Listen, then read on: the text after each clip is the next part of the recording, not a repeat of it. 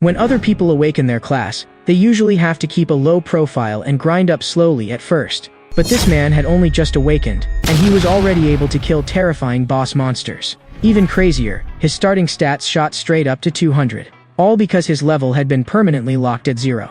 But because of that, he also gained 2 skills. One made it so that every time he learned a skill, all his attributes would undergo a nirvana rebirth. The other was Omni Insight, which let him analyze an enemy's skills and gain abilities that countered them. It all started one day, when countless eerie black stone tablets fell from the sky. Right after that, a barrier slowly spread across the heavens. Monsters called calamity beasts broke through the barrier and invaded the human world. They were not only incredibly powerful, but also endless in number. And their ruler, the Demon King, was known as Linga, the Demon of Destruction.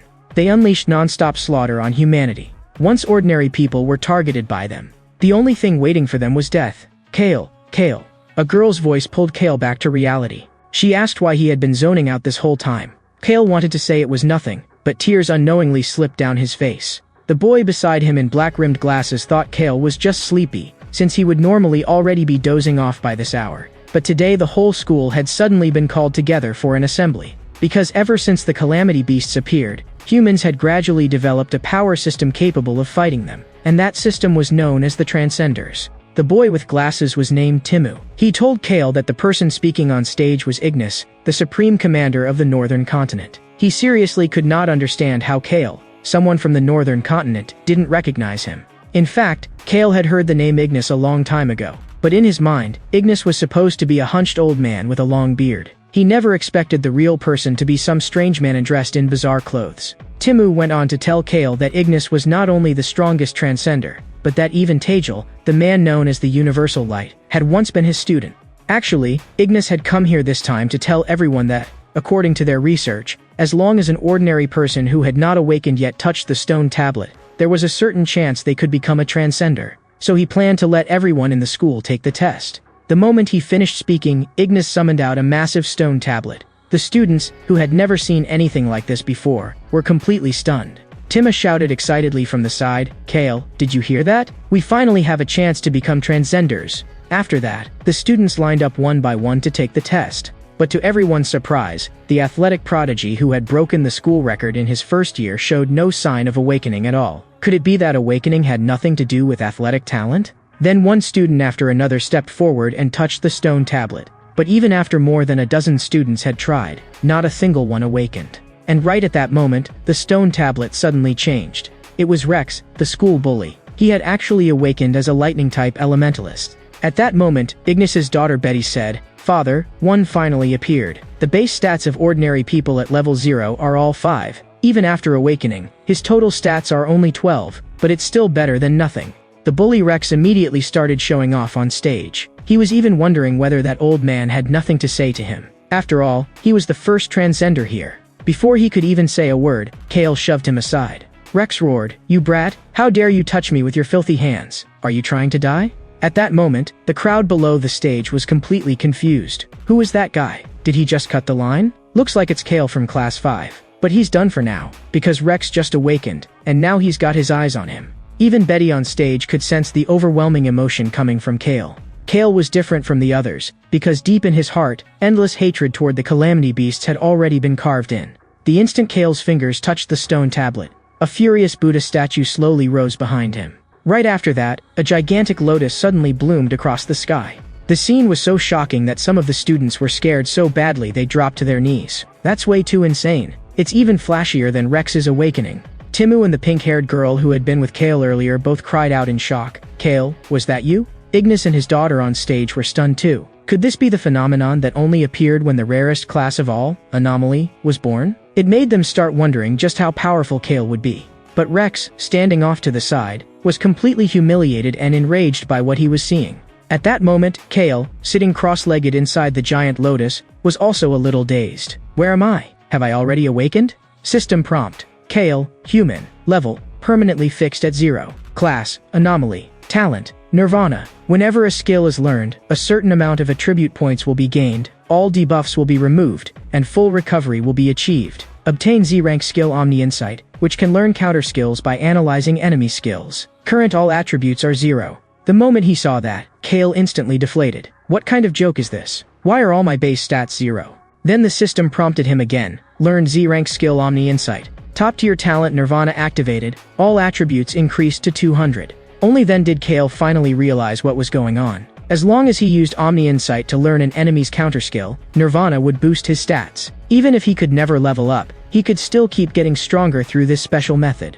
But he was still confused. What level did more than 200 total attribute points actually compare to? Still, one thing was certain. At this moment, he had truly become a transcender. In front of the stone tablet, the giant lotus surrounding Kale suddenly bloomed open, and the burst of light forced every student below the stage to shut their eyes. Looking at Kale's imposing figure, Rex was furious. That bastard had actually stolen the spotlight that should have been his. And after seeing those stats, even Betty could barely believe this was what a rookie transcender was supposed to look like. As unbelievable as it was, there was no doubt that Kale was destined to become the strongest transcender. Because the data right in front of them showed, Kale, level 0, class anomaly, 200 in every attribute, for a total of 800 points. Everyone cried out in shock. No one had expected such a monstrous talent to come from their school. This was absolutely the kind of achievement that would be recorded in school history. Seeing his classmates cheering in excitement, the rage in Rex's heart only grew more violent. He could not accept that Kale had stolen the glory that should have been his. As a loser, you should stay a loser for the rest of your life. As he said that, he raised the lightning in his hand, pushed through the crowd below the stage, and charged straight at Kale in front of the stone tablet. Rex actually wanted to use the skill he had just learned to kill Kale on the spot. As the lightning rushed closer, system prompt, detected C-rank skill Silver Serpentine. Omni Insight activated. The current analysis rate is 27%. Right after that, the value jumped to 69%. At the exact moment the lightning struck, Kale's figure vanished in an instant. The crowd cried out again. Where did Kale go? How did he just disappear? The moment those words were spoken, even Rex started frantically looking around. The next second, Rex realized his body could not move. In that instant, it hit him. Could he be behind me? At the same time, Kale, standing behind him, suddenly said, "You should be glad you were born human. If you were a calamity beast, I would have killed you 100 times already." Rex was so terrified that his legs gave out, and he dropped to the ground on the spot. Maybe because it was only a C-rank skill, Omni Insight analyzed it at an insanely fast speed. After the analysis reached 100%, Kale obtained the C-rank skill Lightning Heart. It turned out that every time a skill analysis was completed, Kale would be pulled into a separate dimensional space. System prompt, Thunder Serpent analysis complete. Obtain skill Lightning Heart. By actively using this skill, C-rank and lower lightning energy can be absorbed, and agility is temporarily increased by 50%. Each time one instance of C-rank lightning energy is absorbed, agility permanently increases by 5%. System prompt, Lightning Heart learned. All attributes increased by 10, all negative effects removed, and full recovery achieved. When Kale reappeared before Rex covered in lightning, everyone was stunned once again. Why is Kyle's whole body covered in lightning? That glow is even brighter than Dashi's. And on top of that, Kale's stats had increased again. Just then, rain suddenly began pouring from the clear sky. When everyone looked up, they realized something was falling from the heavens. It was a gigantic stone tablet wrapped in purple energy. Betty cried out in shock. How can a stone tablet appear here at a time like this? Then Ignis shouted, "Assembly dismissed. Everyone follow the emergency drill and evacuate the school immediately." Betty panicked. Shouldn't we run too? Fighting isn't exactly our specialty. But Ignis said, if even we run, everyone else will panic even more. And look, that boy is braver than we are. Following where her father was pointing, Betty saw it too. While everyone else was running away, Kale was moving against the crowd. Timu and the pink-haired girl who had been with Kale earlier were just about to drag him away and escape with him. Because in Timu's eyes, Kale had only just become a transcender. He should not be involved in this fight at all. He only needed to leave the calamity beasts to the other transcenders. But Kale said with absolute determination that they should trust him. And the moment he said that, the pink-haired girl's face instantly turned red. After that, she dragged Timu and ran out of the school. At that moment, as Kale looked at the gigantic stone tablet, his eyes actually showed almost ecstatic excitement. I never thought the first enemy I'd face after becoming a transcender would be the same kind that killed my parents. Looks like even heaven is on my side. As soon as he said that, tears slid down his face again. A level 8 Blackbone soldier, its entire body burning with blue flames, slowly emerged from the stone tablet. The moment Kale saw that terrifying figure, he immediately thought of the new skill he had just learned. With the speed boost from Lightning Heart, he leaped straight in front of the Blackbone soldier. This time, he absolutely would not let anyone die to these disgusting pieces of trash ever again. The violent power of lightning slammed directly into the Blackbone soldier's abdomen. With a single blast, the Blackbone soldier was sent flying backward on the spot. No one expected Kale to be this strong. With just one hit, he blasted that monster straight into the school building. But he had clearly only just awakened, while his opponent was a level 8 Calamity Beast. Even Ignis had not expected Kale's strength and speed to be on a completely different level from transcenders of the same rank. But even so, he still did not think Kale could defeat that Blackbone soldier, because those monsters had two extremely troublesome abilities. The first was a talent that strengthened their defense, and the second was Bone Fire, which could burn away anything it touched. Seeing this, Timu and the pink-haired girl immediately shouted Kale's name in panic. When Rex saw it, he burst out laughing. "Trash, you don't even know your own limits. Let it kill you." System prompt: detected skill Bone Fire. Omni Insight activated. The task panel that appeared in front of Kale's eyes instantly made him realize that every time he was hit by an enemy skill, Omni Insight's analysis speed would increase even more. Even Betty could not help worrying for Kale, because even a level 10 Transcender would have no chance of surviving if they took that attack head-on. At that moment, surrounded by deep blue Bone Fire, Kale murmured in a low voice, "So this is the pain you felt back then when your body was burning." Mum. That face from his memory slowly surfaced in Kale's mind. Kale raised the hand that had been burned down to white bone and pointed it straight at the Blackbone soldier. Analysis complete. You're done. The crowd, who had already thought all hope was lost, suddenly saw a blue lotus bloom again like a miracle. And Kale, standing inside the lotus, was also curious what kind of skill he would get this time. System prompt: Bone Fire analysis complete. Obtained Glacial Body. After activating the skill, a certain amount of mana will be consumed to continuously coat the body in ice, which can block fire-type skill damage of B rank and below. Passive effect: when blocking B rank and below fire attribute skills, defense increases by 10%. System prompt: Glacial Body learned. All attributes increased by 20, all debuffs removed, and all wounds fully healed. Although Kale's full force attack earlier still failed to break through the monster's defense, with his current attack power, it should be enough now. Right after that, the blue lotus suddenly began to contract. Everyone stared in disbelief. My god, he's actually still alive. How did he survive that? This is basically a miracle. Ignis and Betty were just as shocked. Could it be that Kale had top-tier healing abilities? But he had clearly used a lightning skill earlier. Anomaly was already the most mysterious class, and yet Kale was clearly beyond even their understanding.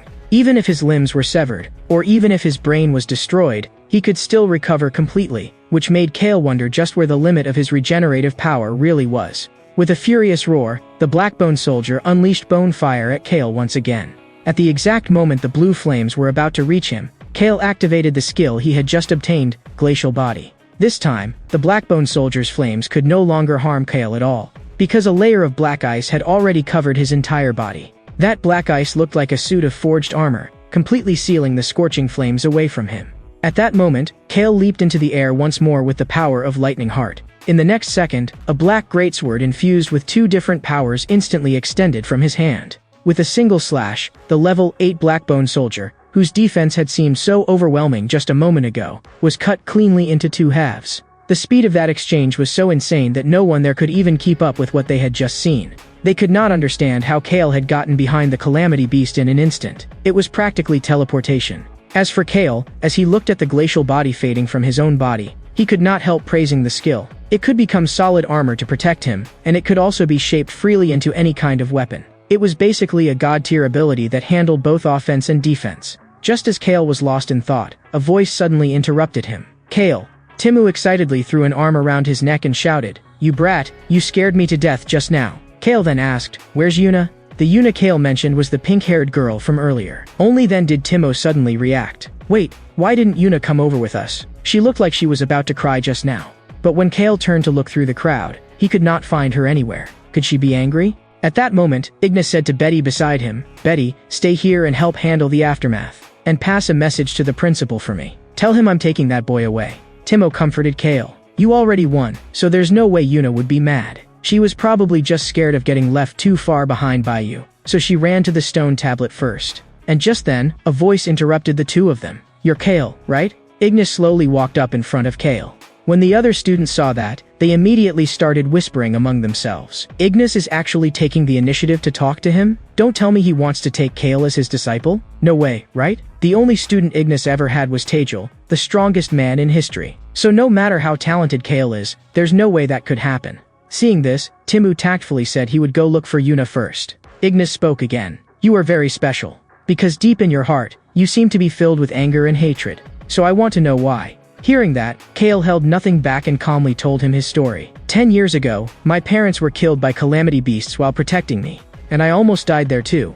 I only survived because a transcender saved me in the end. But right in front of my eyes, my mother was burned alive by the Blackbone Soldier's bone fire. After watching my parents die one after another, the only thing left in my heart was hatred. All of this was caused by it, the source of all evil. From that day on, I made a vow. In this life, I will kill every calamity beast in the world. After hearing that, Ignis continued, "If your heart is filled with hatred, then why do you still cry?" Kale said that from the moment he watched his mother die with his own eyes, his tears had already dried up, but his right eye still shed tears uncontrollably. Then Ignis asked Kale once again if he was willing to become his disciple. If Kale agreed, he would bring him into the Salvation Alliance and give him the power to gain a crushing advantage against the calamity beasts. And the so-called Salvation Alliance was an organization jointly established by the governments of the 5 major continents. It gathered powerful transcenders from all over the world and used more efficient, more scientific methods to fight the calamity beasts, while its members were known as saviors. On top of that, saviors enjoyed access to exclusive training grounds, powerful weapons, and generous salaries. Even an apprentice savior could receive 10,000 gold coins a month. Of course, those benefits were never free. They had to be earned by standing on the very front lines and protecting the people. In truth, Kale did not care at all about the salary or the resources Ignis mentioned. But if it meant he could stand on the front lines and truly fight the calamity beasts, then without question, he would choose to become a savior. Next, Ignis told Kale that every February, the Salvation Alliance held an exam called the Salvation Alliance National Championship. More than 10,000 people took part, and only the top 100 were qualified to become apprentice saviors. Hearing that, Kale only asked one question: what's the highest score in history? Even though that number did not have much practical reference value, Ignis still told him the record Tajal had once set, 15,000 points. And as long as Kale could reach 30% of that, he would pass. If he could reach 50%, that would already be enough to take first place. Tajal, wasn't that the strongest transcender Timu had mentioned before, the one called the Universal Light? Ignis continued, Tajal is a very special existence. Comparing yourself to him will only make people despair. But if you truly believe in yourself, then with your talent, you absolutely have a chance to stand at the same height as him. But what Ignis did not expect was that Kale's goal went far beyond that. Those words suddenly made Ignis remember a conversation he had once had with Tajal. Back then, Ignis had said to him, "You're becoming more and more famous now, and countless young people are desperately chasing after your footsteps." But Tajal replied, "If all they do is follow, we'll never win the war against the calamity beasts. One day, someone will appear who surpasses me. That person will rise like a new morning sun and replace the sun that has already set." And at that moment, Kale's words made Ignis realize that maybe the boy standing before him was exactly that newborn son Tajal had always been waiting for. After that, Ignis brought Kale to the front of a strange building, and when Kale saw it, he asked what it was. Ignis told him that the stone tablets falling from the sky were passages connecting this world to the world of the calamity beasts. If they only killed the calamity beasts without dealing with the stone tablets, then new calamity beasts would just keep pouring out endlessly. And the building in front of them was a facility specifically built to isolate those indestructible stone tablets. Transcenders regularly cleared out the calamity beasts that appeared from the tablets, and in this way, they could not only keep the scale of the calamity beast threat under control, but also use the place as a training facility. Of course, they usually called this kind of facility a gate, since the level and number of calamity beasts inside could not be controlled. The inside was often extremely dangerous. Especially this gate in front of them, where the imprisoned calamity beasts were unusually powerful. Because it had the highest death rate among beginner gates, it was also known as the Rookie Graveyard. And back then, Tajal cleared this place in 3 minutes and 14 seconds. So if Kale wanted to surpass Tajal, he would have to bring his time below 3 minutes. And as long as Kale could clear this place within 3 minutes, Ignis would officially accept him as a disciple. Next, Kale arrived at the registration desk for the gate, and the girl there asked him how many challengers there were this time. But Kale calmly said he was alone. The moment he said that, the whole area instantly fell silent. The girl thought Kale was joking, so she replied seriously, "That joke isn't funny at all. If you're just here to look around or flirt, that kind of trick won't work. This place is dangerous. In some situations, people can lose their lives here." What she said also made the people around them think Kale had simply treated this place like some kind of dating spot. But Kale looked at her and said calmly, "You've got the wrong idea. I'm not interested in you at all. I came here for one reason only, to challenge the gate." The girl held her forehead helplessly and said, "You really don't need to force yourself just to save face. I can give you my contact info, so please just hurry up and go home." Seeing that he clearly could not explain it any more plainly, Kale's expression instantly darkened. "Don't make me say it twice. I'm here to challenge the gate." Only then did the registration girl realize she had genuinely misunderstood him, and she quickly handed Kale a wristband. But the people around them still thought Kale was out of his mind. He was clearly only a level 0 rookie, yet he wanted to challenge a level 10 gate. That was no different from throwing his life away. Because for a transcender, talent was ultimately just an extra factor. The thing that mattered most was always level. If your level was too low, then even top-tier talent meant nothing. At that moment, Kale slowly walked up to the entrance of the gate. The wristband on his hand had already been registered with his personal information, so he only needed to scan it once to enter. As Kale reached out his hand, the broadcast above the gate rang out. "Transcender Kale, entry permission approved." Because he had promised Ignis earlier that he would finish the challenge within 3 minutes, Kale planned to go all out this time. The moment the gate opened, he immediately rushed inside. But before long, he discovered that the space inside was far larger than he had imagined. Right after that, he sensed the presence of calamity beasts. A level 4 wood spirit suddenly launched an attack at Kale. With one clean strike, Kale split the wood spirit in half with his axe. Looking at the axe blade formed from glacial body in his hand, Kale could not help praising it. When you're dealing with tree monsters, an axe really is the perfect tool. I just wonder what these monsters feel when they watch their own kind get chopped in half. At that moment, Betty, who had just rushed over from the school, could not help asking her father, "There were obviously so many gates suitable for beginners, so why did you have to bring him to this one?" But her father Ignis calmly replied, "Because that boy said he wanted to surpass Tajal. That's why I brought him to the very first gate Tajal ever challenged." But Betty still believed that unless someone had gone beyond the limits of humanity, surpassing Mr. Tajal was absolutely impossible. She had once seen Tajal kill a level 97 calamity beast in an instant with her own eyes. Even now, she still could not forget that look in his eyes back then. Detached, lonely, and transcendent. They were practically the eyes of a god. At that moment, Ignis suddenly said, "That boy has potential no less than Tajal's. Right now, he's still just an unpolished gem. And if Tajal is a god who saves humanity, then Kale is the exact opposite, a demon consumed by hatred." By then, Kale had already dealt with that group of wood spirits with ease. Enemies at this level were not even enough to trigger his Omni Insight. Right after that, another terrifying figure appeared behind him. He turned and brought his axe down in a savage slash. Looking at the wood spirit lying on the ground, already smashed into a bloody mess, he could not help wondering if level 10 calamity beasts were really only this threatening. System prompt: detected B rank skill, Verdant Revival. Omni Insight activated. In the next second, the wood spirit, which had already been reduced to pulp, started regenerating at an astonishing speed. Even Kale had not expected that even after half its head had been chopped off, it could still grow back. So sure enough, things were not going to be as easy as he had imagined. Just as the wood spirit's vines were about to coil around Kale, he activated Glacial Body and shattered all of them in one go. Kale instantly realized that if he wanted to kill the wood spirit for good, he had to deal overwhelming damage in an extremely short amount of time and leave it no chance to regenerate. As the analysis rate kept climbing, Kale's movements also became faster and faster. The axe in his hand came down in one clean motion and split the wood spirit in two on the spot. "If even this won't kill you, then I'll chop you into pieces so small you'll never grow back again." Right after that, Kale unleashed a storm of slashes onto the wood spirit's body, which had already been split in half. In an instant, the wood spirit's body was shredded into countless tiny splinters. Looking at the fragments scattered all over the ground, Kale thought this should finally be over. But keeping Glacial Body active for that long had already pushed his mana close to empty. And in the very next second, those shattered pieces started growing wildly all over again.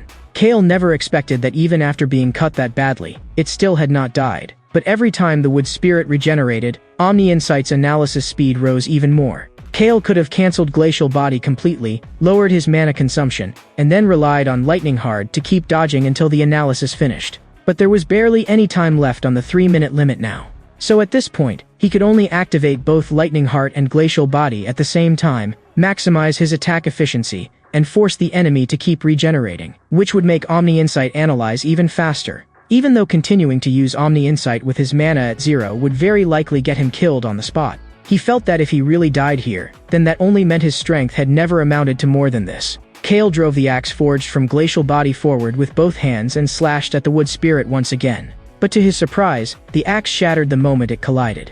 A fierce sense of frustration surged through him, and he could not help muttering, "Damn it. It looked like his mana had finally run dry. But at that exact moment, Kale's analysis rate reached 100%. Just like he had predicted earlier, activating Omni Insight did not require mana, so in the end, he still won this fight. As the blue lotus bloomed once more, the system prompted, Verdant Revival Analysis complete. Obtain Skill Lotus Burst. After activation, it deals explosive damage to enemies within a 5-meter area, with the power depending on how much mana is consumed. Passive effect, each time Lotus Burst kills a creature level 1 or higher, the skill's range increases by 1%. Right after that, the system prompted again that due to Nirvana's effect, all debuffs had been removed and all injuries had fully healed. Looking at the wood spirit in front of him with its terrifying regeneration, Kale suddenly brought both hands together. In an instant, a crimson lotus bloomed around his body. Under that terrifying power, the wood spirit was burned down to ashes on the spot. Seeing that, Kale could not help marveling at how ridiculous Lotus Burst power was. With only 1/3 of his mana consumed, it had already reached this level. It looked like clearing out weaker enemies would be much easier from now on. After the smoke and dust completely settled, Kale noticed a shining stone lying on the ground. At that moment, the woman in charge of registration was anxiously preparing to call for help, because it had already been nearly 3 minutes since Kale entered the gate, and she still had not seen him come out. And at that exact moment, a prompt suddenly appeared on the screen beside the gate. A new record has been set. Betty's face was full of disbelief. He actually cleared it, and in under 3 minutes too. Then Kale slowly walked out of the gate. Everyone was completely stunned. Look, he actually came out alive. Is that green liquid Calamity Beast blood? He was a full minute faster than Tejal. That was a level 10 Calamity Beast. How did he even do that? And that rookie is still level 0? There's no way this is real. Kale simply raised his head and looked at Ignis as he asked. So now I can officially receive your guidance, teacher, right? Ignis said with a satisfied smile. You did very well. Just as expected of my student. Only then did everyone finally realize that the person standing before them was already Ignis's student. No wonder he had been able to break Tejal's record. At that moment, the girl in charge of gate registration also handed Kale the reward for breaking the record, and she apologized for the things she had said to him earlier. Hearing that, Kale did not mind at all. For a level 0 rookie, challenging a gate like that would look reckless to anyone. You tried to stop me earlier because you were worried about me. So if anything, I should be thanking you. The moment he said that, the girl's face instantly turned red. At that moment, Betty turned back and called out to Kale, Kale, if you don't hurry up, we're leaving you behind. And don't get cocky just because you became father's disciple. Ignis also added from the side, a gate at this level is still too easy for you. How about raising the difficulty a bit? With your current ability, you should already be able to challenge higher tier gates. You need to understand that level has never been the only thing that determines a Calamity Beast's strength. What really matters is species. Those species that act only on instinct and have no intelligence are relatively easier to handle. But some species have intelligence equal to humans, or even greater. Those are far more troublesome than ordinary Calamity Beasts. In essence, Transcenders and Calamity Beasts can almost be seen as the same kind of life form. But from what we currently know, only humans possess classes. In other words, differences in attributes come from species itself. So-called high-tier gates not only contain stronger Calamity Beasts, but also intelligent ones, and their difficulty is on a completely different level from what you've faced so far. Since most of the high-tier gates on the northern continent are concentrated in North District 4, that will be your next destination. Only then did Kale finally understand that all the Calamity Beasts he had defeated before had been mindless. In other words, they could not even feel pain.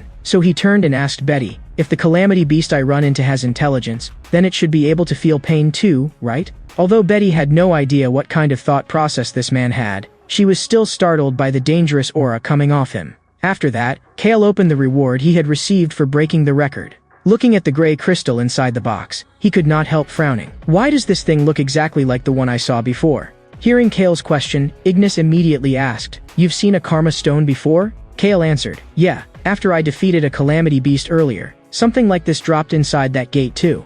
It was just green, not the same color as this one. When Kale took out the green stone, Betty immediately showed a shocked expression. A mid-grade Karma Stone? How could something like that appear this early? As the name suggests, a Karma Stone was basically an experience stone.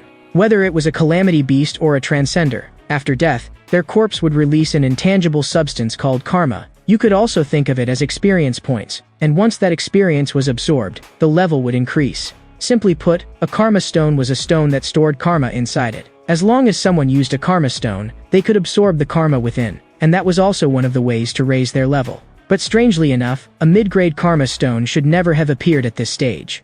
However, Ignis said this was probably feedback from karma itself. Those words left both Kale and Betty confused. So Ignis explained it to them. Normally, the loser's karma is absorbed by the victor. But after Kale defeated 2 calamity beasts, he still never leveled up. In that case, the karma that should have been absorbed could not just disappear into nothing. The karma from the Blackbone soldier Kale defeated earlier at school could not dissipate, so in the end it was absorbed by the other transcenders who were there. But the inside of a gate is a closed environment. Since Kale was the only transcender inside, and he could not absorb karma, there was no other vessel for that karma to go into, so it condensed into physical form and eventually became a karma stone. In other words, an experience stone. Hearing that, Betty immediately asked Kale, "Can it really be that you have absolutely no way to level up? Then how did your attributes increase?" But before she could finish, Ignis directly cut her off. "Betty, did you forget what I told you before? A transcender's talent must never be revealed to anyone." The pressure coming off her father instantly scared Betty into lowering her head and apologizing. After that, Ignis looked at Kale again and continued, "As for that experience stone, whether you keep it or sell it is entirely up to you. But now I have to attend a Supreme Command meeting of the 5 continents, so I'll be leaving for a while. During that time, Betty will be responsible for looking after you. But before I go, there are several things you need to remember. First, our relationship must stay secret. Second, absolutely do not tell anyone your talent. Third, before I return, clear at least 6 high-tier gates. Fourth, if you believe something is right, then do it with everything you've got. No matter what happens, I'll be behind you." Kale solemnly agreed to his master's instructions. At that moment, inside the Flame Rock training grounds in North District 4, 2 trainees were angrily shouting at several men in suits and sunglasses. "We were obviously here first, so why won't you let us in?" But the other side coldly replied that the venue had already been reserved by young Master Leslie, so they should obediently go home today. But the 2 still refused to accept it and continued. "So what? Just because he has money, that makes him special? That guy isn't even here yet, and we were clearly first, right? If you still won't let us in, then we'll report you to the Transcender Guild." But before he could even finish speaking, the one talking was sent flying by a single punch from a giant muscular man. When the other person saw this, he did not hesitate at all and immediately attacked the muscle-bound man. However, when the hit landed on him, it was like punching solid steel and had absolutely no effect. He had never imagined that his B-rank skill, Spine of Earth, would be completely useless. Even though the muscular man was totally unharmed, his expression was still terrifyingly dark. He stretched out both hands and lifted the other man completely off the ground. Then he smashed his own head viciously into the man's face, and the opponent was instantly left covered in blood by that iron-headed monster. The people around them immediately started whispering. Those were level 7 or level 8 transcenders, and they got taken down instantly without even being able to fight back. That guy's Hank, right? He seems to be one of Leslie's 4 pillars, a level 12 metal elementalist. While gripping the other man by the throat, Hank coldly warned everyone there. "If anyone dares enter this gate without Lord Leslie's permission, I will punish them without mercy. Just like these 2 pieces of trash." After saying that, Hank casually threw the person in his hand away. And at that moment, Kale, who had just arrived, raised one hand and steadily caught the body flying toward him. That scene instantly caused an uproar among the crowd. "Kid, didn't you hear what he just said? Don't go sticking your nose into other people's business. You're just level 0 and you still dare step up? Are you tired of living?" That muscular man, Hank, also glared viciously at Kale and said, "Without Lord Leslie's permission, nobody is entering this gate. Newbie, if you don't want to end up like them, then hurry up and get the hell out of here." Betty was furious over this kind of private gate occupation and was already preparing to contact the administrator of North District 4. But Kale knew very well that the fastest way to clear the gate right now was to beat the man in front of him first. So Kale said to Betty, "No need to make it that complicated. I'll deal with him myself. Master said before that if I believe something is right, then I should do it with all my strength." Seeing Kale step forward without the slightest intention of backing down, Hank could not figure out what this guy in front of him even was. What was going on with that class and level, and why was he completely unafraid of facing him? Even though Hank inexplicably felt a trace of pressure from Kale, in his eyes, he still had the absolute advantage as a level 12 transcender. A gap in attributes was not something that could be closed so easily. But the moment Hank came back to his senses, he saw Kale already charging straight at him. With a loud bang, a single punch slammed hard into his face. Everyone was instantly stunned out of their minds. What is wrong with that level 0 guy? Even I'm level 8 and I couldn't see that speed at all. But Kale's punch had done absolutely nothing. Because in that moment, Hank had blocked the attack with metallization. Hank raised the arms that had already turned to metal and sneered, "Your speed really is impressive, but your strength seems a little lacking." At the exact moment Hank's 2 hands came crashing down, Kale had already retreated at top speed. At that moment, the system prompted, detected C-rank skill metallization. Omni Insight activated. A skill that could trigger Omni Insight? Kale immediately reminded himself that it looked like he needed to get a little more serious. Even if ordinary attacks could not break through the defense of the parts covered in metallization, he could still target the parts of the body that had not transformed yet. In the next second, Kale whipped out a kick, but even that was forcibly blocked by the opponent's metal arm. Still, that did not affect Kale's judgment in the slightest. In the very next instant, he used Lightning Heart to boost his speed once again. Before the rest of Hank's body had time to fully turn to metal, Kale instantly closed the distance and appeared right in front of him. Right after that, Kale's fists rained down on Hank's body like a storm. At the same time, Omni Insight's analysis rate began climbing rapidly. Everyone was completely dumbfounded by what they were seeing. What is up with that guy? How can he use skills from other classes too? And that speed is just ridiculous. The situation in front of him made it impossible for Hank to finish full-body metallization in time. He could not understand how a level 0 rookie could possibly be this fast. If this kept going, sooner or later he was going to get beaten down alive. That non-stop barrage of attacks was pounding him so hard he could barely catch his breath. A ruthless thought flashed through his mind, and he finally decided to use the method he had never fully mastered before. With a furious roar, the tattered clothes hanging off his body exploded apart from the pressure of his power. Now fully wrapped in metal, he revealed a savage grin at Kale. Thanks to you pushing me this far, I finally managed complete full-body metallization for the first time. Today, you'll be my very first test subject. You should know that any body part covered by metallization gains a 50% defense boost, and my talent increases my defense by another 50% as long as I stay still. In other words, my defense has now reached a full 500.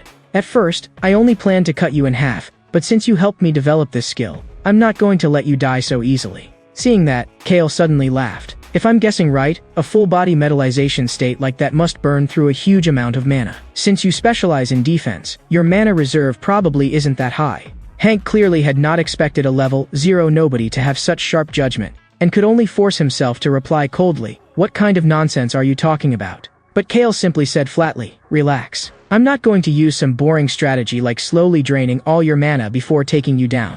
System prompt, analysis rate has reached 100%. The moment Betty saw that blue lotus bloom again, she instantly understood that Kale was about to get stronger once more. As for everyone else, they all looked confused. A lotus? Is that really a skill a level 0 can use? But it doesn't even look offensive. Is he seriously planning to beat Hank with that? System prompt, metallization analysis complete. Obtain skill true piercing sphere. Active effect, fires a perfect sphere along a fixed trajectory. The sphere travels at a speed of 1 meter per second, pierces through all enemies in its path, and ignores their defense. Passive effect, every time the sphere defeats an enemy whose defense is higher than the user's own, its flight speed increases by 100%. Even Kale had not expected the skill he learned this time to be this absurd, actually capable of ignoring defense entirely. But the problem was that its flight speed was way too slow. Forget transcenders, even ordinary people could probably dodge it easily. In other words, the timing of when he used it would be unbelievably important. But right now, he did not need to worry about timing at all, because the idiot standing across from him had no intention of dodging. So with this one hit, Kale was going to personally shatter the defense Hank was so proud of. Right after that, as the blue lotus bloomed open, Kale raised one hand and pointed forward, and an energy sphere slowly condensed at his fingertip.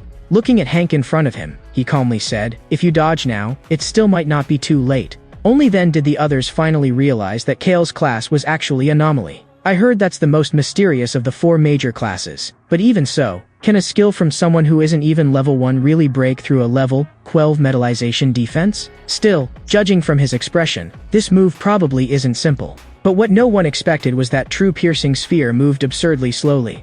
Everyone was instantly disappointed. No way, that's it? A tiny little ball crawling forward like a snail is supposed to be some powerful skill? When Hank saw this, he could not help bursting into laughter. You don't seriously think a trash little ball like this can force me to move and lose my talent bonus, do you? You're way too naive. If this is your trump card, then the way you die next is going to be ugly. However, the moment true piercing sphere actually touched his body, he let out a horrific scream. The arm the sphere touched disappeared on the spot. Looking at Hank collapsed on the ground and screaming endlessly, Kale just said calmly, "I already told you to dodge. But you should be glad you're human. If you were a calamity beast, I would have aimed for your neck." Then he turned to Hank's subordinates and coldly said, "What are you idiots still standing there for? Hurry up and take him to the hospital. And get the hell out of my sight." Those words scared the group so badly their faces went pale, and they hurriedly picked Hank up and fled in total disgrace. That insane reversal instantly fired everyone else up. That kid actually won. Nice one. Then two people immediately rushed out of the crowd, both trying to invite Kale to join their team before the other one could.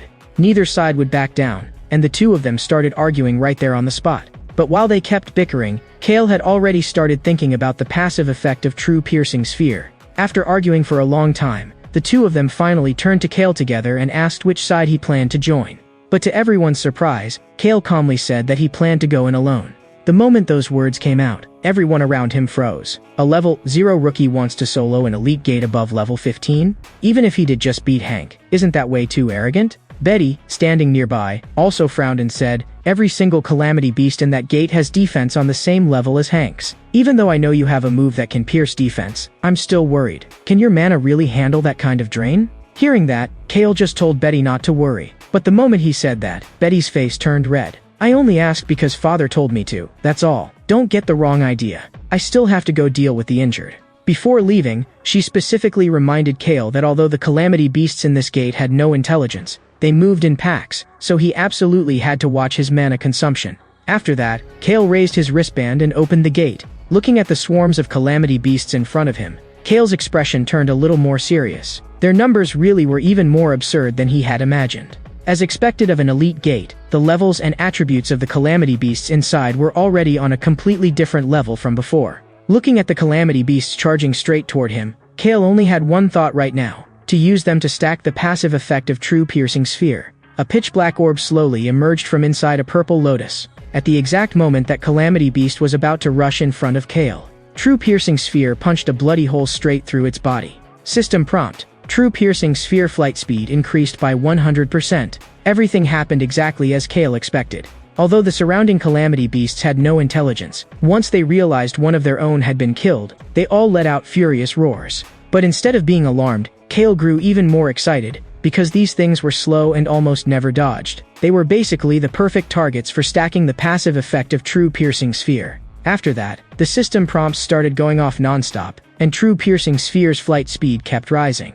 But based on the amount of mana Kale had left, he could use this skill at most 2 more times. But right at that moment, 2 more calamity beasts charged at him at the same time, while the leader of the pack still had not shown itself. So Kale decided to use one True Piercing Sphere to take out both enemies in front of him at once. At the exact moment the 2 monsters were about to pounce on him, Kale suddenly leaped upward, using the momentum to make them crash violently into each other. Taking that opening, he immediately prepared to fire the True Piercing Sphere in his hand. A tiny sphere instantly pierced through the 2 calamity beasts whose defenses were absurdly high. After that, Kale checked the information panel for True Piercing Sphere. At this point, the skill's flight speed was already fast enough to catch enemies that were running. But just as Kale was thinking that, a giant boulder suddenly came crashing down from above him. With a massive boom, the ground was smashed to pieces on the spot. What appeared before him was a granite golem so huge it was almost ridiculous. Although Kale barely avoided the hit with the speed boost from Lightning Heart, when he looked at the granite golem's enormous body, a trace of surprise still flashed through his eyes. With the amount of mana he had left now, he could only fire one more True Piercing Sphere at most. Would that really be enough to kill a monster on this level? Right after that, Kale decided to test its head first. Maybe if he hit a vital point, he could bring it down in one strike. In the blink of an eye, a tiny True Piercing Sphere pierced straight through the granite golem's skull. But the problem was that the monster's body was simply too massive, while True Piercing Sphere itself was far too small, so that hit failed to deal any decisive damage at all. In the next second, the granite golem slammed a punch down at Kale's position.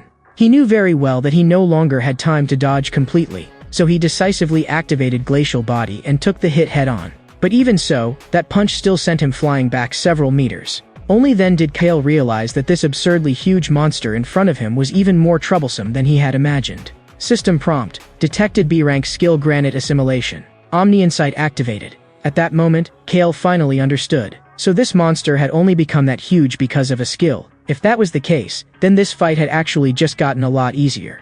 Meanwhile, elsewhere in North District 4, a burly man in a suit showed a hint of surprise after getting a phone call. He immediately turned and reported it to the man sitting in front of him. He had just received word that someone had actually beaten Hank and then forced their way into the gate. Hearing that, the man on the sofa crushed the red wine glass in his hand on the spot. What the hell is Hank doing? Doesn't he always brag that nobody under level 30 can break his defense? Or are you telling me the one who beat him was a level 30 transcender? But the burly man in the suit continued. Lately, the number of falling giant stones has risen dramatically. So almost every transcender above level 30 is out handling those incidents right now. It's basically impossible for any of them to have time to show up here. And the main challengers at the Flame Rock training grounds are mostly beginners around level 10.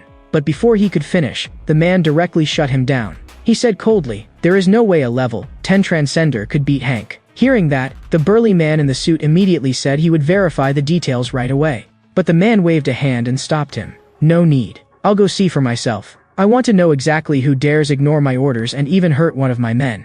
I'll make him regret crossing the Leslie family." Meanwhile, inside the Flame Rock training grounds, Kale's Omni-Insight analysis rate had already reached 100%. But this time, after Omni-Insight finished analyzing, it did not give him a new skill. Instead, it directly upgraded True Piercing Sphere to level 2.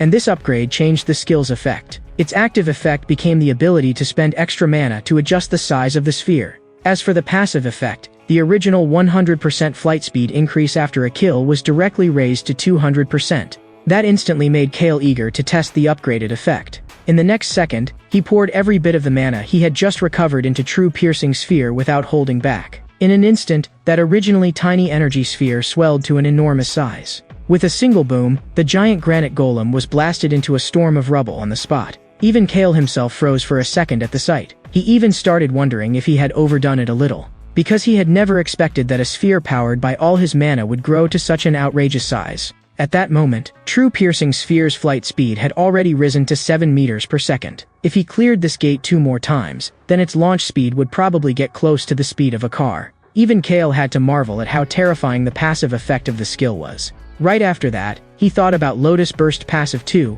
the one that increased the range of the skill. If that was the case, then did that also mean the effective flight distance of True Piercing Sphere would increase along with it? If Lotus Burst's passive kept stacking, then maybe one day he really could kill Calamity Beasts directly from several thousand meters away, or even tens of thousands. As Kale completed the clear, the record outside the gate refreshed once again.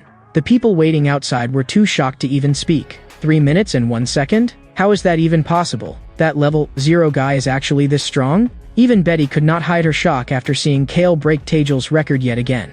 But as Kale stepped out of the gate, his eyes landed on a butterfly beside Betty, and his face filled with confusion. Betty then explained that it was her spirit, Jade Butterfly. Seeing that, Kale reached out and gently touched the butterfly. It was his first time seeing a spirit, so of course he found it a little fascinating. Then Kale asked Betty what classes transcenders actually had. Betty was clearly surprised by the question. She did not expect Kale to know so little about something that basic. She told Kale that transcender classes were broadly divided into 4 categories, and he had already seen 3 of them.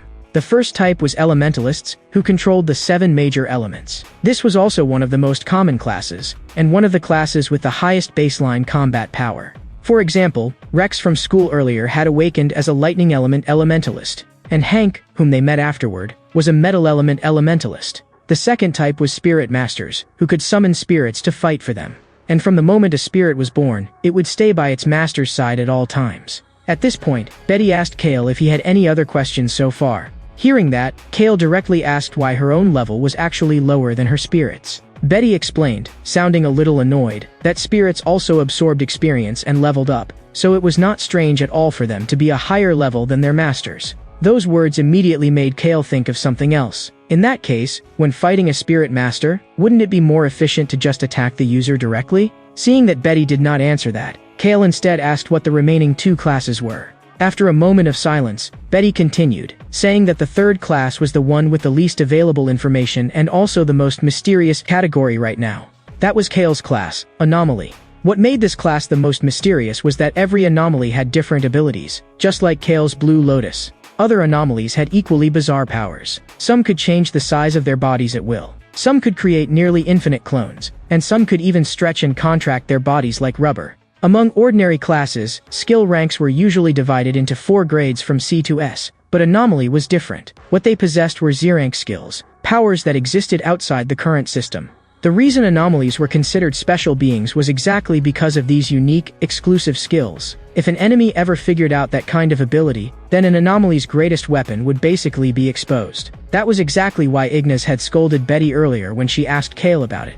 But even so, Kale still counted as strange even among anomalies. Because from Betty's point of view, Kale could already use at least 3 skills, and 2 of them were abilities that should have belonged only to elementalists. But Kale clearly did not want to keep discussing the details of his own abilities with Betty. So he deliberately changed the subject and asked what the last class was, and why he had not seen it even once so far. But Betty had obviously seen right through him, so she simply said that once he saw it with his own eyes, he would naturally understand. Seeing that she refused to explain, Kale raised a hand and pointed into the distance, saying he still wanted to farm the gate a few more times. But Betty told him that gates had cooldown periods, and this one in particular had an especially long cooldown. At the earliest, it would still take 2 days before he could enter it again. Hearing that, Kale instantly understood. No wonder that Leslie Guy had been monopolizing this gate the whole time. But since he could not keep stacking True Piercing Spheres passive here, he might as well go improve Lotus Burst first. So Kale asked Betty whether there was any gate with an especially large number of Calamity Beasts. Hearing that question, Betty thought for a moment, and then actually came up with one place: Locust Swarm Tide. The Calamity Beasts there were not especially high level, but their numbers were absolutely terrifying. Conservatively speaking, there would be at least 100 Locust-type Calamity Beasts. A lot of Transcenders would lose their nerve the moment they saw numbers like that. So what exactly are you planning to do without an area of effect skill? Hearing that, Kale just smiled and said of course he was going. But Betty still replied with a worried look, someone like you without an AoE skill is definitely going to suffer badly the moment you go in. When the people around them heard that, they were instantly shocked too. That guy was actually going to Locust Swarm Tide? If Leslie found out what happened to Hank, he would definitely come in person. So everyone had better keep their distance. And when Leslie arrived at the Flame Rock training grounds, he discovered that the place was already completely empty. From when that happened until now, it's only been 30 minutes. Don't tell me that guy already cleared this gate? The bald burly man beside him also felt that was absurd, but the facts seemed to say otherwise, so he asked Leslie what they should do next. Leslie said coldly, as long as that guy used a skill, he's bound to have left traces of mana behind. After saying that, he ordered the bald strongman to contact Bloodhound for tracking. He was determined to make the person who dared toy with him pay the price. Meanwhile, in some dark corner, a man was filled with regretting why he had accepted this assassination mission in the first place. He had never imagined that someone that strong would be by Leslie's side. If he had not mastered Earth escape techniques, he probably would have died in their hands long ago. But now that he had already escaped all the way here, he should be safe, right? Yet just as he was thinking that, a hound suddenly sprang out from behind him and lunged at him at terrifying speed. The hound bit down on everything below his neck in a single snap. Right after that, a man slowly walked out as well and coldly told him to say his final words. That person could not understand how they had found him at all. But the man only said indifferently that his nose was very sharp, because he had smelled death on them. Seeing that, the man instantly started begging in terror, hoping to be spared. But the man shook his head. Can't do that. Mr. Leslie would be angry. Besides, the Grim Reaper hasn't had meat in a long time. The moment he finished speaking, he gave the hound an order. As soon as that command fell, the hound began tearing the man apart like it had gone mad. Afterward, the hound's level also increased because of it. Right after that, he received a phone call, so he calmly informed the person on the other end that his side had already been handled. What he did not expect was that the news from the other side was that Hank had been seriously injured by someone. The moment he learned that new prey had appeared, he immediately called for his spirit and went after the trail. Meanwhile, Kale had just arrived at the entrance to the gate known as Locust Swarm Tide. Looking at the scene in front of him, he could not help feeling confused. Could that many Locust-type Calamity Beasts really be hiding in this endless wheat field? Hearing that, Betty told him that when Calamity Beasts invaded this world, they often prioritized environments they preferred for survival, so judging the type of Calamity Beast by the environment was one of the basic skills every Transcender needed to master. Right after that, Betty continued a little frustrated, saying that because the danger level of this gate was simply too high, the access platform had been dismantled at the suggestion of certain people. But even so, Kale still did not quite understand why it had to be dismantled to this extent. Betty explained that in an ordinary gate, if you could not win, you could at least choose to retreat. But here, that was simply impossible, because the number of Calamity Beasts was way too high, and they were extremely aggressive. With even the slightest mistake, you would be completely surrounded by swarms of locusts. And then they would eat you alive until nothing was left. Hearing that, Kale became even more certain that the number of Calamity Beasts here had to be massive. Just thinking about it gave him a faint sense of excitement. Seeing the look on his face, Betty thought he was in a hurry to go get himself killed. But Kale simply said calmly that he was not so weak he would get eaten to death by a bunch of bugs. After saying that, he walked straight into the gate without looking back, under Betty's worried gaze. Betty's eyes were full of worry, and all she could do was quietly say that she had already warned him about everything she could, and if anything really happened, then it could only be counted as Kale's own choice. But in the very next second, Betty suddenly remembered the special trait of the locust-type calamity beasts here. They would keep regenerating endlessly as long as the leader did not die. Yet before she could rush in and warn Kale, an unusual disturbance suddenly came from behind her. A man was walking toward her step by step with a wolf at his side. The man wore a strange smile, and his tone was especially flippant. "Miss, I'm looking for someone right now." At that moment, Kale, who had just entered the inside of the gate, also discovered that the place was even more desolate than he had imagined. He clapped his hands on purpose to make noise, wanting to lure all those annoying pests out. To his surprise, the levels of these creatures were absurdly low, but that happened to perfectly satisfy the passive growth condition of Lotus Burst. Looking at the dense swarm of locusts filling his field of vision, Kale could not help sighing at just how ridiculous the numbers were. In the next second, he prepared to activate Lotus Burst. Kale could not help feeling that calamity beasts with absurd numbers that liked to bunch together were practically made for him to farm passive stacks. At the exact moment that swarm of locust-type calamity beasts was about to pounce on Kale, Kale directly detonated Lotus Burst. Along with a thunderous explosion, the system kept prompting over and over that Lotus Burst's passive effect was rising continuously, and the range of all skills was expanding. Even Kale himself had not expected that a single explosion would raise the range boost all the way to 110%. Against cannon fodder on this level,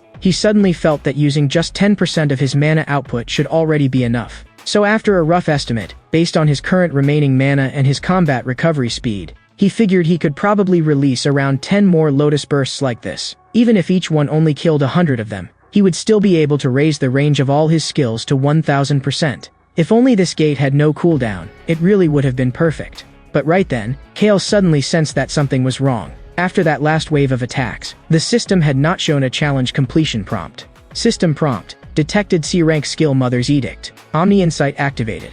That also caught Kale a little off guard. He had not expected a special existence like a survivor to actually be hiding in a place like this. And in the next second, the densely packed locust swarm charged at him once again. So Mother's Edict was the boss skill here? Only then did Kale realize that he really had been a little careless just now. He had originally thought this place was nothing but a bunch of fodder mobs. But the problem was that even now, he still had not found a single trace of the boss. So he first used Glacial Body to cover himself in a layer of armor, and then activated Lotus Burst once again.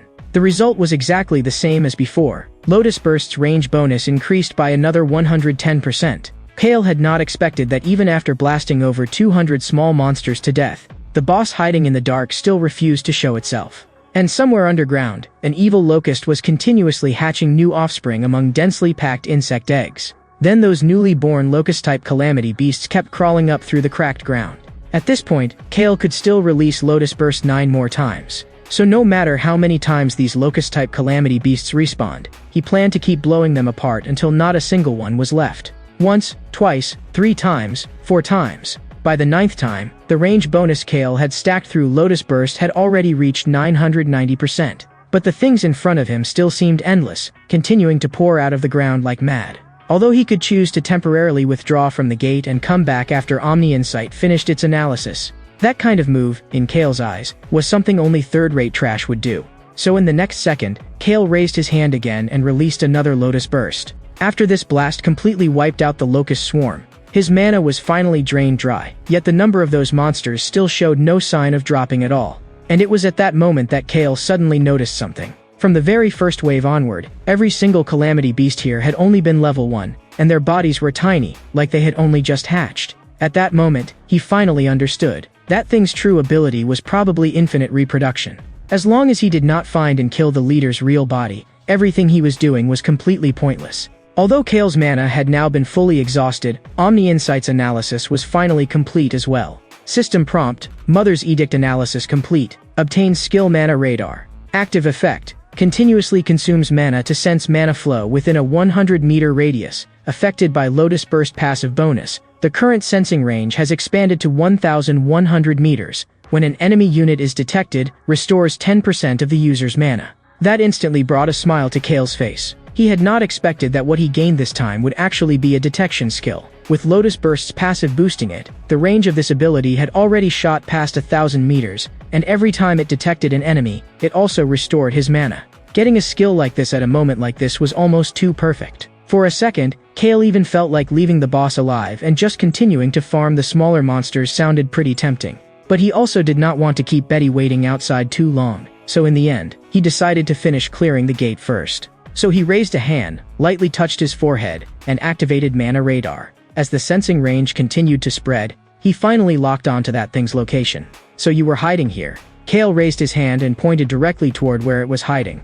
In an instant, purple and black energy rapidly gathered in front of him. And under the boost from Lotus Burst's passive, True Piercing Sphere's flight distance had now increased to 20 meters. The moment the energy sphere pierced through the ground, a locust boss the size of half a human body suddenly burst out from underground. But in an instant, Kale had already flashed behind it. Checkmate. In the next second, Kale smashed the locust boss into pieces with a single blow. After losing their leader, the remaining locust swarm instantly fell into total chaos. But they did not need to panic for long, because Kale was about to personally send them to meet their mother. After one more explosion, the range bonus on all of Kale's skills was finally stacked up to 1,210%. This trip into the gate had given him ridiculously huge rewards. He had even already decided that once this gate's cooldown was over, he would definitely come back and stack Lotus Burst's passive into the 5-digit range. Then the gate entrance displayed a new prompt, new record achieved, time used, 17 minutes and 7 seconds. Even Kale himself had not expected that this run would take that long. Although he knew that after he got back, Betty would most likely still put on that cold expression. He also knew very well that deep down, Betty was both kind and thoughtful, she was just bad at showing it. But what Kale never expected was that the moment he stepped out of the teleport gate connected to the dungeon, the scene waiting for him would be this. A man was clutching Betty tightly by the throat and coldly said to Kale, "You're the one young master Leslie has been looking for, right? The one who can enter this gate alone and come back out without a scratch?" Then he went on, saying that he had originally only wanted to force information about her companions out of this woman. But even after being pushed this far, she still had not said a single word. She had more backbone than most men. Hearing that, Kale's gaze instantly turned cold, and he said in a deep voice that the man should take that filthy hand off Betty. If he did it now, Kale could still spare him. But the man laughed wildly like he had just heard a joke. He simply could not understand what gave a mere level 0 nobody the nerve to say something like that. Yet in the very next second, Kale had already rushed in front of him in an instant. Shocked by Kale's outrageous speed, the man quietly called out, "Seeker." In the next moment, a huge hound suddenly blocked Kale's path. System prompt, detected B-rank spirit death-seeking black hound. Omni Insight activated. At that moment, Kale finally understood. So this hunting dog was actually a spirit. In other words, the class of the man in front of him was Spirit Master. The man was also startled by the speed Kale had just shown, and he finally understood why even Hank had gone down here. That guy probably had not even had time to activate full metallization.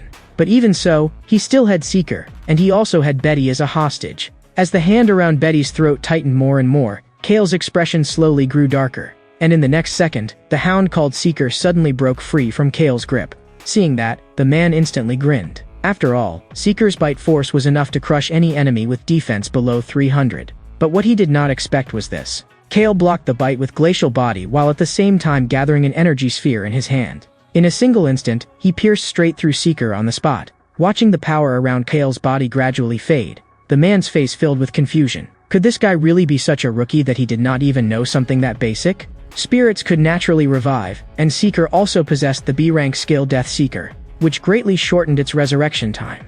But Kale had already activated Mana Radar, and without even turning his head, he kicked the hound flying away. In truth, the only thing Kale was thinking about at that moment was this: if the Blue Lotus appeared the moment the analysis finished, the other side would definitely start suspecting something. At this point, the man was even more shocked. Kale's speed and strength were already monstrously absurd, and now he even had a detection skill. That meant there was no longer any chance of landing a sneak attack. The hand around Betty's throat tightened further and further as he coldly warned Kale that if he dared resist again, this woman's life was over. Faced with that situation, Kale was still thinking about how to stop the Lotus from appearing.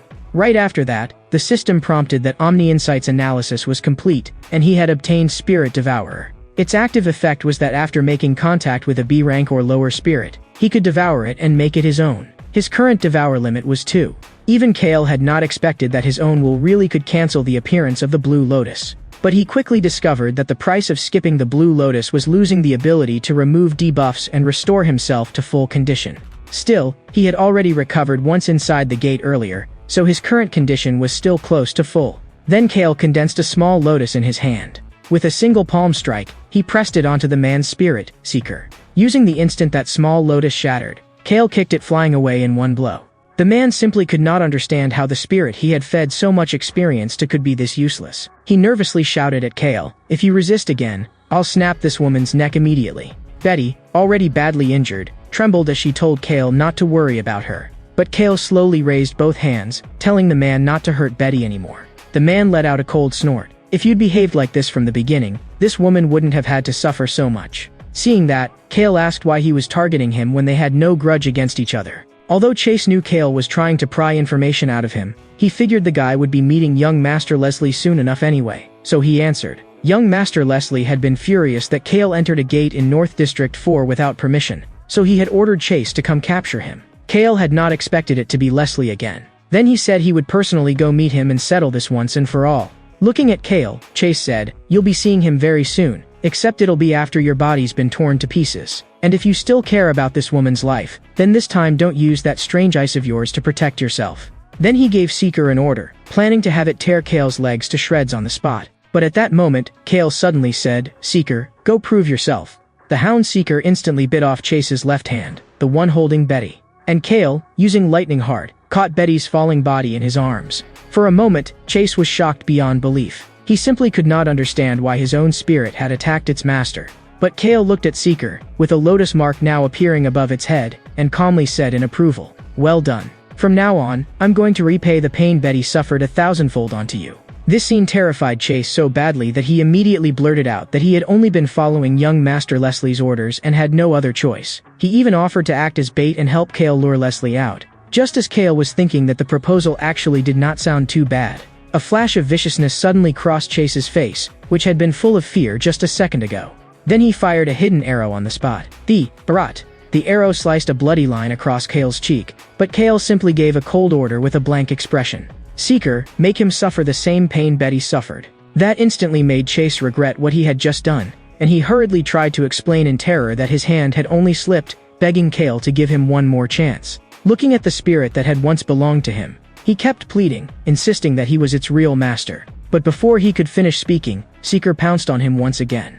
And at that exact moment, Kale suddenly spoke toward the empty surroundings. "You've been watching me ever since I came out of the gate, haven't you? So how much longer are you planning to hide? Why not come out already?" After Kale said that, a figure slowly stepped out of the wheat field not far away. Killing intent surged in Kale's eyes as he coldly demanded to know whether this man was an accomplice of the guy from before. The man hurriedly denied it, saying that he was not Kale's enemy. Hearing that, Kale turned and started walking in another direction, saying he had no time to waste on him, and telling Seeker to catch up after it was done eating. The man had not expected that even a hound that powerful would obey Kale's orders, and he immediately thought to himself that maybe this person really could save him. So he quickly followed at Kale's side, gave a brief introduction of himself, praised Kale's fight just now as incredible, and then cautiously asked whether Kale was the mysterious person who had defeated Hank earlier. Then he asked Kale for a favor, saying he was willing to pay. If Kale agreed, he could even offer a mana stone or a weapon. But seeing that Kale paid him absolutely no attention, he immediately began wondering to himself, wasn't it supposed to be that as long as you paid enough, people would help? Had that old man lied to him? Then he remembered a few more words from the old man. In the desert, a cup of water could be worth more than treasure. Giving a blade to someone seeking revenge, or medicine to someone who was injured, that was what it really meant to help at the right time. The moment he thought of that, he instantly understood. Then he shouted loudly toward Kale ahead of him. "You came here on foot, right? You can't move fast while carrying an injured person, and the nearest hospital is still dozens of kilometers away. If you keep going at this pace, that woman is definitely going to die. And just so happens, I have a way to save her." Kale was clearly caught by those words, and he turned to ask, "Is that true?" The man answered, "I can't heal her completely, but I can definitely keep her alive."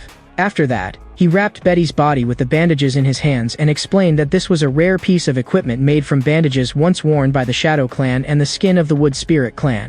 When Kale asked in confusion what equipment was, the man smiled and said, "Judging by your level, you probably only awakened recently, so it's not strange that you don't know. Since modern weapons are completely useless against calamity beasts, some craftsmen started using stone tablets and special body parts from calamity beasts to create equipment specifically for fighting them. and equipment is divided into 4 grades based on material and performance: common, rare, epic, and legendary. Among them, common equipment isn't much different from ordinary weapons, except that it can actually harm calamity beasts and transcenders. Rare equipment can boost certain attributes of the user. Epic equipment not only boosts stats, but also comes with special effects. And as for the final category, legendary equipment is the ultimate goal of every craftsman. Every single piece is one of a kind, and each comes with massive stat boosts and powerful effects. Even though craftsmen themselves may not always have great combat strength, they're respected by all transcenders precisely because they can forge equipment, and because there are so few of them.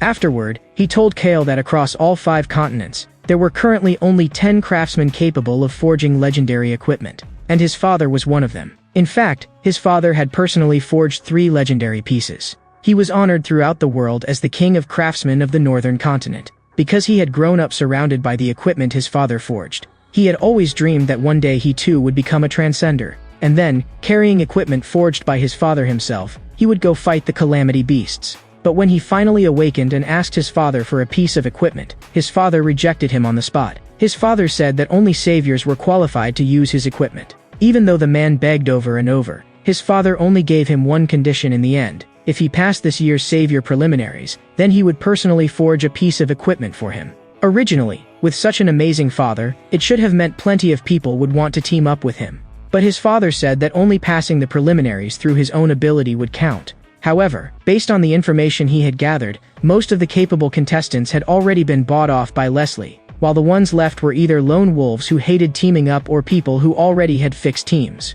So after hearing 2 days ago that someone had defeated Hank, one of Leslie's 4 heavenly kings, he started searching everywhere for clues, and in the end he finally found Kale. Although Kale did not mind teaming up with him at this point, the most important thing right now was still getting Betty to the hospital first. So Kale picked up Betty, whose whole body was wrapped in bandages, while that guy chose this exact moment to start seriously thinking about a team name. That scene suddenly made Kale think of Yuna and Timu. By now, they should have awakened too, but he had no idea whether they would be joining this year's preliminaries. And at that moment, somewhere else, Timo suddenly sneezed. Yuna asked if Timo had caught a cold, but he said it was probably because someone was talking about him behind his back, and 9 times out of 10, it was Kale. The moment Kale was mentioned, Yuna thought about how a long time had already passed since that last incident, and she could not help wondering how Kale had been doing lately. Hearing that, Timu laughed at her and said she was really strange. Since she was so worried about Kale, why had she not gone to see him herself after the calamity beasts were defeated last time? The moment those words came out, the shy Yuna immediately fired a skill at him. Snapping back to reality, Timu instantly shouted, "Yuna, that sneak attack was way too dirty, wasn't it?" But Yuna replied in a perfectly serious tone, "This is practical combat training right now. If you got hit, that only means you were careless. Teacher, wouldn't you agree?" The burly half-mechanized man standing beside them spoke up. "The Salvation Alliance National Tournament preliminaries start the day after tomorrow. This is not the time for you two to be fooling around." Hearing that, both of them were instantly fired up with fighting spirit. Elsewhere, the man slowly picked up the experience stone from the box. While asking the suited man beside him, "Where did Bloodhound go? He's rarely late." The suited man replied in a low voice that maybe something unexpected had happened. In the next second, the man crushed the experience stone in his hand, feeling only that his subordinates were becoming more and more useless one after another. Hearing that, the suited man cautiously asked whether he should send more people over. But the man waved him off and said to leave it alone, because the preliminaries were the most important thing right now. If he lost again this time, the old man would lock him back in that damned confinement room. Then he asked the suited man how the matter he had assigned earlier was going. The suited man answered that among the 3,113 contestants on the northern continent this time, he had already successfully convinced 887 to cooperate, and every single one of them was above level 5.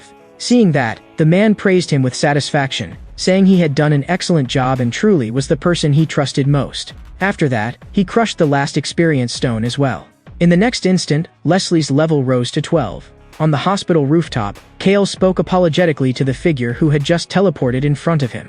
"I'm sorry, Master. Betty got hurt this badly because I dragged her into this." But Ignis did not blame Kale. He only asked calmly what Kale planned to do next. If Kale wanted, Ignis could handle the matter himself. Hearing that, Kale refused Ignis's help without the slightest hesitation, saying that he would settle this personally. Ignis seemed somewhat pleased by Kale's resolve, and only told him to report the full details afterward once everything was dealt with. After returning to the hospital room, Abelia's eyes were full of shock and disbelief. He had never imagined that the commander of the northern continent was actually Kale's master. No wonder Kale had shown almost no reaction earlier when Abelia mentioned his father. At that moment, Kale told his master that he would be participating in the Salvation Alliance tournament preliminaries together with Abelia.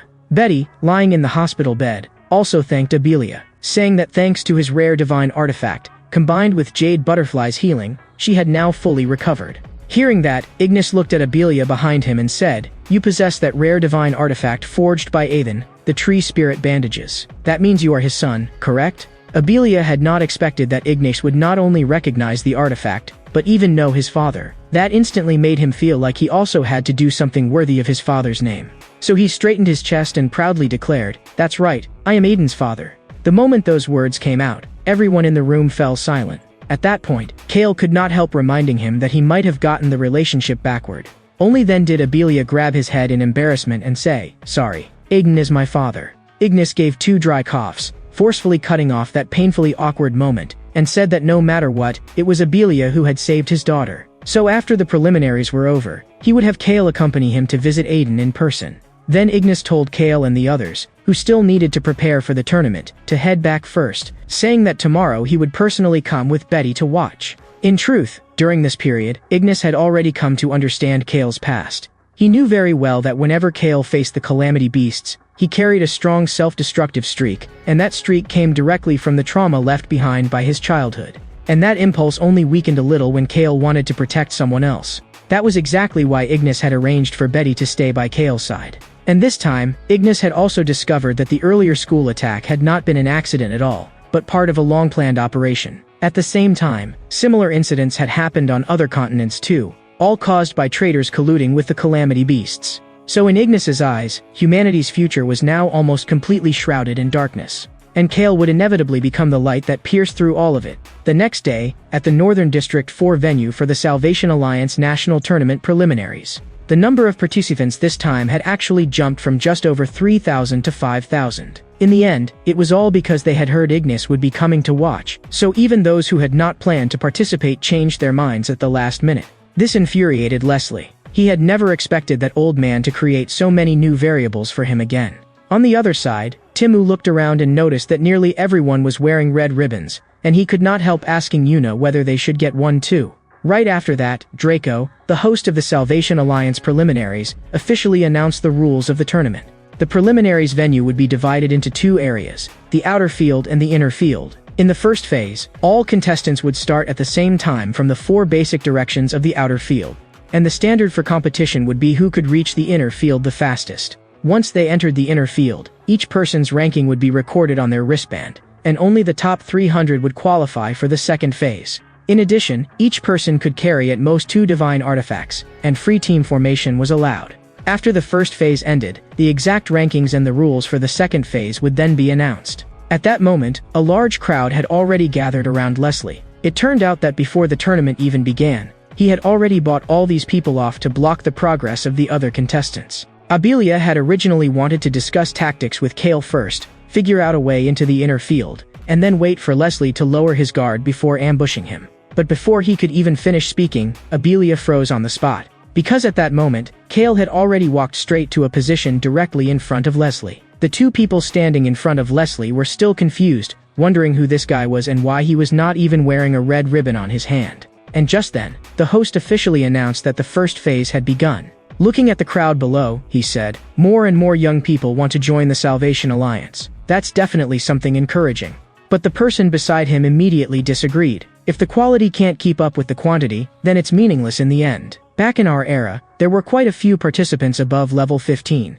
In truth, when he participated that year, there had only been 2 people above level 15. One was Tajal, and the other was himself. So he was thinking that if this year did not produce a newcomer like the ones from their generation, then it would be far too boring. Draco beside him told him to stop being ridiculous, saying that geniuses like that only appeared once in a century, not like potatoes you could just dig out of the dirt. After that, the burly man turned and asked, "Ignis, I heard that over here on the northern continent, there's a student who defeated a level 8 Blackbone soldier right after awakening and even became your disciple. Is that true?" Those words instantly made even Draco beside him find it hard to believe. Hearing that, Ignis simply nodded and admitted it without hesitation.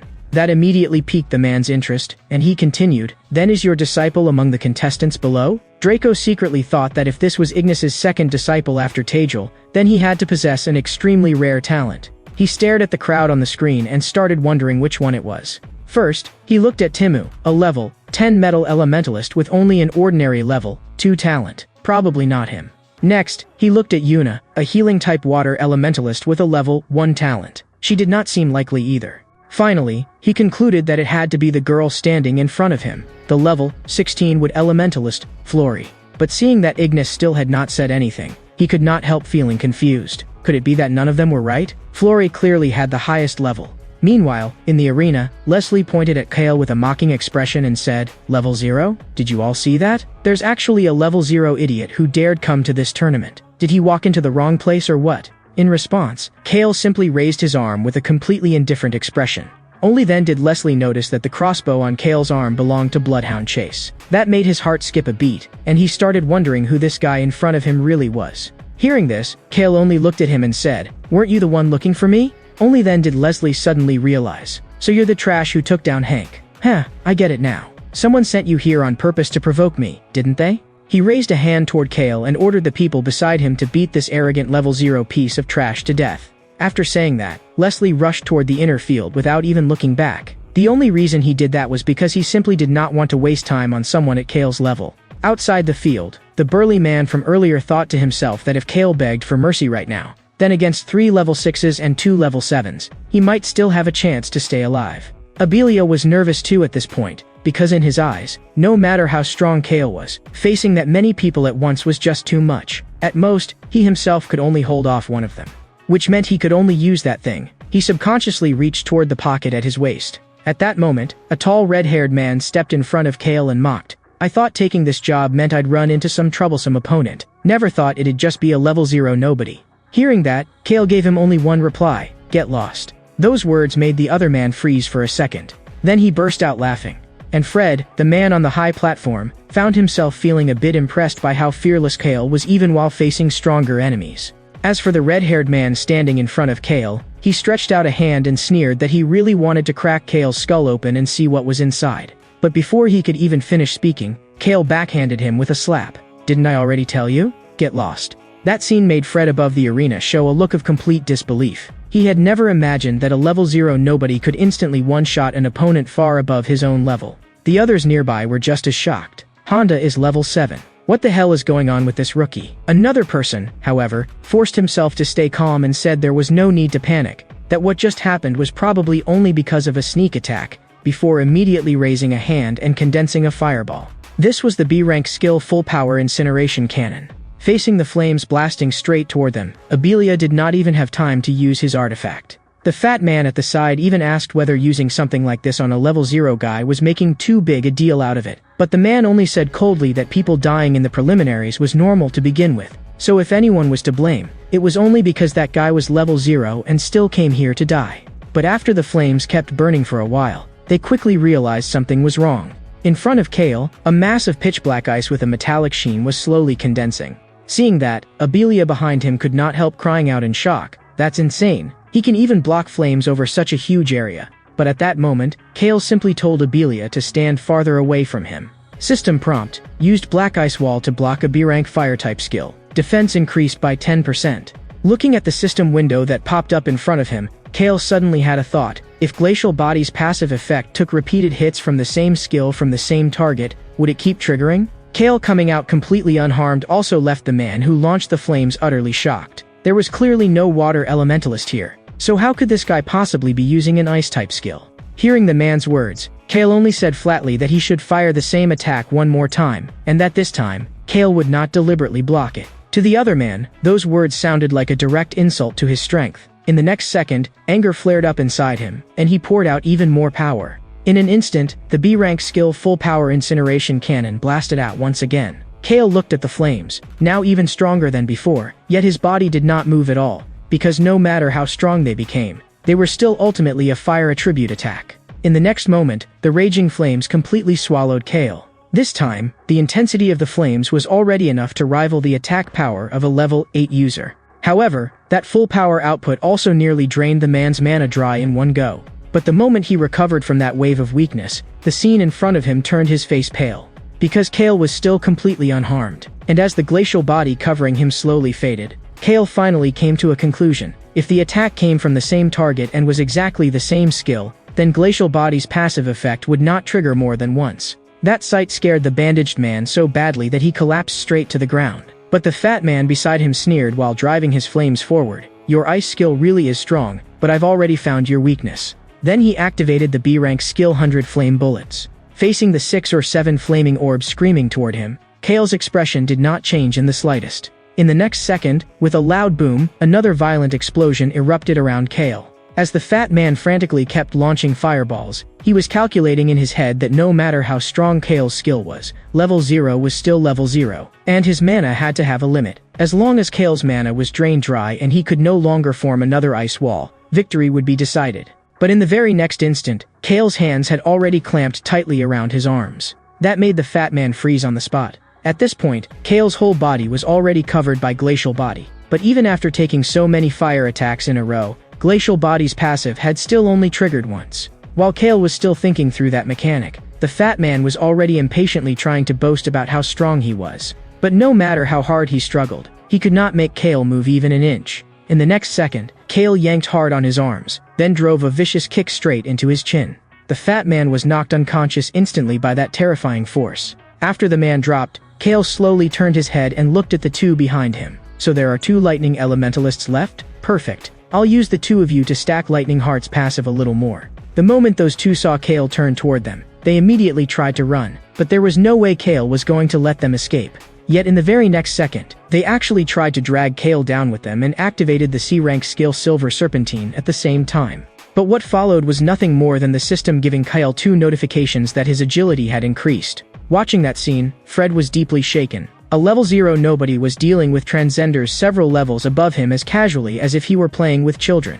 He could not help starting to wonder who Kale really was. And as Kale felt his attributes increase, he also realized at that moment that Lightning Heart's passive basically worked the same way as glacial bodies. At that point, Abelia, after dealing with the last person, also spoke up. "They're all down." In truth, he had originally thought this would be a tough fight, but he had never imagined Kale would be this strong. The bandaged man, still collapsed on the ground in terror, cried out, "Who the hell are you? There's no way a level 0 should have strength like this." The moment Abelia heard that, he immediately declared, "Since you asked so sincerely, then out of my great mercy, I'll tell you. We are the team destined to become the strongest on the northern continent, AA." But before he could even finish, Kale directly dragged him away. Hearing that name, the bandaged man froze on the spot. That name was unbelievably lame. Meanwhile, Leslie, racing at top speed toward the inner field, listened to the commotion erupting behind him wave after wave and figured Kale should have already been beaten half to death by now. But even so, he still could not understand why that crossbow had ended up in Kale's hands. That was clearly Chase's. On the northern continent, other than saviors, no one should have been able to catch Chase in theory. But while he was still thinking about that, a figure suddenly flashed past him. The man looked full of contempt, thinking that those muscleheads who relied only on brute force could never hope to catch someone like him, a speed specialist. Unfortunately, he did not get to look cool for even 3 seconds before being struck on the spot by a bolt of lightning. His face filled with shock. He could not understand why he had still been hit even while sprinting at full speed. Who did it? In the next second, with a smack, a red combat boot stomped viciously onto the back of his head. Leslie coldly said, "Trash like you dares run ahead of me?" The moment he finished speaking, he turned and ordered the people behind him, "I need to save my stamina for the second phase. Don't let trash like this waste my time." Above the arena, Ignis watched the scene and turned to ask Draco beside him, "Is this the son of Leslie Schwanjing, the administrator of North District 4? In truth, even Draco was a little curious what kind of upbringing could have turned someone this arrogant. But that behavior did not violate the rules, so they had no way to interfere. And now that Leslie had human tools clearing the way for him, his stamina was practically untouched. So in Draco's view, Leslie would absolutely pass the second phase with ease. Looking at the inner field not far ahead, Leslie even started feeling that things were going a little too smoothly. But at that exact moment, someone behind him suddenly called his name. Leslie. That made him spin around instantly. The people behind him with red bandages tied around their hands all hurriedly explained that it was not them who had called out, and they even took the initiative to step aside. Kale and Abelia were walking toward him step by step through the crowd. Leslie's eyes instantly filled with shock. He simply could not understand why those level 6 and level 7 guys had failed to stop even Kale. For a moment, it even made him suspect that Kale might have bribed them instead.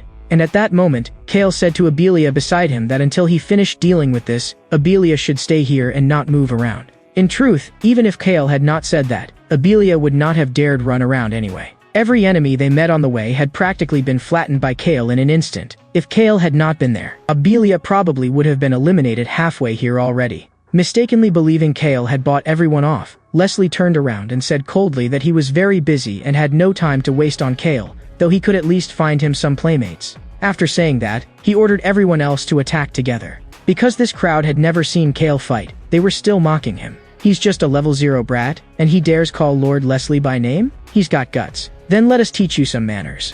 Abelia counted the people in front of them and instantly panicked. There are more than 100 of them. What are we supposed to do now? Faced with Abelia's panic, Kale only calmly told him to hold on to his head tightly first.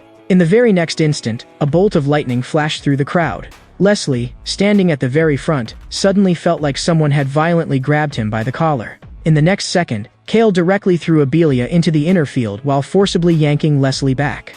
The totally bewildered Abelia and the Leslie who had been dragged back by force instantly created a ridiculous contrast. Then Kale faced those hundreds of people and slowly said, "Was what I said earlier still not clear enough? Until I finish settling this, no one is leaving." Inside the inner field, Yuna and Timu had just arrived, both of them already panting hard. If they had not chosen to work together just now, they probably would have been eliminated before even reaching this place. But what they never expected was that someone had already gotten there ahead of them. And even crazier, the current first-place contestant, Flory, was actually level 16. Then they could not help thinking that with Kale's personality, he would most likely choose to go solo. But if Kale had also run into obstacles on the way like they had, then what would have happened? Before those thoughts even settled, they suddenly saw a figure fly straight into the inner field. Yuna followed the direction Timu was pointing, only to discover someone rolling across the ground in a miserable heap. At the same time, the arena broadcast announced that Abelia had successfully entered the inner field and was currently ranked 6th. But the moment this battered guy climbed back up, he immediately started screaming Kale's name at the top of his lungs. That one line instantly grabbed Yuna and Timo's attention. The two of them almost reacted at the same time. That guy just yelled Kale. It has to be him. There's no way there's another person with the same name in this competition. At that moment, outside the arena, Kale had actually chosen to stand alone and block the path of hundreds of people. Even Draco on the judge's platform could not help showing a look of surprise. Kale was only one final step away from the inner field. So why was he so stubborn about stopping Leslie? Betty, meanwhile, looked worried sick. Then Draco told Fred to keep an eye on things and step in if Kale truly got into danger. But at that moment, Fred was still caught up in the insane burst of speed Kale had shown earlier. He could not help wondering whether, if it had been him at Kale's age, he could really have reached that level. Outside the arena, Leslie was already furious beyond words. He demanded to know why Kale kept getting in his way again and again. Since you're this blind to your own limits, then I'll make sure you suffer for it. Looking at the 100+ transcenders in front of him, all above level 5, Kale quietly weighed things in his head. For him, clearing this preliminary round was actually not the most important thing at all. Right now, there was only one thing that mattered: getting revenge for Betty. At Leslie's command, that group of transcenders all activated their skills and attacked Kale at the same time. The first one to rush in front of him was a fire-type user. Looking at the blazing flames coming straight at him, Kale merely raised a hand and clenched, instantly locking onto the man's palm. While the man's face was still full of shock, Kale violently yanked him forward with one hand and smashed out a brutal strike with the other. One hit was enough to drop the first opponent instantly. That scene stunned everyone else. They simply could not understand how their companion had been one-shot by a mere level 0 with a single punch. Another person hurriedly shouted for everyone not to panic. After all, they had overwhelming numbers on their side. So how could they possibly lose to a newly awakened piece of trash? And at the exact instant Kale knocked down the first enemy, he activated Lotus Burst without the slightest hesitation. The moment the Lotus exploded open, a horrifying shockwave swept across the entire area in an instant. Even the aftershock from that explosion made the people inside the inner field stare in alarm. Was that really a skill? The power of that attack was just absurd. Even Flory, who was ranked first, instinctively raised her head and looked in Kale's direction. Even Draco, acting as referee, could not help blurting out whether an explosion on that scale could really be something a level 0 possessed. At that moment, Betty suddenly understood. So Kale had already mastered an area attack. No wonder he had looked so confident earlier when facing Locust Swarm Tide. She even started wondering how many trump cards Kale was still hiding.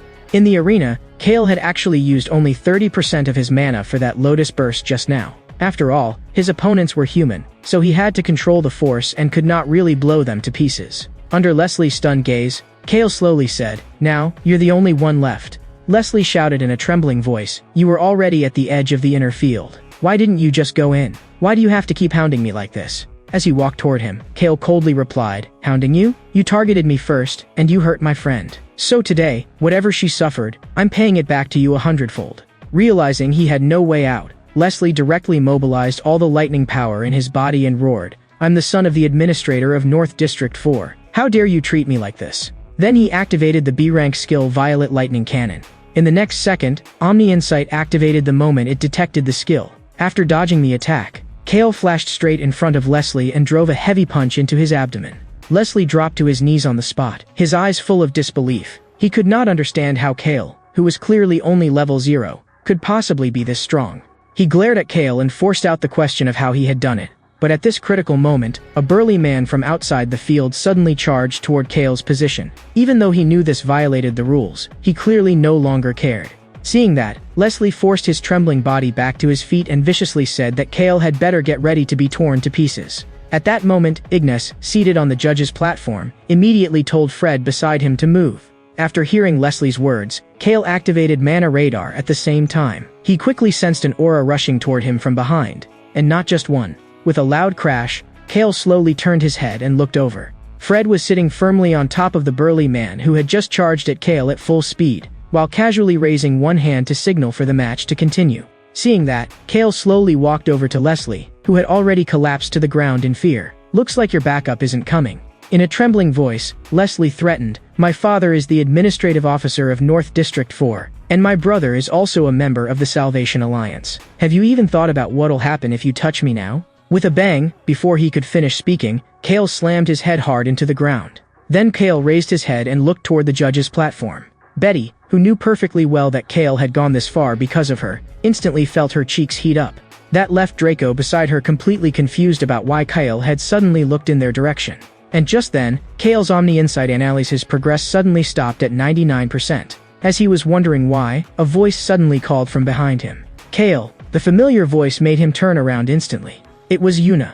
Looking at Kale, a trace of surprise flashed through her eyes, and she quickly told him to get into the inner field, because if he kept standing in the rain like that, he really would catch a cold. Hearing her words, Kale stepped into the inner field and casually said that it had been a while. But just then, two people suddenly rushed out from the side, grabbed Kale tightly, and shouted his name at the same time. Timu, who had just reacted, immediately glared at Abelia with pure hostility. "Who the hell are you? And why are you hugging Kale while crying your eyes out too?" Seeing this, Abelia immediately said, "You mean me? My name is Abelia. From now on, I'll be Kale's teammate." The moment those words came out, Timu instantly glared at Kale and demanded to know why he had gone and found someone else as a teammate, even calling him a traitor. Hearing that, Abelia instantly got fired up and shot back that there was no way Kale could be a traitor, then asked Timu whether their old team had even had a name. Timu replied with complete confidence that who even bothered thinking about that kind of thing? He was not a little kid, and did they seriously have a team name or something? Abelia puffed out her chest proudly and said, "Of course we do. Our team name is AA." The moment those words came out, Timu laughed so hard he almost choked. That name was way too embarrassing. At that moment, Draco on the judge's platform announced that the number of people who had successfully entered the inner field had reached 500. Anyone who failed to enter would be disqualified immediately, and the second phase would begin shortly. The rules of the second phase were that everyone had to fight calamity beasts alone in the inner field for 1 hour. Those words instantly fired everyone up. So it was finally time for phase 2? Solo combat. That was actually kind of interesting. Even Fred off to the side was looking forward to this moment, because he also wanted to see who among everyone here was truly the strongest. After that, everyone who had entered the inner field officially stepped into the second phase of the competition. Looking at the massive building in front of them, Tima could not help asking in confusion, "So this is the place for phase 2? Seeing it, Abelia broke out in goosebumps all over. "This place is way too creepy." Then Timu turned and asked Kale whether his level was really fixed at 0. If that was true, then how had his attributes increased? Abelia was just as curious about that question, but Kale only said lightly that his teacher had already warned him this was not something he could tell other people. Yuna immediately said a little angrily from the side, "Kale, you don't need to pay attention to them. You should know that an anomaly's skills are state-level secrets." After that, Draco slowly walked over with the others and asked everyone present, "Are you all ready?" That voice made Abelia jolt all over. Immediately afterward, the people beside them started talking at once. Wasn't that Draco? He handled the national tournament every year, and the one beside him seemed to be Fred. And that masked person, could that actually be the legendary Ignis? That lineup was basically a gathering of legends. At that moment, Draco slowly said, "Next, I'll explain the rules of the second phase, so listen carefully. In the second phase, different kinds of calamity beasts will appear inside the trial grounds, and you'll receive points based on the difficulty of killing them. And after killing a calamity beast, there will be a 1-minute rest period, after which the system will forcibly move you into the next difficulty." Hearing that, the burly strong man currently ranked 3rd immediately declared that he wanted to challenge nightmare difficulty right away. And at that moment, Kale suddenly asked a question. When everyone saw that the one speaking was actually a level 0 guy, their faces instantly filled with confusion. They simply could not understand how he had gotten through the first phase. Did someone carry him in? Or had he just realized the second phase was solo combat and started chippening out? Hearing Kale speak, Draco calmly said that if he had a question, now was the time to ask it. So Kale directly asked, "Is Nightmare the highest difficulty here?" The moment those words came out, Fred, standing next to Draco, burst out laughing on the spot like he had just found something genuinely amusing. The others, seeing that, immediately started mocking too. That level 0 guy was way too arrogant, wasn't he? He really sounded like he was planning to challenge Nightmare tier calamity beasts. They even suspected a guy like that might not be able to clear even beginner difficulty. He was nothing but a loudmouth. At that moment, Draco suddenly said, "In theory, the difficulty of calamity beasts has no upper limit. Once you actually try defeating nightmare tier calamity beasts, you'll understand for yourself." Timu quickly told Kale to stop thinking about pointless stuff like that. Nightmare difficulty was a tier only people at least level 10, maybe even higher, were qualified to challenge. If they could clear it safely, that alone would already count as incredible luck. Then Draco continued, "The points earned in the preliminaries can be carried directly into the national tournament. In other words, whether you can join the Salvation Alliance in the future will depend to a large extent on today's performance." Those words instantly made Timu incredibly excited. The points here actually counted toward the championship too? But Abelia's heart suddenly sank, and he thought to himself that now it looked like he really had no choice but to use that thing. As for Kale, there was only one thing on his mind at that moment. Tagel's record was 1.15 million. Since that was the case, then this time, he had to use this chance to completely surpass that record. After that, Draco officially announced the start of Phase 2. Looking at the wide field ahead, Kale felt that this place did not seem all that different from an ordinary gate. Right after that, a pack of level 1 rage hounds suddenly charged out of the darkness. Seeing that, Kale immediately understood that fighting creatures like this would do nothing to improve his attributes, so he decided to end it fast. At that moment, inside the judge's monitoring room, Draco could not understand why Fred kept focusing all his attention on Kale. In response, Fred only said flatly that Kale was simply too interesting. Looking at Fred's expression, Draco found himself even more confused. Meanwhile, in the arena, Kale used nothing more than a sliding dual-blade slash to wipe out that entire group of level 1 calamity beasts in a single move. That scene instantly shocked Draco in front of the screen. 1 second? Even if they're only level 1 calamity beasts, it should still take at least several minutes to deal with them. Seeing that, Fred only smiled and said, "Didn't I tell you already? He's a very interesting guy." After that, Kale's next opponent was the level 8 calamity beast Blazing Lizard. Although Draco was a little surprised by the strength Kale had shown earlier, he still felt that against a calamity beast 8 levels above him, Kale would probably be dragged into a hard fight this time. But Fred believed that to Kale, this level 8 Blazing Lizard posed no real threat at all. Just then, Ignis suddenly spoke up and asked how the other contestants were doing at the moment. In truth, the reason he did that was to get the two of them to shift their attention away from Kale a little. Hearing that, Draco also said that he really had been staring too hard just now, and switched to multi-screen mode. After watching for a while, he said that most of the contestants were still stuck fighting beginner-level monsters. Only Flory was barely keeping up with Kale's pace. At that moment, Betty suddenly noticed something and cried out, "This is bad, Kale. He's been swallowed by the Calamity Beast's flames." The moment those words came out, Draco immediately moved to call the medical team. Could it be that Kale used too much stamina on the Rage Hounds just now, so this time he failed to dodge? But Fred calmly said, "Wait, watch a little longer." In the arena, Kale's entire body was actually covered in a layer of icy armor. Then he struck without warning. Blazing Lizard's neck snapped instantly.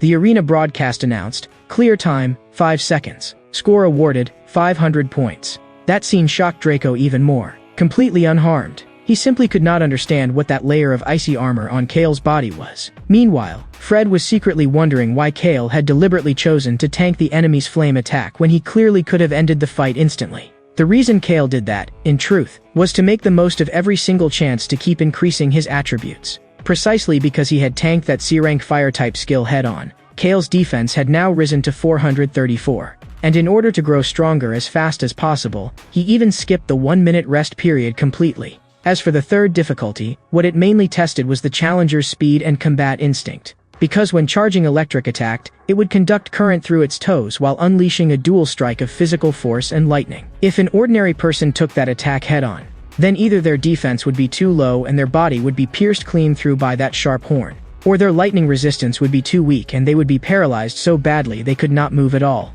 So to defeat charging electric, one needed enough speed and had to seize the exact opening when it entered its fatigued state. But Kale's next move shocked Draco to the core. Because at that moment, Kale in the arena actually walked straight up to charging electric and even reached out to touch the horn on its head. Then he casually tapped that razor-sharp horn and said, "This horn is perfect for testing the defense I just raised." That charging electric looked like it had actually understood Kale's provocation, and immediately flew into a rage. With a loud bang, it sent Kale flying on the spot with a direct hit. Seeing Kale's body thrown into the air, Betty immediately cried out in worry. But Fred stayed calm and kept watching, because every move Kale made was already far beyond anything he had expected.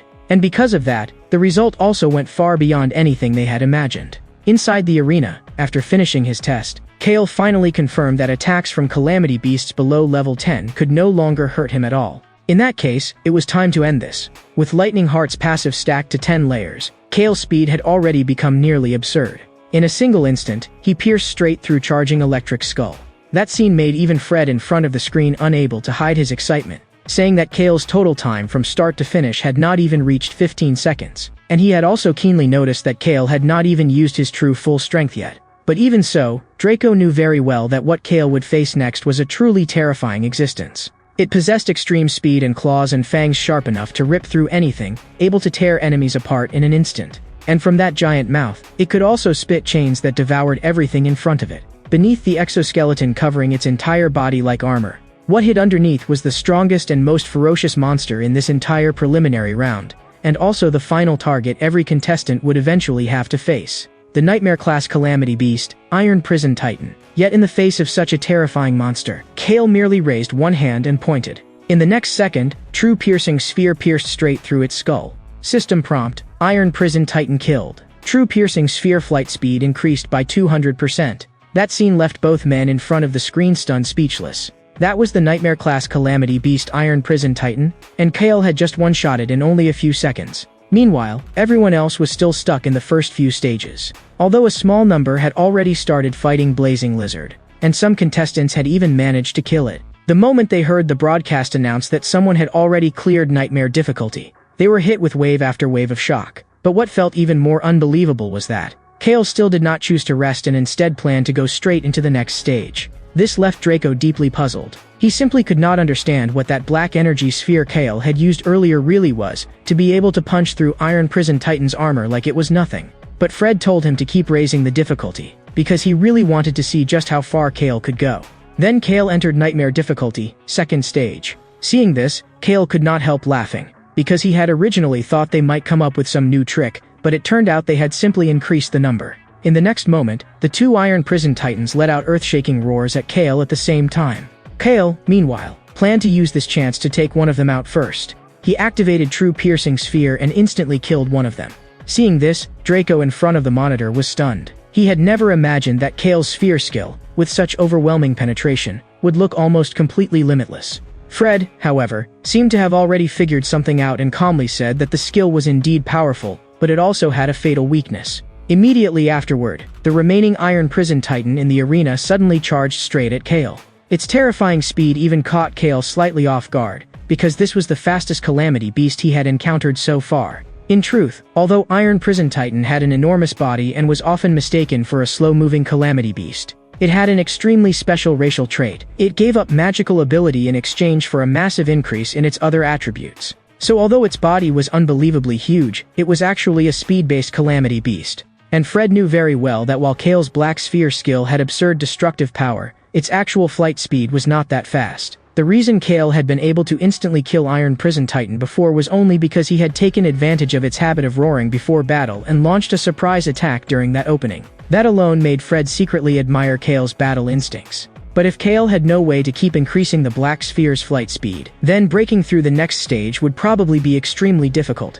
With a loud bang, Kale was smashed hard into the wall of the trial ground by Iron Prison Titan's terrifying strength. Although Kale was inwardly amazed by how agile Iron Prison Titan really was, to the point that it could even dodge True Piercing Spear, that still did not stop him from pushing forward, because all he needed was to fire from a distance the other side could not avoid. So Kale directly activated Lightning Heart. With that powerful agility boost, Kale instantly rushed right in front of Iron Prison Titan. Looking at Kale's high-speed approach, Iron Prison Titan immediately swung that heavy armored fist. That single blow even cracked the surrounding ground into countless fissures. And in that exact instant, Kale caught the opening when Iron Prison Titan's guard relaxed, and flashed directly behind it. With a bang, Iron Prison Titan's skull was pierced straight through by True Piercing Sphere on the spot. System prompt: Iron Prison Titan killed. True Piercing Sphere flight speed increased by 20%. The trial ground broadcast also announced that Kale had used 12 seconds and earned 10,000 points. Although with his current score, first place in the tournament was practically already guaranteed. His goal had never been first place, but surpassing Taejul, so he did not want to waste even a single second. So he went straight into the third stage. This time, what appeared before him were 3 Iron Prison Titans. Taking advantage of the instant they instinctively let out their roars, Kale once again activated True Piercing Sphere and once again took down one of them first. Seeing its companion fall, another Iron Prison Titan immediately swung its giant palm and grabbed viciously toward Kale.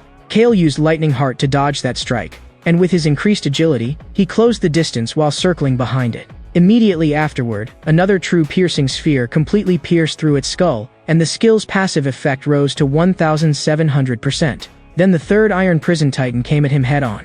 It suddenly opened its huge mouth full of fangs and bit toward Kale in midair. As that row of sharp teeth snapped shut, Kale was swallowed whole. But at that exact moment, Kale activated Lotus Burst. Immediately afterward, a blazing torrent of flame erupted wildly from Iron Prison Titan's mouth, and in the blink of an eye, blew its entire body to pieces. And that attack finally drained Kale's mana to the bottom.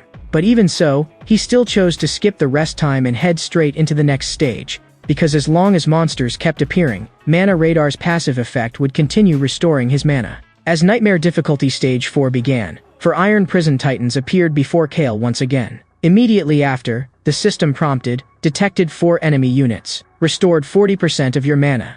And every time Kale used True Piercing Sphere to kill one, not only did the skill's flight speed keep increasing, even its accuracy improved along with it. If it kept stacking at this rate, Kale would only need to raise True Piercing Sphere's flight speed a few more times before he could kill them directly without even needing to close the distance himself. Although Mana Radar did have a mana recovery effect, from this point on, Kale also knew very clearly that he could not afford to waste even a single attack opportunity anymore, not even one True Piercing Sphere. And it was right then that one Iron Prison Titan suddenly spat an iron chain from its mouth and tightly wrapped it around Kale's arm. By the time Kale realized what it was trying to do, that Iron Prison Titan had already exploded with force and violently yanked the chain, forcibly pulling Kale's attack off its original path. At the same time, one of the Iron Prison Titans stretched out a giant palm and grabbed Kale's body in a single grasp.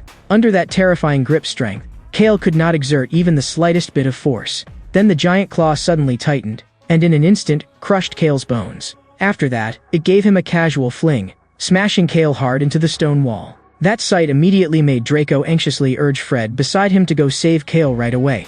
But Fred, looking at Kale's figure, suddenly froze for a moment, because in that instant, he seemed to see his former self in Kale.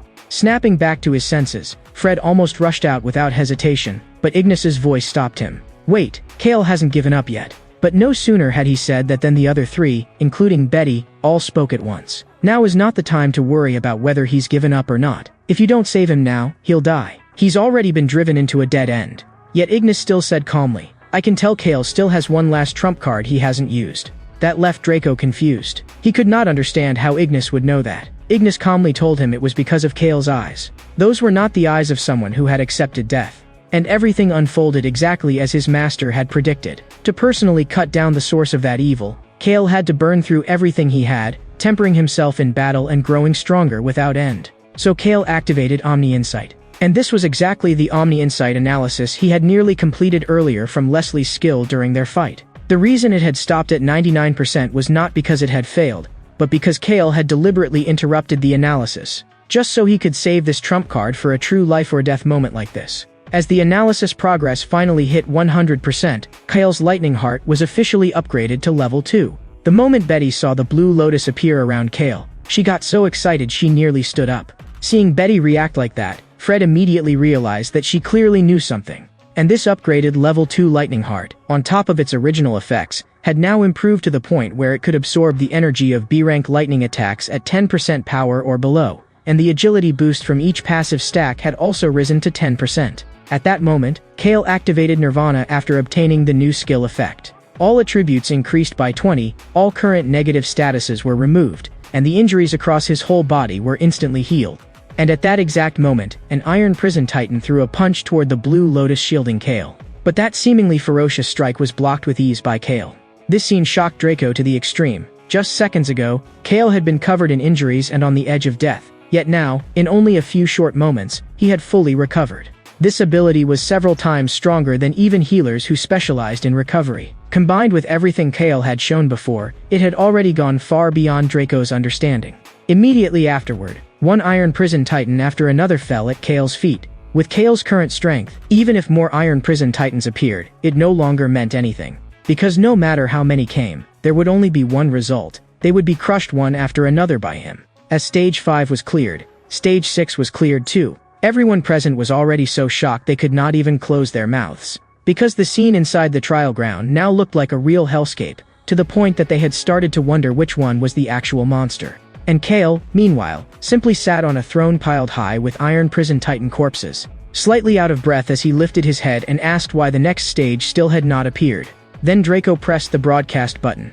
Speaking slowly into the microphone beside him, he told Kale that it was over, because Kale had already defeated every Iron Prison Titan they had prepared. In response, Kale asked whether they had not said earlier that the difficulty had no upper limit. By this point, Kale had long since lost count of exactly how many calamity beasts he had killed, or how many points he had earned. But since this place had already hit its limit, then the gap between him and Tejal probably was not that big anymore. That was what Kale was thinking. And this time, he had also conveniently achieved another goal. That was successfully raising the speed of True Piercing Sphere to a level even faster than an ordinary car. And just as Kale was about to turn and leave, a violent surge of energy suddenly erupted behind him. Kale almost spun around instantly. Only then did he realize it was not an enemy attack at all, but that he had actually forgotten about this. Because Kale could not level up, all the energy produced after killing calamity beasts would be directly converted into experience stones. At that, Draco was shocked again. Wasn't that a blue experience stone? That alone had to be worth at least 10,000 experience. Hearing that, Ignis, standing behind him,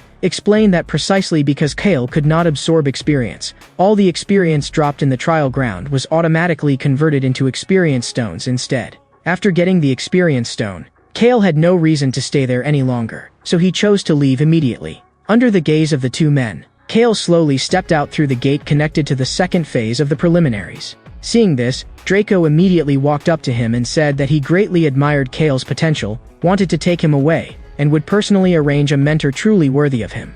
But Kale directly refused the offer, saying that he already had a teacher guiding him. Yet Draco still refused to give up, insisting that an ordinary person could never teach a genius like Kale, and that only by following him could Kale gain stronger connections and better resources. Fred had wanted to speak up and stop him, but Draco bluntly declared that he would never accept letting some nobody ruin Kale's talent. Only then did Kale notice that Fred beside Draco was the very person who had stopped the man trying to save Leslie earlier, so he thanked him. But Fred only said flatly, "Since you're Ignis's disciple, I had no reason not to help." That made Draco beside them immediately realize what was going on. He once again showed a stunned expression. So Kale was actually Ignis's disciple. As it happened, Ignis behind them admitted it without hesitation. Then his master walked up to Kale, praised him first, and added that if Kale was injured, Betty could heal him. Hearing that, Kale simply said that he had not really suffered any serious injuries. He was just a little tired, and he would recover after some rest. Only then did Draco finally understand everything. If Kale really was Ignis's student, then it made sense that he could accomplish this much. After all, Ignis's other student had once cleared out every calamity beast in the second phase too.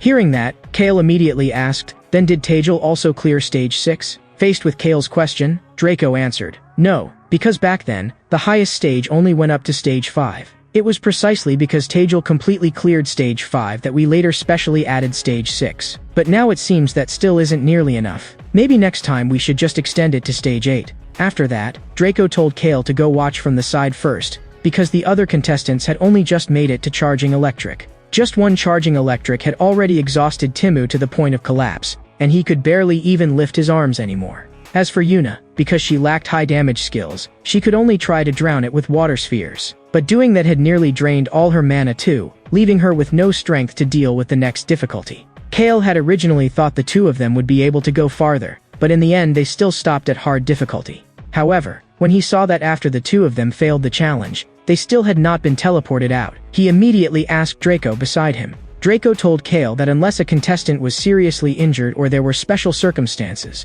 they were not allowed to leave the trial ground early, and Kale was clearly a special exception. And at that moment, Fred suddenly spoke up, saying that another contestant had reached nightmare difficulty. He also added that with the rare equipment on that person, they should at least be able to kill one Iron Prison Titan. Meanwhile, for Crimson, a spirit master, to make it this far was already proof of remarkable courage. In only an instant, Crimson's spirit transformed into an unbelievably massive black beast. After that black beast roared at the sky for a while, it actually chose to clash head-on with Iron Prison Titan. Even Kale in the monitoring room was stunned by this scene, because he had never expected spirits to be able to change form. Then Kale turned and asked Betty beside him, and Betty said that this was also her first time seeing a spirit capable of shapeshifting. Even so, Kale had not expected spirits to be able to become this strong. That immediately made him think of Grim Reaper, the spirit he had taken from Chase. It seemed that from now on, all the experience stones he got would have to go into feeding it. After a while, Kale thought to himself that since Yuna and Timu had already been eliminated, there was probably no need for him to keep watching. But in the very next second, his eyes locked onto a scene on the screen. The person in the image was Abelia, yet Kale could not understand what exactly was going on with the armor on his body. In truth, the equipment Abelia was wearing at that moment was something he had secretly taken out while his old man was away. But this epic-grade equipment had one deadly flaw. It would continuously devour the wearer's consciousness. Once this equipment was put on, every minute, its attack power and agility would increase by 20%. But the price was that if it stayed on for more than 15 minutes, the wearer would suffer an extremely severe backlash. So Abelia had to finish the fight within 15 minutes. Knowing full well that Kale had already cleared nightmare difficulty long ago, Abelia, in order not to drag his teammate down, was fighting with almost everything he had, trying to clear the challenge as fast as possible. Not long afterward, Draco's voice came over the broadcast, announcing that the second phase had ended. The top 10 on the scoreboard would advance to the main event of the national tournament, and on top of that, the top 2 would also receive special rewards. At that moment, the burly man collapsed in the trial ground, secretly calculated in his heart that aside from Flory, probably no one else had a higher score than he did. That special reward was most likely going to be his. After that, Draco prepared to announce the final top 10 rankings. As everyone looked at the list appearing on the screen, their faces filled with disbelief. The first place score had actually broken 100,000. An Iron Prison Titan was worth at most only 5,000 points, so just how many had he killed? With a score that absurd, forget the regional tournament, even taking first in the whole nation seemed almost effortless. That overconfident burly man from earlier only then suddenly realized that he had actually fallen to third place, while the name in first was someone he had never even heard of, Kale. Who exactly was this guy? Even Flory, who had stayed calm the whole time, now for once felt the urge to face Kale head-on. Yuna also had never expected that the gap between herself and Kale had already grown this huge. It seemed she really was not suited for battle after all. Seeing this, Draco was so delighted he could barely hide his smile. He said that the regional preliminaries in every district had now concluded, and Kale had actually taken first place with a terrifying lead of a full 65,000 points over second. Hearing that, Betty turned to look at her father. Although she could not see his expression, she could still sense that her father was probably smiling from ear to ear, because a brand new sun had begun to rise in dazzling brilliance. In the training ground, Abelia was lying on the floor, staring at Kale's score of over 100,000 and sighing in sincere admiration. He had known all along that Kale would definitely take first place, and at that moment, Kale quietly walked over and stopped in front of him. He gave him a few words of praise. Then, as Draco announced that the 21st The Salvation Alliance National Tournament preliminaries had officially ended, Kale casually hoisted the still-sprawled Abelia onto his back. Meanwhile, at the preliminaries venue on the southern continent, The crowd looked at the scene in front of them in confusion, completely unable to understand why they had rushed there early in the morning just to watch an old man meditate. No sooner had those words been spoken than the person beside him hurriedly told him to watch his mouth, because the old man before them was the supreme commander of the southern continent. He was also the prophet who possessed the power to see the future, Bhagwan. Bhagwan's status among humanity was equal to that of Ignis, the supreme commander of the northern continent. And the reason he held such prestige was precisely because every prophecy he had ever made had, to this day, come true with 100% accuracy. And at that exact moment, the seated Bhagwan seemed to be suddenly startled awake by something. After letting out a deep breath, he slowly delivered a shocking message. The northern continent would soon face danger. And not just any danger, but a massive calamity beast descent event, one that would even include some calamity beasts above level 100. Meanwhile, a voice suddenly interrupted Kale's thoughts. The food was ready. Behind him, Timu, standing together with Yuna, told Kale that he had already made a bunch of his favorite dishes. After heading back inside, Kale looked at the table full of fragrant home-cooked food and could not help sighing that it had really been a long time since he had eaten something made by Timu. Then Kale noticed that one person was missing from the table, so he asked where Abelia had gone. Was he still asleep? Betty then told Kale that she had already treated Abelia's injuries earlier, but Abelia seemed to have overdrawn himself too badly, so his body was still in a dormant state. Hearing that, Timo could not help lamenting that the nightmare-class monster none of them together could deal with had actually been beaten by a guy who was only level 7. But when he noticed the look of total shock on Yuna's face beside him, he could not help asking what was wrong. Had she been moved by how good his cooking was? But Yuna merely raised a hand and gestured for him to look behind him. That instantly left Timo confused. Was there something behind him or what? In the next second, the shadow behind him slowly opened its mouth and spat out 2 words. Food. That alone scared Timo so badly that he dropped straight to the floor. It turned out the shadow was Abelia, starving like a hungry ghost. Seeing that, Timo immediately got furious and started yelling at him.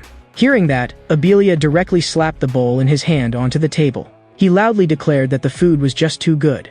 Faced with that praise, Timu proudly nodded in satisfaction and said not bad. He had already recovered to normal. Was this the power of his cooking? Immediately after, Abelia quickly added that since Timu was this talented at cooking, why not just become a chef? At that, Ignis suddenly asked, all of you want to become saviors, right? Then let me ask you something.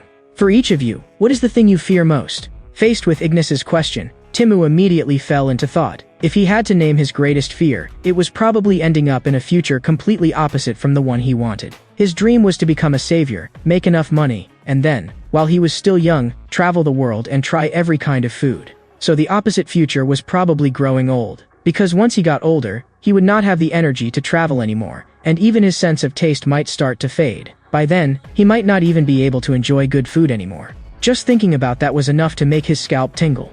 Then Ignis turned to Yuna beside him and asked, what about you? Yuna softly said that she had been born into a family of doctors and had grown up around hospitals since childhood. So she had seen far too many people tortured by illness. And those scenes had long since become shadows from her childhood that she could never shake. So even something as simple as a cold or a fever scared her badly. Only then did Kale finally understand why Yuna had suddenly run off that day. It was only because he had sneezed.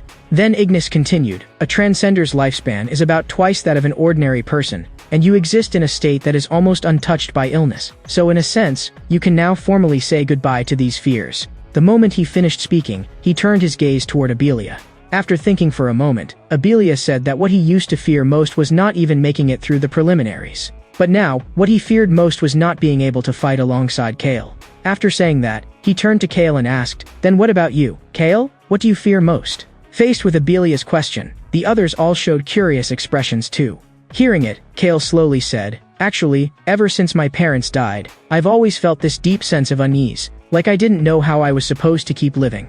Helplessness, anger, sadness, despair, my whole body always felt filled with those emotions. Until the day Yuna and Timo showed up in front of me. They asked me why I was crying alone in a place like that, and whether I wanted to go play with them. Because of them, for the first time, I felt the cold darkness in my heart slowly starting to light up little by little from their warmth. Later, I also met Master, Betty, and Abelia.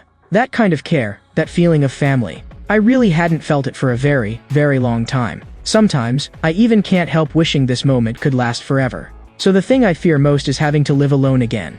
Listening to Kale's words, Betty's cheeks instantly turned red, because at that moment, Kale gave her a completely different feeling from before. That chilling aura around him seemed to have disappeared, replaced by a gentleness she had never seen from him before. In the next second, Abelia threw his arms around Kale and seriously said that he absolutely would not leave him.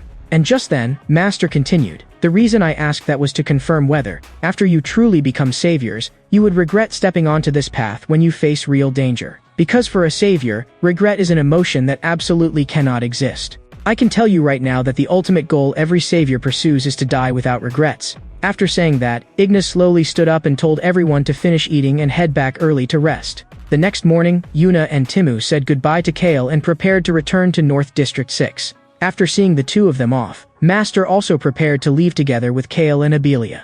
But just then, Betty suddenly came running over in a panic. Seeing how obviously flustered she was, Master asked, "What happened?" After calming her breathing a little, Betty said that she had just received a top-secret report from the southern continent. Hearing that, Master asked what the report said. Betty hesitated for a moment and then said that the classification level of this intelligence was extremely high and could only be reported to saviors above level 50 or continent-level commanders. As soon as she finished speaking, Master told her not to worry about any of that and just say it. Only then did Betty slowly say, "According to the report, Elder Bugvan, the Supreme Commander of the Southern Continent, has issued a new prophecy. Its contents are that within 3 days, the Northern Continent will suffer a large-scale calamity beast descent." After saying that, she anxiously continued, "Father, we should leave the Northern Continent as soon as possible." But Ignis calmly said, "For the calamity beasts to launch an attack on this scale, there must be a reason behind it. Their target this time is very likely me, the Supreme Commander of the Northern Continent.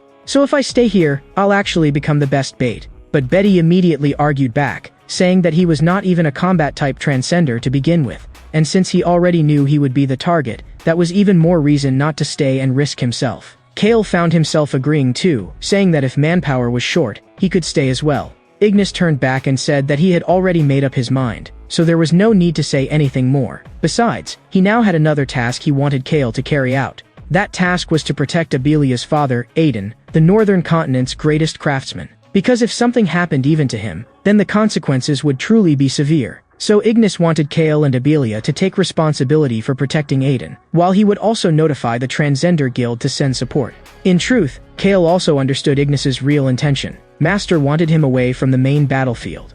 Then Ignis turned again to Betty behind him and said that he had 3 more tasks for her. First, immediately issue a warning to all residents of the Northern Continent that an attack was imminent, and arrange for transcenders below level 50 to help evacuate civilians. Second, notify all transcenders above level 50 on the Northern Continent to prepare at any time to engage the Calamity Beasts. As for the final matter, it was to call Fred over here, because he intended to confront them head-on in the area with the smallest population. On the first day of the prophecy, stone tablets fell from the skies above every region of the Northern Continent like rain. And by then, Betty had already arranged everything exactly according to her father's instructions. After saying that, her father told her to go get some rest first. But at that moment, Betty hesitated. Seeing the look on her face, Ignis said, "You're worried about Kale, aren't you?" Hearing that, Betty also gave a small nod and admitted that her father was right. In response, Ignis explained that the reason he had deliberately sent Kale away this time was because this descent would very likely include calamity beasts above level 100. If Kale were allowed to face monsters of that level head-on, the abilities on his body would inevitably be fully exposed. And once that happened, those calamity beasts would absolutely spare no effort to kill Kale first. And the other reason was that Master had realized that even now, Kale still seemed to lack enough attack power. So he had thought of the rumored divine artifact in Aiden's possession, the one said to be able to increase attack power. If Kale could really obtain that divine artifact, then perhaps a perfect transcender, one who possessed nearly every capability, would truly be born. At this moment, in North District 2, Kale and Abelia were rushing at full speed toward Aiden's residence. Given the current situation, calamity beasts could appear at any moment, so they had to reach Abelia's father as quickly as possible. But in the very next second, Abelia suddenly pointed into the distance and let out a startled cry. Kale followed his gaze. Only then did he discover that a stone tablet was falling from the sky, and its landing point was right in the middle of the city. Under the current circumstances, the warning had only just been sent out not long ago, so the civilians were very likely still in the middle of evacuating. If calamity beasts really descended right now, it would definitely cause massive casualties. But they were also carrying a mission on their shoulders, and if they turned back to save people at a time like this, it would inevitably slow down their current task. Just as Kale was still thinking, Abelia, without almost any hesitation at all, directly said that they should save the people first, because barrier-type calamity beasts were at least above level 20, and if no high-level transcendent stepped in, then a huge number of people would definitely die. Seeing that, Kale did not hesitate any longer either, and immediately told Abelia that the plan had changed. They would now prioritize dealing with the calamity beasts inside the city first. At this moment in the city, 3 level 15 transcenders and 1 level 16 transcender were desperately fighting a level 21 flame golem. One of them originally intended to block Flame Golem's attack with a C-rank rock shield, but Flame Golem shattered his defense and blasted him away with nothing more than a single punch. That sight instantly threw the others into complete panic. The one who had just been sent flying was already the strongest among them when it came to defense. In the next moment, one of them immediately prepared to run. He felt that if they kept fighting like this, they would only be throwing their lives away for nothing. But before he could even take more than a few steps, that Flame Golem had already appeared behind him. In extreme fear, he directly unleashed his B-rank skill water cannon. When he saw that the flames on Flame Golem's body actually seemed to go out from the attack, he even thought for a moment that his strike had really worked. Afraid the others would steal the credit, he deliberately told them not to interfere and said that he alone would handle this calamity beast. But in the very next second, blazing flames erupted once again from the surface of Flame Golem's body. At that critical instant, Kale directly used Glacial Body to block the attack for them. And Abelia, standing behind Kale, immediately shouted for them to fall back first and leave this thing to the two of them.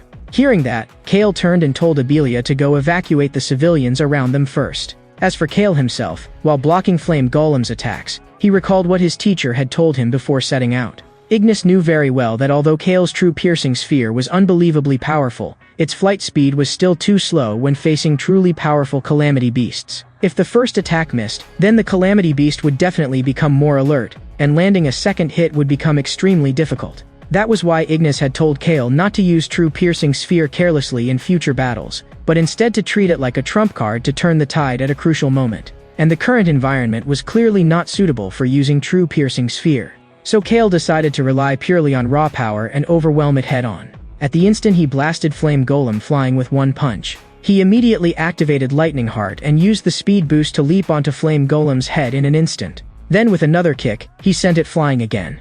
And seeing that thing still trying to struggle, Kale raised his leg and drove a heavy kick straight into its head. With a loud boom, even the surrounding ground caved in under the force of Kale's strike. Seeing that, the people around could not help crying out in shock. Look at that transcender, he looked only around 18. This had to be a joke. That was a level 21 Flame Golem, yet it was being beaten so badly it could not even fight back. By the time the smoke and dust cleared, Kale's figure had already disappeared, leaving everyone around standing there in blank confusion. Then someone nearby spoke up, saying that he thought he had just seen Kale leave with another blonde-haired man the moment he finished dealing with the calamity beast. At this moment, Kale was racing at top speed toward the mission location while thinking to himself that against calamity beasts at this level, he still could not kill them instantly, and that was definitely not a good sign. It seemed he now had to find a way to raise his attack power to another level as soon as possible. Then Kale turned to Abelia beside him. Seeing that, Abelia said while panting, that he had actually already thought of a way to increase Kale's attack power. That method was simply to go talk to his father directly. After all, his father's warehouse was packed with all kinds of equipment, and if his father found out that Kale was Ignis's disciple, then he would definitely be willing to bring out something for Kale to use. The moment he heard that, Kale did not waste another word and directly picked Abelia up in his arms. The reason was simple. Up until now he had been deliberately slowing down because he was worried Abelia could not keep up. But that calamity beast from earlier had already cost them too much time. Now they had no choice but to move even faster, so Kale could only carry Abelia and keep going. After night fell, Kale and Abelia finally arrived at Abelia's father's residence. Looking at the wooden cabin in front of him, Kale could not help asking Abelia why, when the town was clearly much safer, his father insisted on living all the way out here in such a remote forest. Hearing that, Abelia explained that his father thought the town was too noisy and simply could not calm his mind there. Abelia also reminded Kale not to be fooled by how shabby the place looked from the outside. The defensive system here was no joke at all. The whole area was filled with traps personally set by his old man. Hearing that, Kale suddenly understood. No wonder he had been sensing faint traces of mana fluctuations around the area earlier. Then Abelia walked ahead and told Kale not to worry, that as long as he followed him, they absolutely would not trigger any traps. In truth, even without Abelia leading the way, Kale could have relied on mana radar to avoid every mechanism. But before he had even taken 2 steps, Abelia, getting a little too full of himself, completely forgot that what he was stepping on was a trap. In the next second, an iron golem burst straight out from beneath the ground. The moment it appeared, that iron golem attacked Abelia without the slightest hesitation. Seeing that, Kale reacted almost instantly and stepped directly in front of Abelia.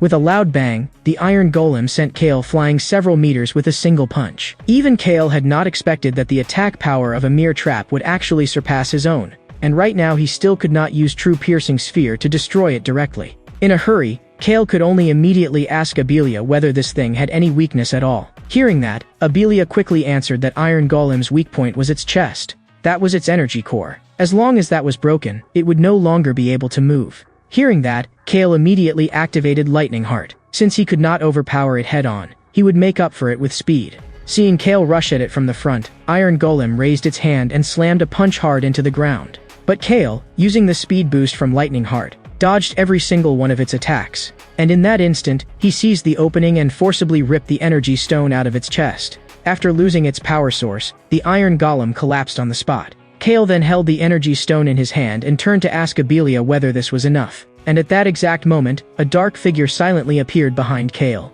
Sensing that something was wrong, Abelia immediately raised his hand and shouted for the other party to stop, Mr. Daniel. Hearing that, Kale turned around at once. Only then did he discover that someone had, at some point, already brought a sword down toward him. Fortunately, Abelia shouted in time, so the man stopped abruptly and slowly pulled his blade back. It turned out that before this, he had thought Kale was just some thief who had wandered in by mistake. Seeing that, Kale was filled with doubt, because until the other party actually made a move, he had not sensed even the slightest trace of mana fluctuation. And what caught even more of his attention was that the sword in the man's hand actually vanished into thin air right in front of his eyes. Then Abelia hurried over to the man and said that Kale was his friend, and although his level was 0, his strength was extremely high. The moment Abelia finished speaking, Kale directly asked where Abelia's father was right now. Hearing Kale ask that, Abelia immediately asked the same thing. Daniel then said, Master is right behind me, but you'd better be careful. He doesn't seem to be in a very good mood right now.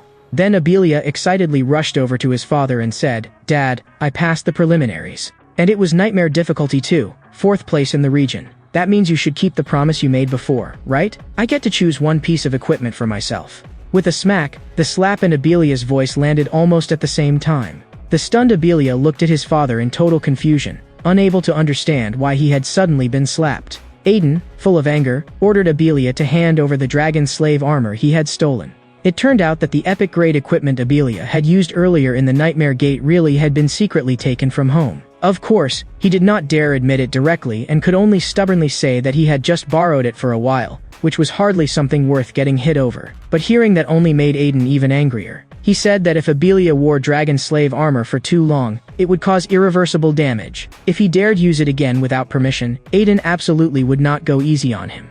At that, Abelia got so angry that he directly threw the thing from his pocket onto the ground and said that from now on, he would never touch his father's equipment again. Then Aiden's gaze fell on Kale. Kale then explained the purpose of this mission in full. In truth, Aiden had already heard a little about the prophecy before. What he had never expected, however, was that someone as absurdly picky as Ignace would actually take in a young man like Kale, who looked so unremarkable on the surface. But the moment he finished saying that, Aiden suddenly seemed to notice something. Wait, your level is permanently fixed at 0? After Kale confirmed it himself, Aiden immediately pressed further and asked whether Kale had used some powerful divine artifact to deliberately fake his own attributes. Hearing that, Kale directly shook his head and said no. Those words instead seemed to make Aiden suddenly understand something. No wonder Ignace had specifically contacted him earlier and named that item in particular. Then Aiden said that Kale's master really was an exceptionally shrewd man. In almost everything he did, he expected some kind of return. But in response, Kale said, Master only told me to protect you. He never said anything about any reward. Seeing that, Aiden told Kale that in truth, Ignace had already contacted him beforehand and demanded a piece of equipment as the price for Kale protecting him. Hearing that, Kale instantly understood. In the end, everything his master had done was still for his sake. Even so, Kale seriously told Aiden that even without this divine artifact, he would still do everything he could to complete the mission. But Aiden merely waved a hand and said that equipment was the one thing he lacked the least, so giving Kale a piece did not matter. What Aiden was truly curious about, however, was why Ignace had deliberately chosen a failed creation. It had originally been a masterpiece forged to push a Transcender's attack power to the absolute limit, critical heart. Its ability was that whenever the user landed a critical hit, their attack power would directly double, and it also came with an additional effect that increased critical hit rate by 99%. But after it was completed, a crack had appeared in the equipment. Because of that, this divine artifact immediately fell into a damaged state. Now, it could only increase critical hit rate by an extra 1% whenever the user defeated an enemy whose attack power was higher than their own. Even more troublesome, that critical hit rate would reset every time the user leveled up. And because of that, this equipment was practically useless to ordinary Transcenders. That was why Aiden had been completely unable to understand earlier why Ignis had specifically asked him for this item. But now, Aiden finally understood Ignis's real intention. Although he did not know exactly how Kale kept growing stronger, if Kale truly could not level up, then for him this divine artifact was basically a perfect match. Because as long as Kale kept defeating calamity beasts, his critical hit rate would eventually stack all the way to 100%. In an instant, a powerful surge of energy violently erupted from that critical heart. Then that energy poured through Kale's entire body. System prompt: Kale has equipped the damaged critical heart. Current critical hit rate, 0%. Although the growth condition of this critical heart was absurdly harsh for anyone else, for Kale, it was one of the easiest requirements imaginable. Even Aiden had not expected that this piece of equipment would fit Kale so perfectly. Kale, meanwhile, sincerely thanked him, because he had been troubled for a long time by the fact that his attack power was too low and had not been improving, and he had never expected that Aiden's equipment would solve that exact problem for him. Then Aiden turned and walked back toward the cabin, saying that he was only someone responsible for making equipment, while Kale and the others were the ones truly responsible for fighting the calamity beasts. So for the sake of humanity's survival, there was no need to thank him for something like this. But in the very next instant, a powerful surge of energy suddenly descended from the sky. With a loud bang, that force exploded violently not far from the wooden cabin. This immediately made Abelia push open the window from inside the house and hurriedly ask what had happened outside.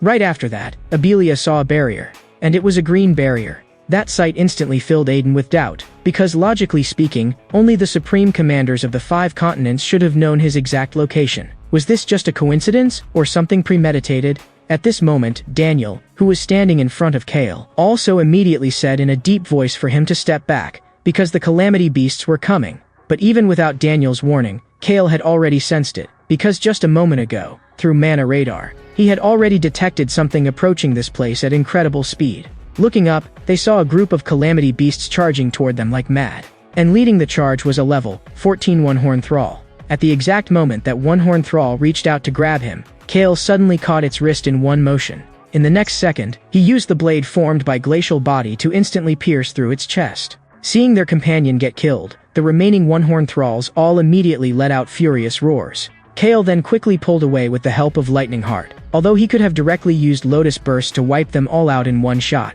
he had to take the wooden cabin behind him into account, along with Aiden and Abelia inside. Although Daniel, standing nearby, would most likely be able to withstand the shockwave from Lotus Burst, the other two might not necessarily survive it. With the combined coordination of Lightning Heart and Glacial Body, after Kale consecutively cut off the heads of 2 one-horn thralls, his gaze suddenly shifted in another direction. Because just now, through mana radar, Kale had clearly sensed an even stronger energy fluctuation.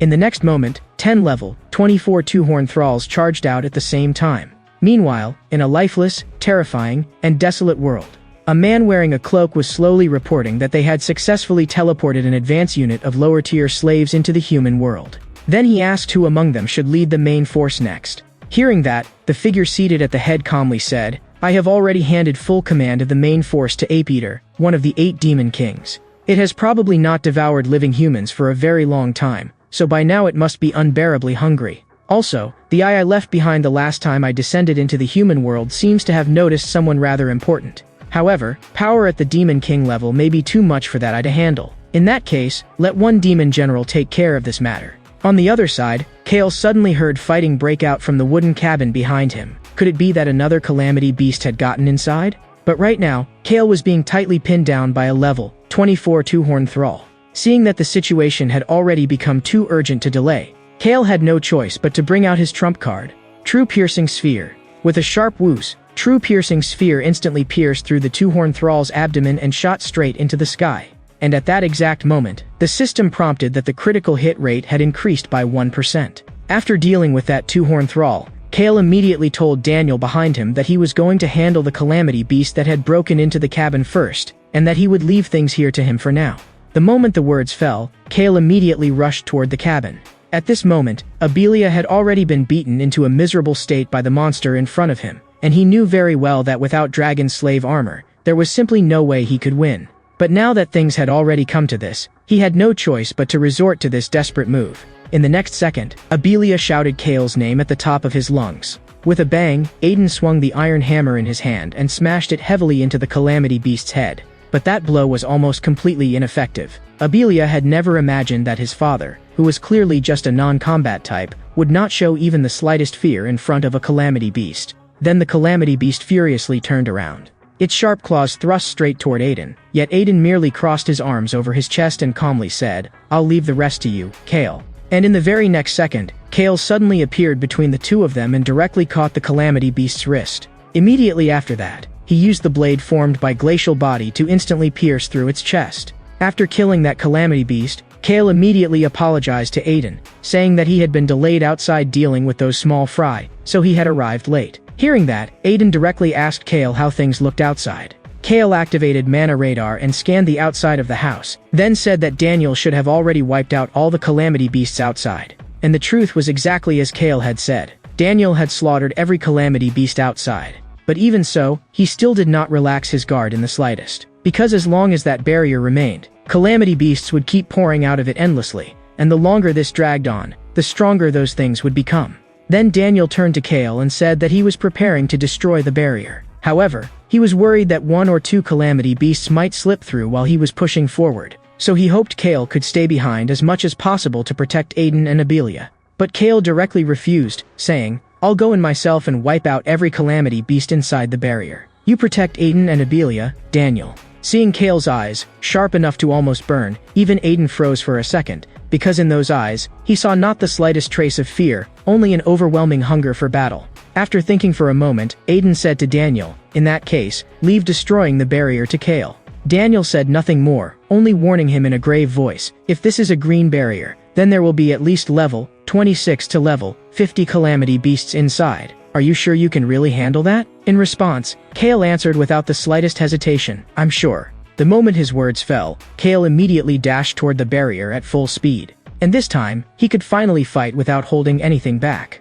Watching Kale's figure disappear into the night at high speed, Abelia immediately declared that since Kale had already gone, then as a member of AA, he naturally had to follow and fight too. But Aiden shut that down on the spot. Abelia had originally wanted to ask why, but his father coldly told him to stop fooling himself into thinking he was part of that team. "This is cruel, because you and Kale simply live in two completely different worlds." Seeing that Abelia still refused to give up, Aiden continued, "The meaning of a team is to support each other and cover each other's weaknesses. But to Kale, right now, you are nothing but the one holding him back. If you keep following him like this, sooner or later you'll only get him killed. And I'm not just talking about you. Because Kale is a special existence. In his generation, there is already no one left who can truly stand on the same stage as him. And did you see the look in his eyes when he faces calamity beasts? That is the look of someone completely consumed by hatred." At that moment, while rushing toward the green barrier, Kale detected 5 enemy units through Mana Radar. As the passive effect of his skill activated,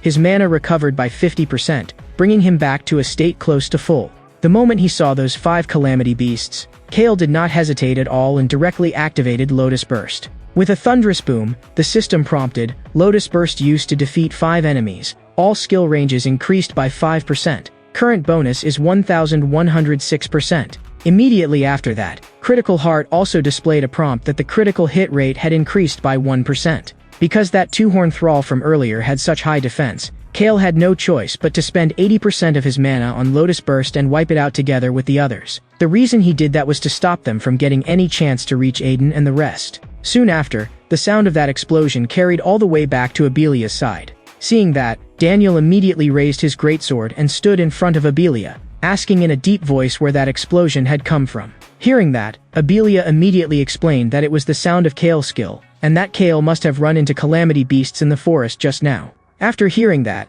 Daniel could not help thinking to himself that an explosion on that scale was absolutely not something a mere level 0 person should be able to create. It made him start to wonder whether Kale's inability to level up might actually be the result of some monstrously powerful talent with equally monstrous side effects. And right at this moment, Kale had already arrived in front of the green barrier. After all, the calamity beasts appearing here now were on a completely different level from the ones he had faced before in the trial stage. Then Kale activated Mana Radar once again. But to his surprise, the skill was completely unable to determine either the number or the strength of the calamity beasts inside the barrier. Still, thinking back on it, his teacher really had mentioned before that the color of a barrier itself could be used to judge the approximate level range of the calamity beasts inside. And those ranges were divided like this. Gray barriers corresponded to levels 1 to 25, green barriers corresponded to levels 26 to 50, blue barriers corresponded to levels 51 to 75, purple barriers corresponded to levels 76 to 100, and red barriers corresponded to levels above 100. Since the one in front of him was the green barrier, that meant the calamity beasts inside were probably level 26 to level 50. If he could wipe everything out in there right now, then the experience drop would probably be insane.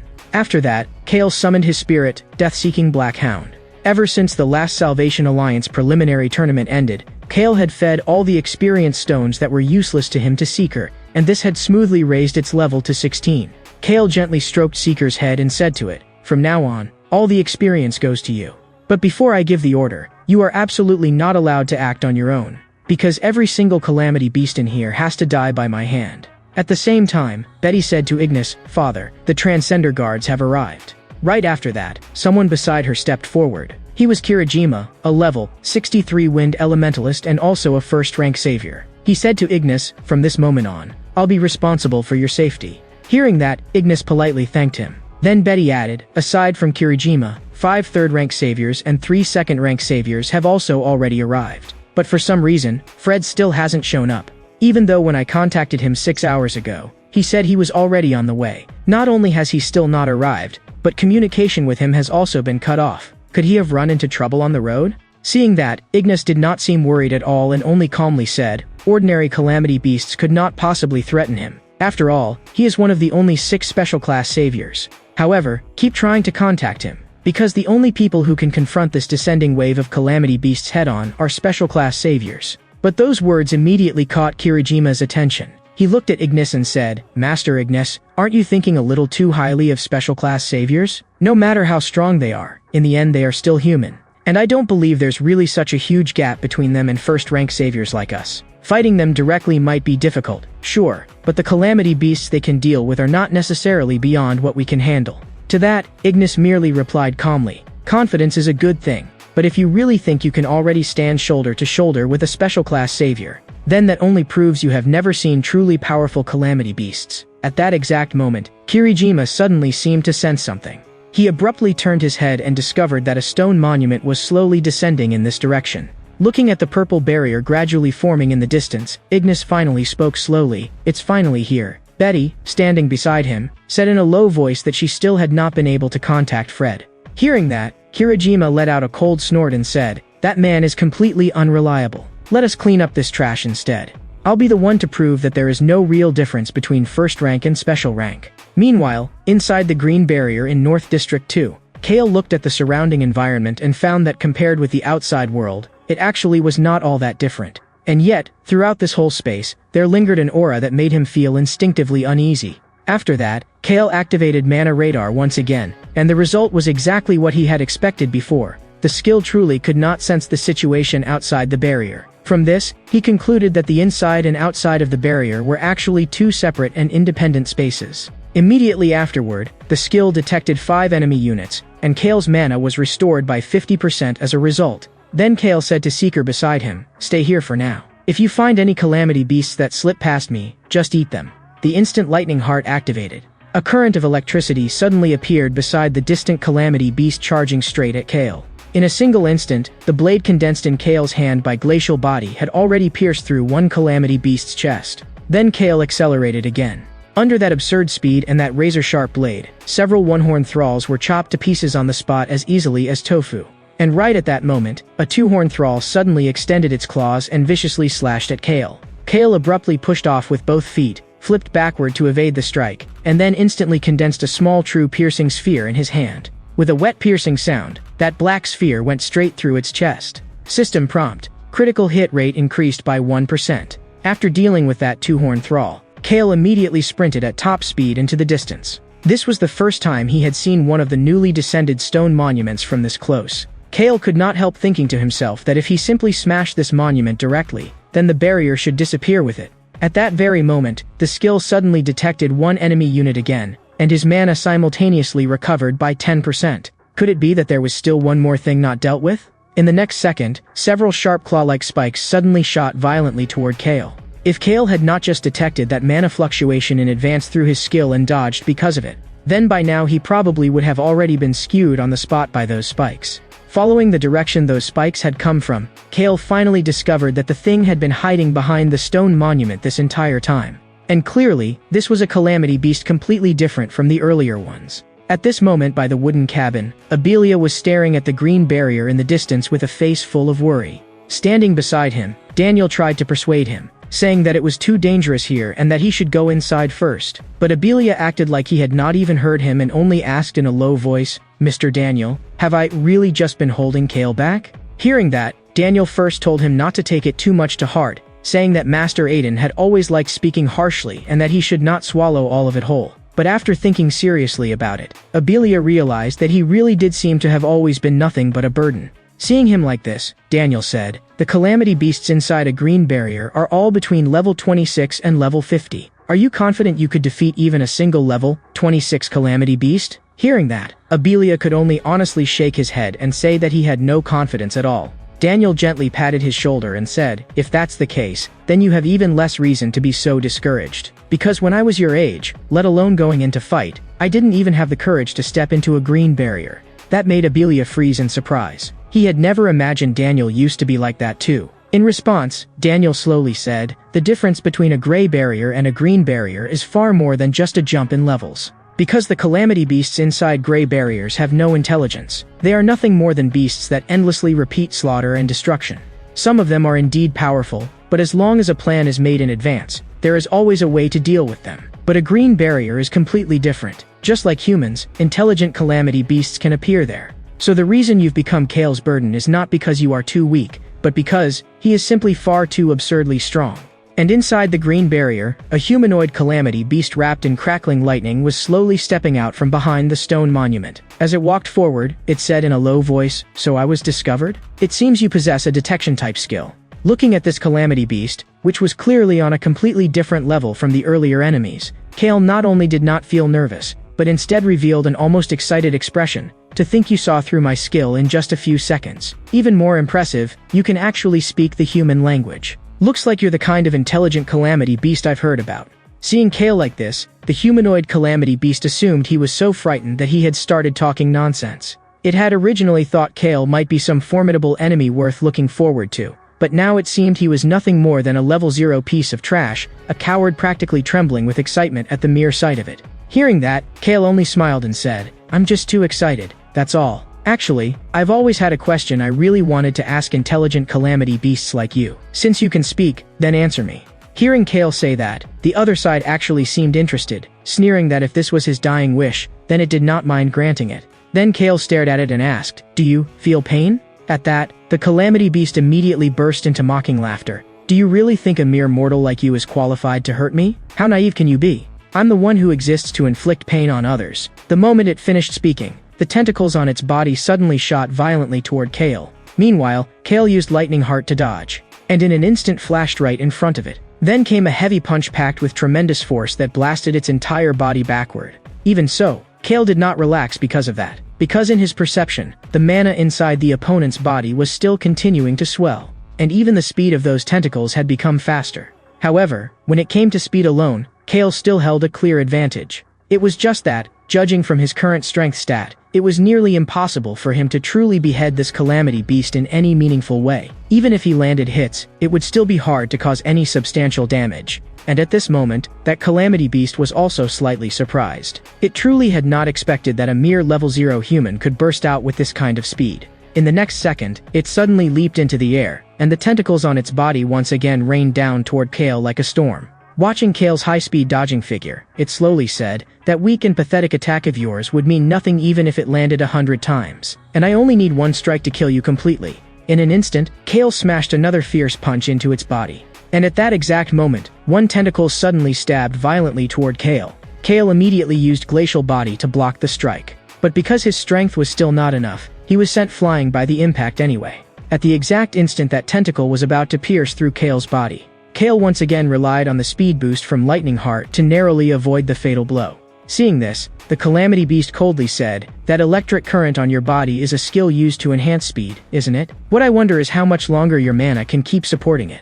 Hearing its words, Kale quickly reached a conclusion in his mind. Those tentacles it was using to attack probably were not a skill, but actual parts of its body. And because of that, Onmi Insight had never been triggered. In the next second, Kale flashed in front of it again and slammed a punch hard into its face. But this attack still had no effect whatsoever. Not only that, Kale's own mana was also almost depleted. If this kept dragging on, then as his body weakened and his mana ran dry, his speed would sooner or later start to drop. So at this moment, Kale made a decision. He would keep increasing his attack frequency, because as long as he could successfully trigger a critical hit even once, the entire outcome of the fight would reverse in an instant. Immediately after that, Kale's fists rained down on the opponent like meteors. But even so, the attack still seemed completely ineffective. So he had no choice but to push the frequency even higher. And right at that moment, one tentacle suddenly shot in violently from the side. With a bang, it pierced straight through his chest. Looking at Kale's body skewed through, the Calamity Beast opened its mouth full of fangs and slowly said, "To throw all your strength blindly into attacking like that is laughably stupid.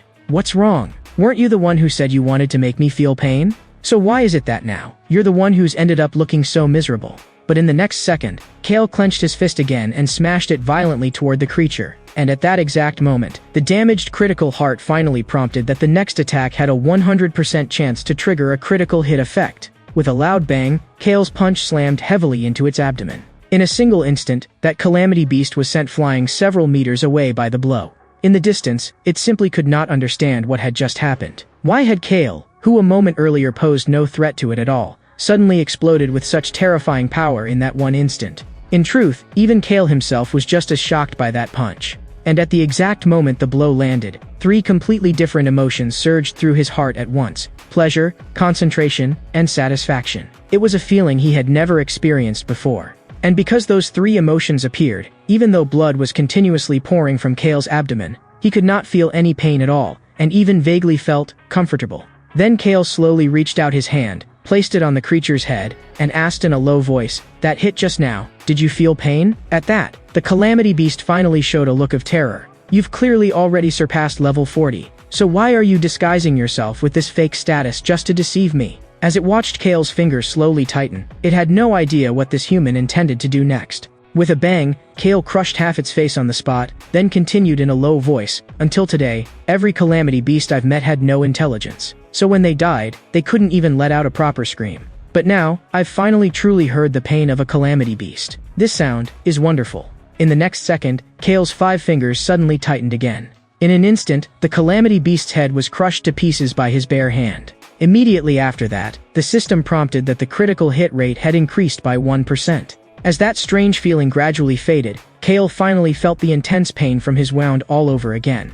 And the barrier in the distance, which had already begun turning transparent, also made Kale realize that there were probably no other Calamity Beasts left in here. That meant there was only one final thing left: destroy the stone monument. The moment Kale threw a punch, the stone monument in front of him exploded apart, even more fragile than he had expected. Although the battle here was already over, there was still one thing Kale needed to confirm before returning. He softly called out, "Seeker." In the next second, a black wolf-like beast lightly flipped out from behind him. Looking at Seeker's appearance now, Kale could not help feeling a little puzzled. Did it seem a bit bigger than before? But what had changed about it went far beyond just its size. Its level had actually risen by 3 levels in one go, and it had even gained an extra 150 unassigned attribute points. This immediately made Kale realize that its body would keep growing along with its level. In other words, as long as he kept feeding it experience, one day it would grow into a truly enormous monster. And at this point, Kale's stamina was already nearly completely exhausted. On top of the massive blood loss, his body was almost at its limit. Then Kale said to Seeker, "You should be able to track the residual mana I left behind, right? Then follow the trail I left when I came here and take me back." The moment the words fell, Seeker raised its head and let out a long howl. Meanwhile, on the other side, seeing the barrier gradually dissipating, Abelia immediately realized that Kale had succeeded. Even Daniel could not help being startled. In only 10 short minutes, Kale had destroyed a green barrier. Even if there had been no intelligent calamity beasts inside, that level of efficiency was already shocking enough. But at that very moment, he suddenly heard a roar. That instantly put him on alert. The barrier had already been destroyed, so why would there still be a calamity beast? Immediately afterward, Daniel turned around at once and told Abelia to retreat back into the house first. But after hearing that roar, Abelia froze for a moment and said that the sound somehow felt familiar. In the next second, Seeker came charging toward them at high speed. That instantly made Daniel raise his sword horizontally in front of his chest in caution. Looking at the calamity beast rushing straight at them, he was already prepared to strike it down on the spot. But that figure suddenly reminded Abelia of the one Kale had previously taken in as his spirit. So he hurriedly shouted for Daniel to stop. Only then did Daniel's sword pause slightly. So this was Kale's spirit? And at that moment, Seeker also came to a stop, when it slowly lowered Kale from its back. That sight caused even Daniel to show a look of surprise, because in his understanding, only a true spirit master could freely command a being like this. Yet Kale had a permanently fixed level, battle power far beyond others his age, and even skills from other classes. The more Daniel came into contact with him, the more he felt he simply could not see through this person. At that moment, amid Abelia's repeated calls, Kale finally slowly opened his eyes, softly called Abelia's name, and only said that he wanted to rest for a while first. But the moment those words left his mouth, Abelia burst into tears and started sobbing uncontrollably. Seeing him like that, Daniel, standing to the side, could not help saying, "Kale isn't dead, so what exactly are you crying for?" Hearing that, Abelia forcibly stopped crying and hurriedly asked, "Really? He's really not dead?" Then Daniel pointed at the wound on Kale's abdomen and said, "His breathing is still steady. I'll take him back first and give him emergency treatment." After saying that, Daniel picked Kale up. When it came to pure combat power, Daniel might already be unable to keep up with Kale now. But there were still certain things only Daniel could do. Because Daniel's class was Wind Elementalist, a versatile class capable of both offense and defense, with control over both wind and airflow. But unfortunately, almost all the talents he had awakened were healing-type skills. And because of that, he had always felt a strong resistance toward his own talents and had never been willing to use those abilities. But this time, because of Kale, he truly intended to use that power for the first time. In the next second, Daniel directly activated the C-rank skill Healing Wind. As he slowly poured that gentle healing power into Kale's body, he quietly thought to himself, "For the sake of our team, you have to recover quickly." At this time in North District 4, a purple barrier suddenly spread open near Ignis's residence. With a loud bang, Kirijima, who had been full of confidence only moments earlier, was blasted away and slammed hard into the tree stump behind Ignis. Seeing that, Betty hurriedly summoned her spirit, wanting to heal him, but Kirijima desperately told her to run at once. Because that thing's power, defense, and speed were simply not on the same level as his. Not even a special class savior could possibly defeat a monster like that. Then he struggled to say again, "Master Ignis, run." At that moment, the bull-headed calamity beast lowered its head, looked down at Ignis, and asked, dressed so strangely, "You should be Ignis, right? How lucky. I found the target right away." The moment it finished speaking, it attacked directly. Hearing that, Ignis also understood that the other party's target really was him. Then came the sound of a body hitting the ground. That made Betty cry out for her father in panic. And Kirijima, tears all over his face, said, "It's over." Yet Ignis, standing right at the center of the attack, still calmly spoke a single sentence. "You're late, Fred." Hearing that, Fred turned his head and gave a brief apology, saying that he would handle this thing. Looking at Fred, who had appeared out of nowhere, the bull-headed calamity beast coldly said, "And where did you come from? Tiny little thing, but your mouth sure is big." At that moment, Kirijima also hurriedly tried to warn him. Yet Fred merely threw a casual punch. And just like that, he blew apart the bull-headed calamity beast on the spot, despite how unstoppable it had looked only a moment ago. That scene shocked Kirijima to the core. So, this was the power of a special class savior? He had originally thought that special class saviors were still only human in the end. But what he was looking at now had long since gone beyond normal human logic. Betty, seeing this, originally wanted to breathe a sigh of relief, but Fred calmly said that the real battle was only just beginning.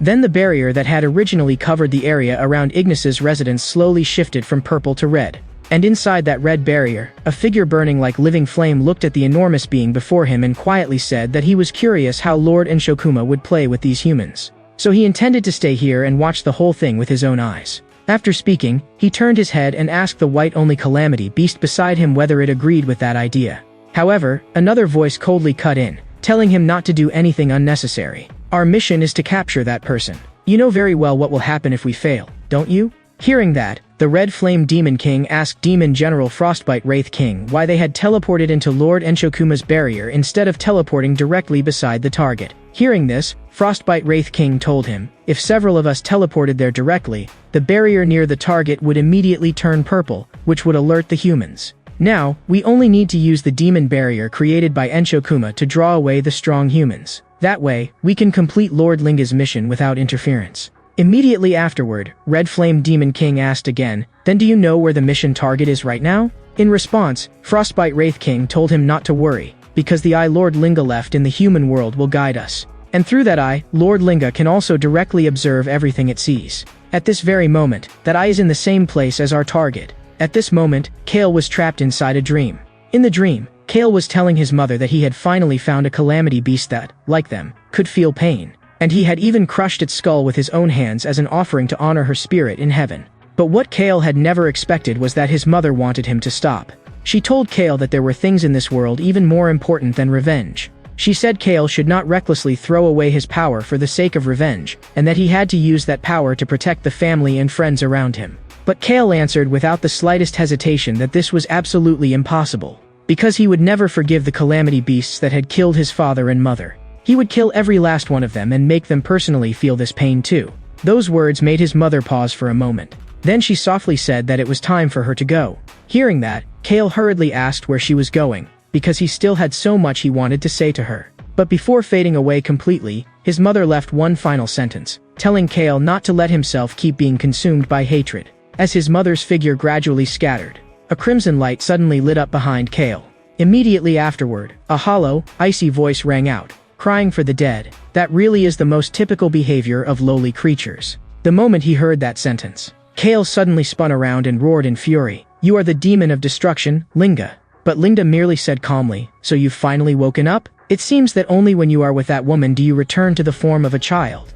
Hearing that, the anger in Kale's heart flared even more fiercely. He charged violently toward where Linda stood. But Kale's punch passed straight through Linda's body. Linda then unhurriedly told Kale not to be so impatient. He also said that before long, he would make Kale experience that same feeling of despair all over again. At that moment, the entire dream began to shatter rapidly. At the instant the dream was about to collapse completely, Kale roared that sooner or later, he would kill Linga with his own hands. When he woke up again, Kale realized that he was lying in a hospital bed. For a moment, it almost made him think that everything he had just gone through had only been a dream. But in the next second, a strange stabbing pain suddenly shot through Kale's right eye, even though it had clearly never been injured before. Only, for some reason, he still did not notice that something abnormal had already appeared in that right eye. After that, he checked his body and found that he had already fully recovered, which was probably because Abelia had used wood spirit bandages on him. Only, why had Abelia fallen asleep here? Kale had originally wanted to signal Seeker not to make any noise so he would not wake Abelia. But Seeker completely misunderstood and directly let out a low growl. In the next second, Abelia blasted a gust of wind at Kale while still mumbling in his sleep about defeating the calamity beasts. But with a breeze like that, he probably could not even ruffle the fur of a real calamity beast. The moment Abelia saw clearly that it was Kale, he instantly shouted in delight, "Kale!" In the next second, he stumbled forward and threw himself into Kale's arms in a tight hug. Kale, meanwhile, could only think helplessly that this guy was still exactly the same. Whenever he got excited, he just had to run up and hug people. Wiping away cold sweat, Kale asked Abelia how long he had actually been unconscious. Abelia told him that about 3 hours had already passed. Hearing that, Kale thought for a moment, 3 hours, which meant it was probably around 3 in the morning on the second day of the prophecy. Then he asked whether Aiden and Daniel were safe now. Abelia nodded firmly and said that ever since Kale had shattered the green barrier, no more calamity beasts had appeared. But after hearing that, Kale did not relax in the slightest, because the words from that dream earlier still bothered him. That feeling had been far too real to be just an ordinary dream, so those calamity beasts had to still be planning something. In the next moment, Kale sat up from the bed and quietly put his clothes back on. Looking at Kale now, Abelia happily said, "That's great. It looks like you've really recovered completely." But hearing Abelia's words, Kale gave no response. He merely walked silently to the door and pushed it open. By this time, the reinforcements his teacher had mentioned earlier should be arriving soon too, so he planned to check the situation with Daniel first. As Abelia followed him outside, he started chatting with Kale, asking what that canine spirit from earlier was actually called, and Kale answered with a question of his own. Wasn't it just called Death-Seeking Black Hound? Hearing that Kale had never seriously given it a real name at all, Abelia immediately declared with a confident look that he was actually very talented at naming things. But before he could even finish speaking, Kale shut him down without hesitation. Kale had already experienced Abelia's so-called talent firsthand, so there was no way he was letting him mess around. At that, Abelia immediately showed a look of regret. Ahead of them, Daniel, who was repairing the iron golem, heard their conversation and also spoke up, saying that he had not expected Kale to recover so quickly. With spirit bandages alone could not possibly do that, so had Abelia finally used his true ability after all? Hearing that, Kale looked at Abelia in surprise and asked, "I've never seen you use any skills before. Are you a healing-type transcender?" Abelia scratched the back of his head and said that he did know a few attack skills too, though inwardly he added that their damage was just a little low. At this time, Kale turned to Daniel again and asked whether any other saviors had arrived while he had been unconscious. Daniel glanced back at him and said no. Daniel looked a little puzzled and asked why Kale was suddenly asking that. Kale said, "My teacher told me before that he would send nearby saviors here, but now a whole day has already passed, so they should be arriving around now." To this, Daniel replied, "After all, the place we're in now is deep in the forest. Even for you, if Abelia hadn't guided you, there's no way you could have gotten here this fast." Although Kale felt that what Daniel said did make sense, for some reason, however, an extremely ominous feeling still lingered in his heart. It was as if some evil force was slowly drawing closer, little by little. And at that very moment, several figures in the distance were also rushing rapidly in this direction. One of them asked the person beside him how far they still were from the destination. In response, that person answered that there were probably only a few kilometers left and told him to hold on a little longer. Because as long as they completed this mission, they would officially be promoted from apprentice saviors to level 3 saviors. It was just that no one had expected this place to be so remote. Why would the greatest craftsman on the northern continent live somewhere like this? But suddenly, one of the people behind them seemed to sense something and immediately spoke up, telling everyone to stop. The moment they heard the warning, they all slammed on the brakes and came to a halt. Then they turned and asked the woman whether she had sensed some strange aura. In a low voice, the woman said that it seemed like something was rapidly approaching them from ahead. At that moment, a voice slowly came from directly in front of them. "I didn't expect you to notice me so quickly." At that, all of them entered combat stance at the same time. Then the owner of the voice, Red Flame Demon King, appeared and looked at them as he asked, "You all seem to be in quite a hurry. Where are you planning to go? Care to tell me? Maybe the place you're heading to is the same place I'm going." Yet in only an instant, the man holding the blade turned into a crimson skeleton. At that, Red Flame Demon King merely muttered lightly, "A tiny little fireball can do this much damage. Humans really are laughably fragile." Then it turned to the White Oni Calamity Beast beside it and asked, "Your side done too?" The White Oni Calamity Beast slowly raised its fist. One of the people on the ground had already been smashed into a pool of flesh, making even Red Flame Demon King unable to help, commenting that its methods were still too brutal. At that moment, the woman who had first sensed their presence earlier asked in a trembling voice how they had appeared here when there was clearly not even a single barrier nearby. Hearing that sentence, Red Flame Demon King condensed another small fireball in its hand. "We walked a very long way before finally reaching this place." That frightened the woman in front of it so badly that she froze in terror on the spot. Just as Red Flame Demon King was about to kill her too, a voice stopped it, but Red Flame Demon King said that it had been bored for too long and now needed to find some amusement. But before the fireball in Red Flame Demon King's hand could even be launched, several sharp chunks of ice instantly froze it in place. Then the owner of the voice, Demon General Frostbite Wraith King, coldly said, "If you dare ignore my orders again next time, the consequences will not end here." Hearing that, Red Flame Demon King immediately showed fear, hurriedly saying that it understood and asking Frostbite Wraith King to release the spell. And after Frostbite Wraith King lifted the spell, he turned to look at the woman who had already been scared into tearful silence. Flames suddenly burst wildly across Red Flame Demon King's body. With an annoyed expression, it said, "The only ones we are not allowed to kill right now are the target and the owner of the magic eye, right? What's so special about this woman?" To that, Frostbite Wraith King calmly said that it was not part of the mission in the first place. He simply wanted to use the opportunity to test the new ability Lord Linga had granted him. Then, a palm wrapped in black aura aimed at the terrified woman.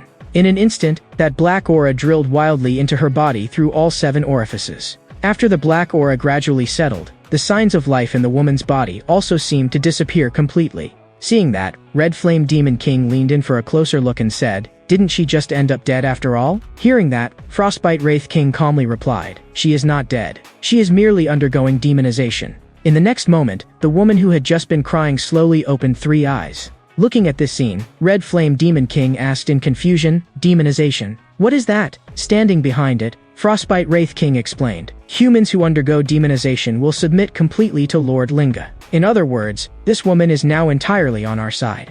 Then the woman respectfully lowered herself and knelt on the ground, waiting for the Demon General's orders. Seeing this, Demon General Frostbite Wraith King said, "Infiltrate human society and remain there until the day Lord Linga descends. Before that, you are to faithfully report everything that happened here. Say that your team was attacked by calamity beasts in the forest, and that because of your companion's sacrifice, you became the only survivor." In response, the woman respectfully said that she understood. After saying this, Frostbite Wraith King ordered her to leave immediately. And after hearing those orders, the aura of demonization around the woman gradually faded as well. After a while, it was as if she had just woken from a nightmare, and she looked around in panic. In the next second, she suddenly turned and ran into the distance without looking back. Watching her like that, Red Flame Demon King said dismissively, "Making those humans obey our commands is not a bad idea. But what's the point of recruiting weaklings like this?" To that, Frostbite Wraith King slowly said, "Not just her. Including transcenders, tens of thousands of humans have already undergone demonization and become one of us. When Lord Linga completely unifies this world, they will naturally play their vitally important roles. So stop wasting time and come with me immediately. This mission is more important than any we have carried out before." And at this moment, the Iron Golem had already been fully repaired. With the addition of this Iron Golem, whose combat power was equivalent to a level 30 Transcender, they could finally make up at least a little for their lack of fighting strength. Then Kale walked into the room and asked the old man Aiden about what had happened earlier with Critical Heart. Hearing that, Aiden immediately understood. Could it be that Kale had triggered a critical hit during his earlier battle with the Calamity Beast? Thinking of that, he could not help immediately asking Kale what his current critical hit rate was. Kale answered, it was originally 3%, but after defeating that intelligent Calamity Beast, it increased to 4%. At that, Aiden could not help praising him. Landing a critical hit with only a 3% chance, your luck really is absurd. Hearing that, even Kale himself vaguely felt that his luck did sometimes seem a little too good. But what truly puzzled Kale was actually the state he had entered after the critical hit triggered. It was not just improved concentration. It had also pushed him into a strange feeling of being almost omnipotent. So Kale looked at Aiden and asked, could that also be one of Critical Heart's effects? That sentence made Aiden's whole body jolt. Then he immediately turned to Kale and asked, was it that kind of state where your 5 senses became abnormally sharp, like you could perceive everything around you? But how could you possibly stay calm in that state and not be affected at all? Hearing that, Kale thought for a moment and replied, if that's the feeling you mean, then yes. Only then did Aiden continue, what you entered is a state called flow state. The so-called flow state is when a person becomes completely immersed in something, to the point that time feels distorted and both concentration and excitement rise to their peak at once. The sudden technical term Aiden threw out left Kale a little lost. Seeing that, Aiden switched to a simpler explanation. Put simply, it means getting into the zone. For example, a painter becomes so focused on creating that he forgets to eat. An athlete moves through a match on instinct, like the body itself has gained consciousness. A student becomes so absorbed in solving problems that they completely forget time passing. Those are all examples of flow state. And once a transcender enters flow state, they gain not only ultimate concentration, but also abnormally heightened senses. At the same time, their attributes and skill effects will also rise to 120% of their original levels. These words made Kale pause slightly, and then he said that his teacher had never mentioned any of this to him before. Hearing this, Aiden immediately snapped back somewhat irritably. Do you think flow state is some common thing you see everywhere? This is a state only an extremely small number of people can achieve. For ordinary people, they might not enter it even once in their whole lives. So without exaggeration, whether or not someone can enter flow state is the dividing line between a genius and an ordinary person. Looking across all the transcenders on the 5 continents, including myself, there is not a single one who can enter flow state at will. And my first awakening of flow state was only after I had already been a transcender for 2 full years. Even compared to others, that was already considered very early. But you awakened only 1 month ago, and you already reached this level. Wait, don't tell me you weren't even listening to what I was saying just now? Hearing that, Kale suddenly snapped back to attention. He turned to Aiden and said, I can feel 3 presences with enormous magical power approaching this place. To that, Aiden said they might also be the people Ignis had sent to protect this place. But Aiden's words did not make Kale relax. Because in his perception, those magical fluctuations felt more like calamity beasts than transcendence. So just in case, Kale still decided to go out and check for himself. Hopefully, all of this really was just his own misunderstanding. Then Kale directly pushed open the door. The 2 people outside, seeing him like this, were also a little confused and did not understand why he had suddenly become so tense. Kale said, I just sensed magical fluctuations and thought calamity beasts had come. To that, they replied that no new barrier had appeared nearby at all. So in theory it was impossible for calamity beasts to show up. Even if they really had come, the iron golem had now been reactivated, so ordinary calamity beasts would not require them to step in personally. Before those words had even fully finished, with a heavy crash, the iron golem suddenly smashed violently into the house from beside Abelia, and a fist mark the size of a sandbag was clearly stamped into its chest. None of them had expected this at all. An iron golem comparable to a level 30 transcender had actually been taken down in one strike before it could even react. Then a voice slowly rang out. Only 3 of them? Then this should be easy. And the one who said those words was none other than Red Flame Demon King, one of the 3 terrifying calamity beasts. They were clearly still standing in the distance. Yet Kale could already feel that the magical fluctuations from their bodies were on a completely different level from that guy inside the green barrier earlier. Especially the one standing in front, who made Kale feel like he was facing a raging sea. Then Frostbite Wraith King said to the Red Flame Demon King behind him, I'm going to seize the target. I'll leave this place to you. And remember, do not damage the eye under any circumstances. Red Flame Demon King gave him a look that said not to worry, and with a flick of its fingers, condensed another small fireball in its hand. Hearing their conversation, Kale was instantly alarmed. Could it be that these guys' target was Aiden? In the next second, the 3 of them immediately moved to block Frostbite Wraith King. But in only a single instant, Frostbite Wraith King had already appeared behind all 3 of them. That speed instantly changed everyone's expression. They instinctively wanted to chase after it and stop it, but Frostbite Wraith King merely raised one hand lightly. In an instant, a massive wall of ice rose out of thin air, completely cutting them off on the other side. Seeing this, Daniel's face filled with shock. He swung his sword, trying to shatter the ice wall, but no matter how he attacked, he could not shake it in the slightest. And at that moment, the white Oni calamity beast had already rushed up behind Daniel. Daniel hurriedly turned around and braced the blade with both hands, barely managing to block the strike. But that terrifying force still sent him flying backward from the impact alone. Kale could not help calling Daniel's name in alarm. But at the same time, Red Flame Demon King had already walked up in front of Kale and said, You're in no position to worry about anyone else. As soon as the words fell, an A-rank fireball blasted straight at Kale. Without even a second to hesitate, Kale immediately unfolded Glacial Body and at the same time shouted for Abelia behind him to run. With a yelp, Abelia instantly panicked and bolted toward the back. And that explosion from just now directly shattered the Glacial Body in front of Kale, even leaving his palms scorched black. System prompt, A-rank skill Red Flame Bullet detected, activating Omni Insight. Current analysis progress,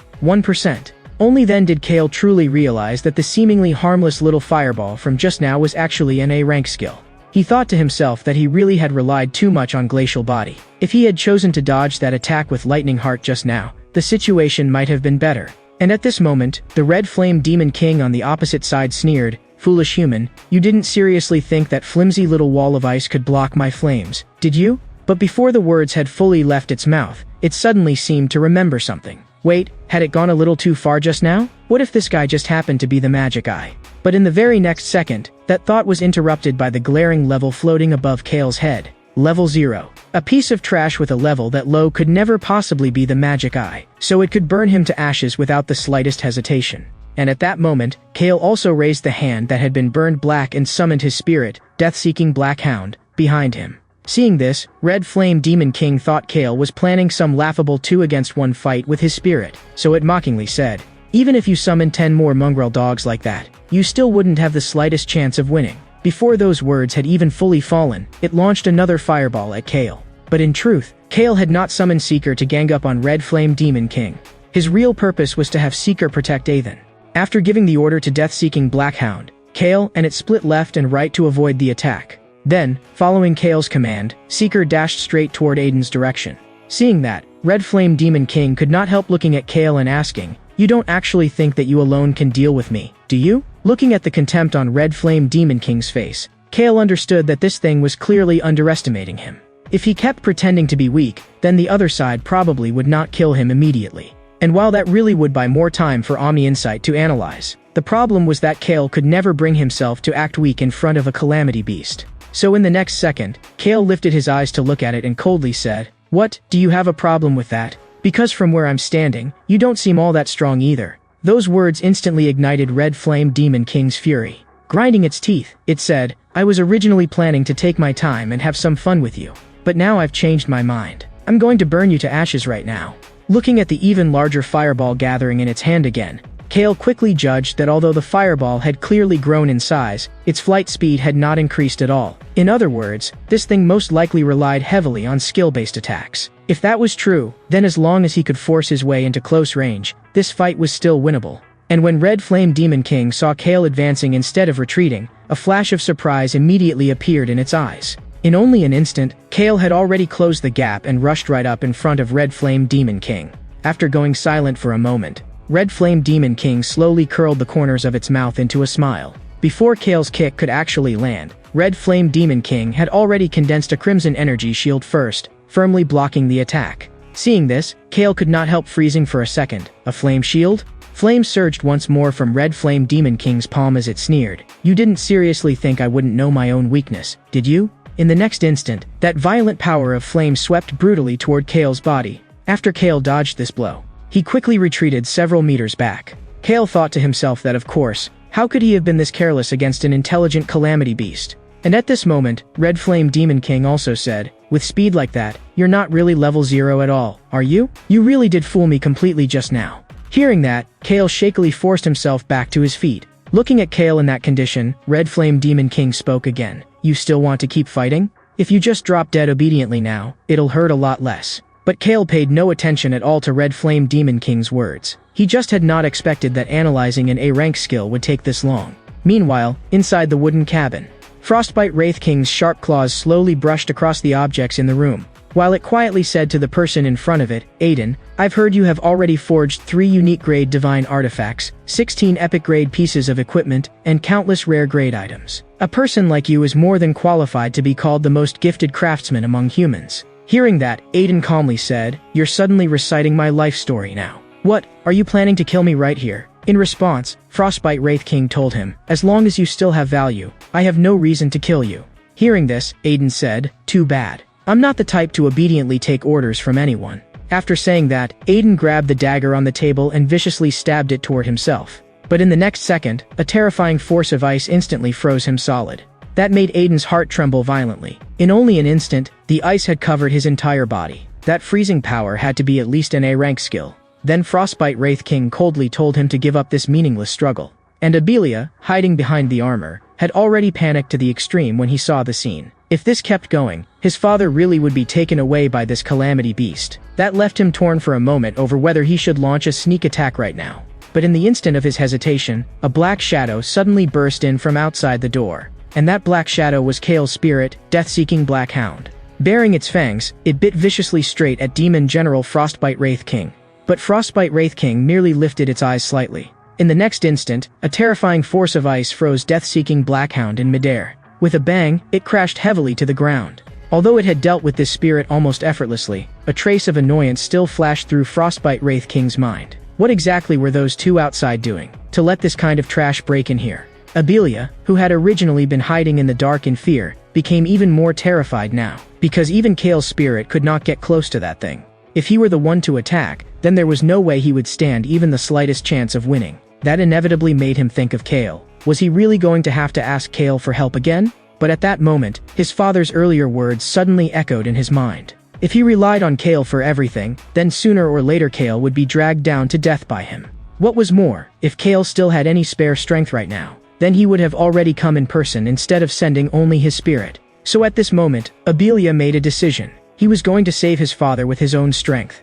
That's right, as long as he had that thing, Dragon Slave armor. Maybe then he could at least buy himself a sliver of a chance. That thing should be hidden under his father's bed. Thinking of that, he ran toward his father's room without hesitation.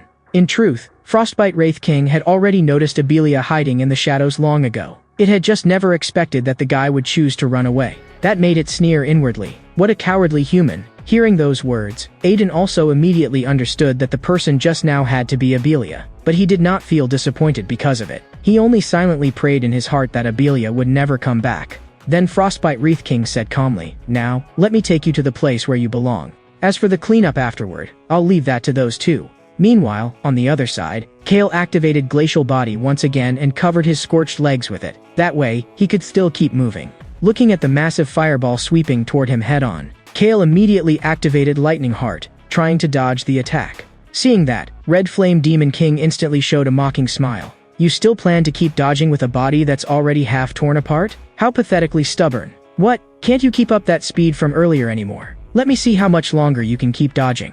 As the words fell, it slowly raised both hands. That instantly made Kale's heart sink. From afar, Red Flame Demon King's entire body suddenly erupted with countless streams of blazing fire. And as those flames swept over once again, Kale was left with almost nowhere to run. One stream of fire after another blasted straight toward him.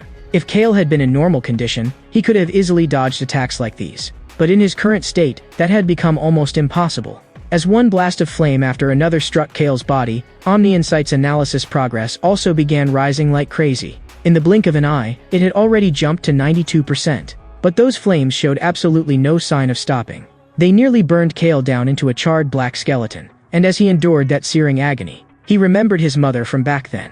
And at this moment, Red Flame Demon King once again gathered another mass of flame in its hand. It had completely run out of patience, and wanted to use this final blow to finish Kale off for good. But it was already too late, because Kale's analysis progress had already reached 100%. Red Flame Demon King's final strike slammed straight into a blue lotus that appeared like a phantom. That sight made it freeze in shock. What exactly was that thing? An Omni Insight developed exactly as Kale had expected. It did not give him a brand new skill, but simply strengthened Glacial Body. After reaching level 3, Glacial Body could now withstand A rank and lower fire element skills when activated. And its passive effect had also changed so that every successful defense against an A rank or lower fire skill would further raise defense by 15%. Combined with the attribute boost brought by the Nirvana effect. At this moment, Kale no longer needed to fear the opponent's Red Flame Bullet. Not far away, Red Flame Demon King looked at that blue lotus and said with complete disdain, "That Red Flame Bullet just now didn't even scratch your skin, did it? That kind of defensive ability is kind of interesting.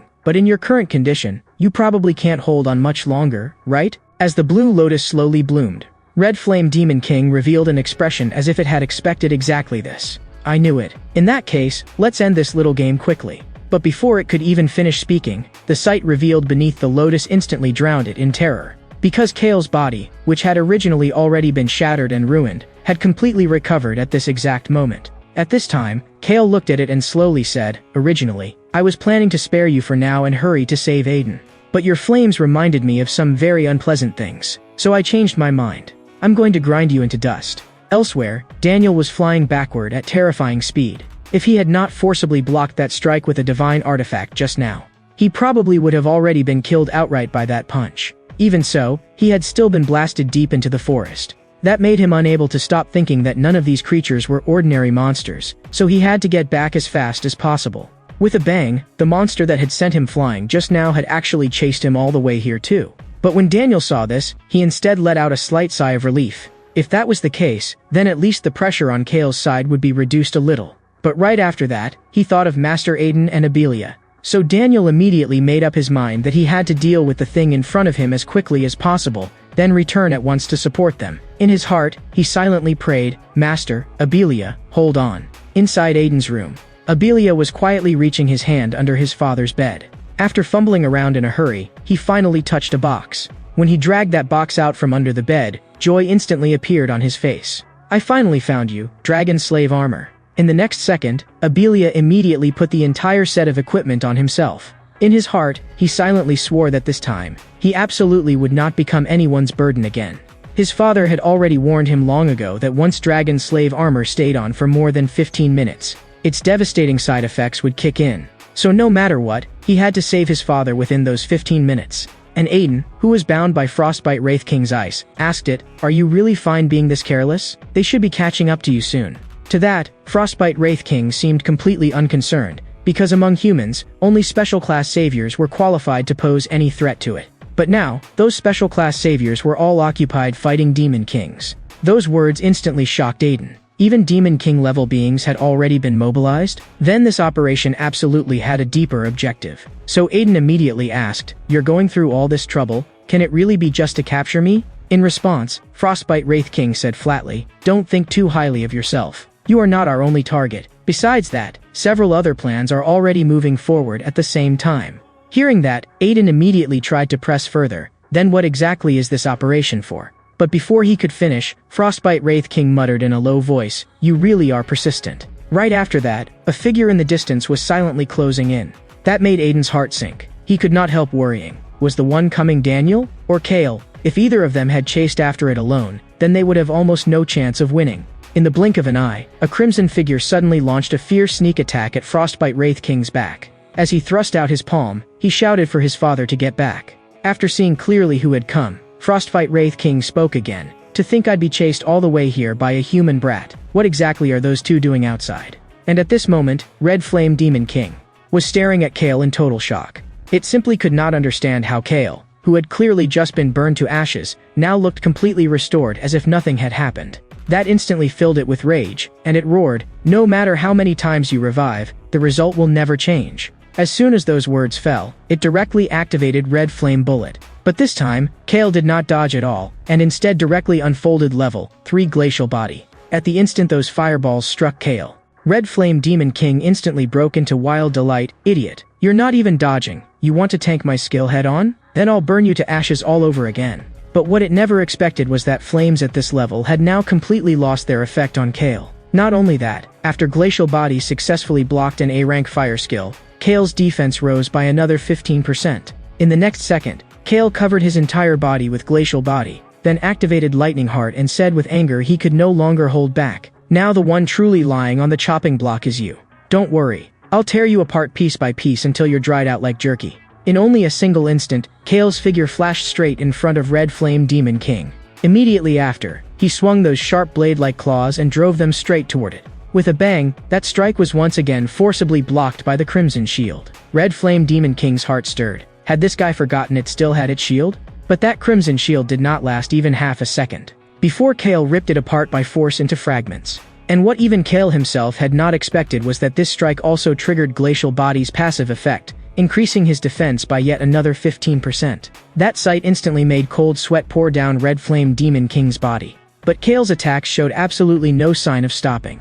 At this moment, Red Flame Demon King felt the urge to run for the first time in its life. It had already understood that the moment it was truly caught by the monster in front of it, it would be finished. So it turned around almost desperately and fled frantically toward the rear. But after only 2 steps, it tripped and fell flat on its face. Its heart filled with total disbelief. How had a noble being like itself actually been forced into this kind of state by a mere human? So it launched its skill at Kale once again. But this attack was casually dodged by Kale.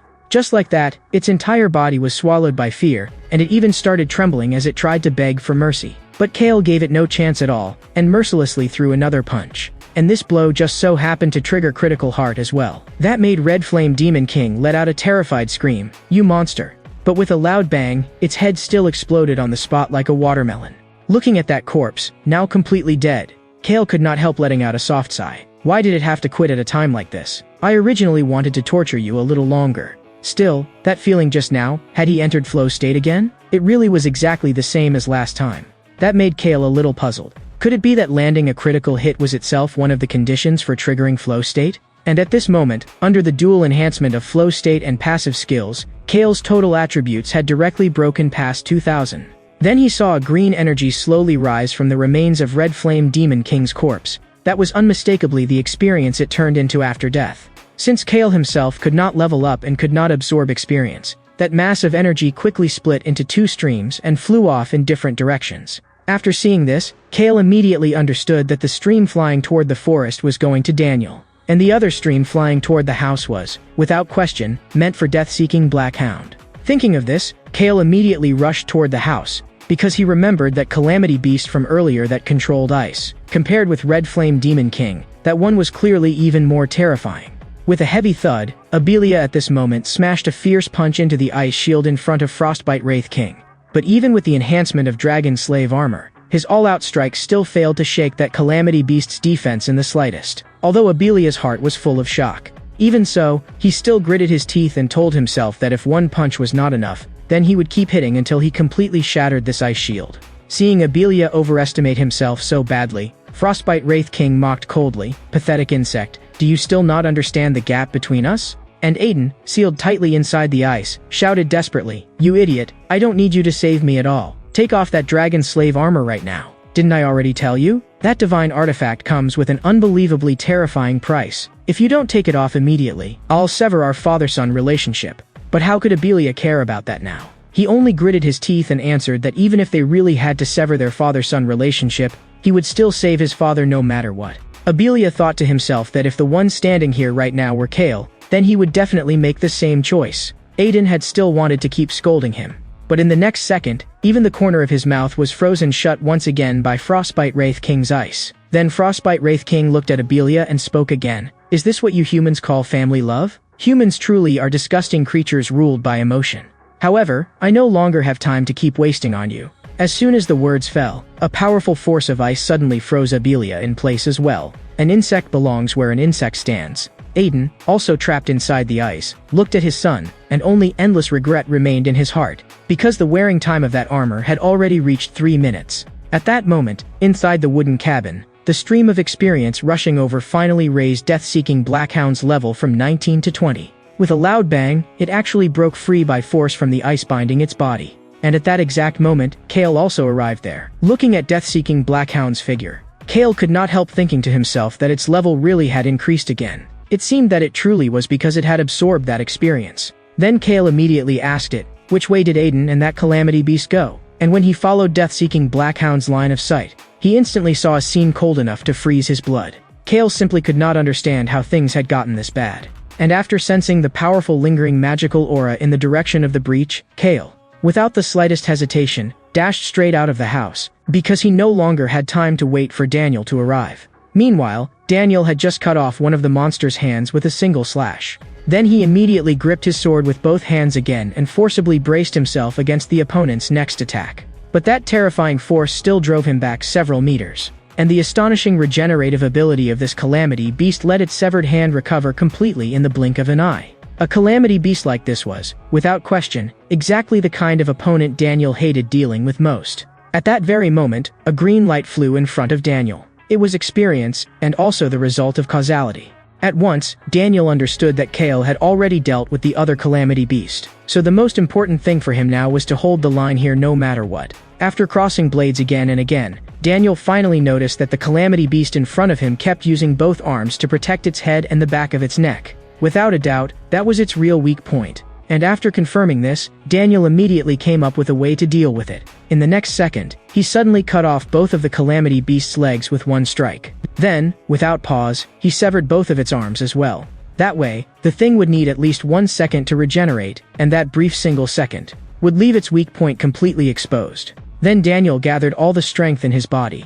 Holding his sword with both hands, he violently drove it into the Calamity Beast's open mouth. With a heavy thud, the Calamity Beast's head was split cleanly in two from the mouth upward by Daniel's blade. To be honest, even now Daniel still found it a little hard to believe that a mindless Calamity Beast had caused him this much trouble. But now, he had no time to think any further. He had to meet up with Kale as fast as possible, because the Calamity Beast that controlled ice was the truly most dangerous enemy. Thinking of this, he also immediately rushed off in the same direction at full speed. At this moment, Frostbite Wraith King looked at Aiden, whose face was full of anger, and calmly asked, "You look like you still have a lot to say. Then say it." The instant those words fell, the ice sealing Aiden's mouth silently disappeared. Aiden immediately told it that no matter what conditions it proposed, he was willing to agree, as long as it spared his son.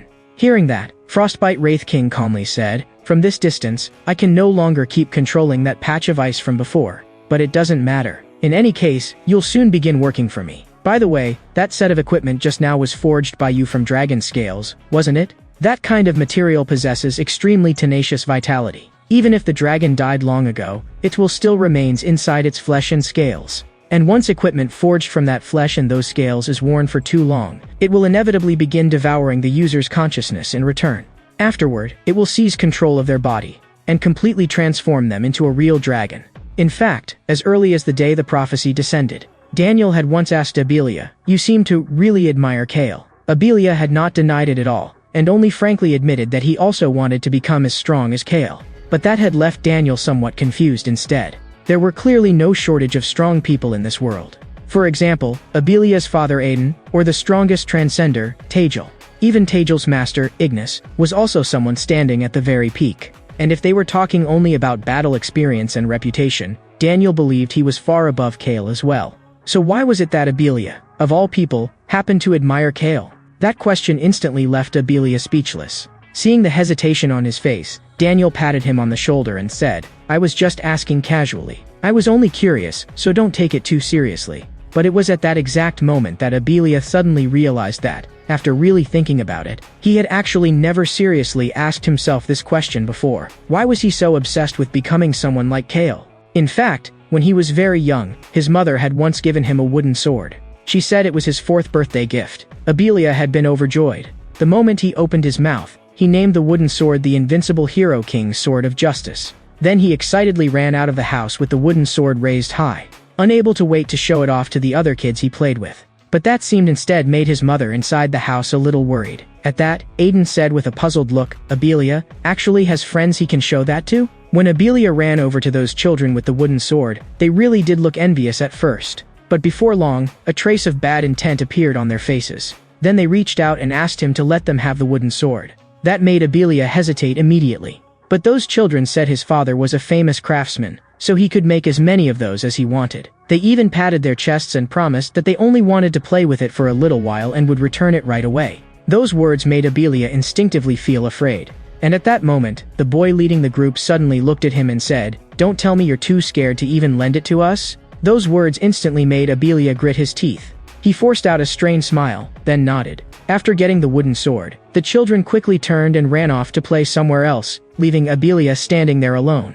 And as he watched their backs get farther and farther away, an indescribable sense of loss rose in his heart. All he could do was silently pray that they would remember to bring the wooden sword back. After Abelia returned home, his mother gently asked whether he had fun playing.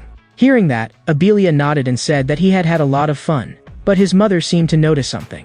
She softly asked where the wooden sword he had been holding earlier had gone. When Aiden, standing nearby, heard that, he answered almost without thinking, "Do you even need to ask? Those brats must have taken it."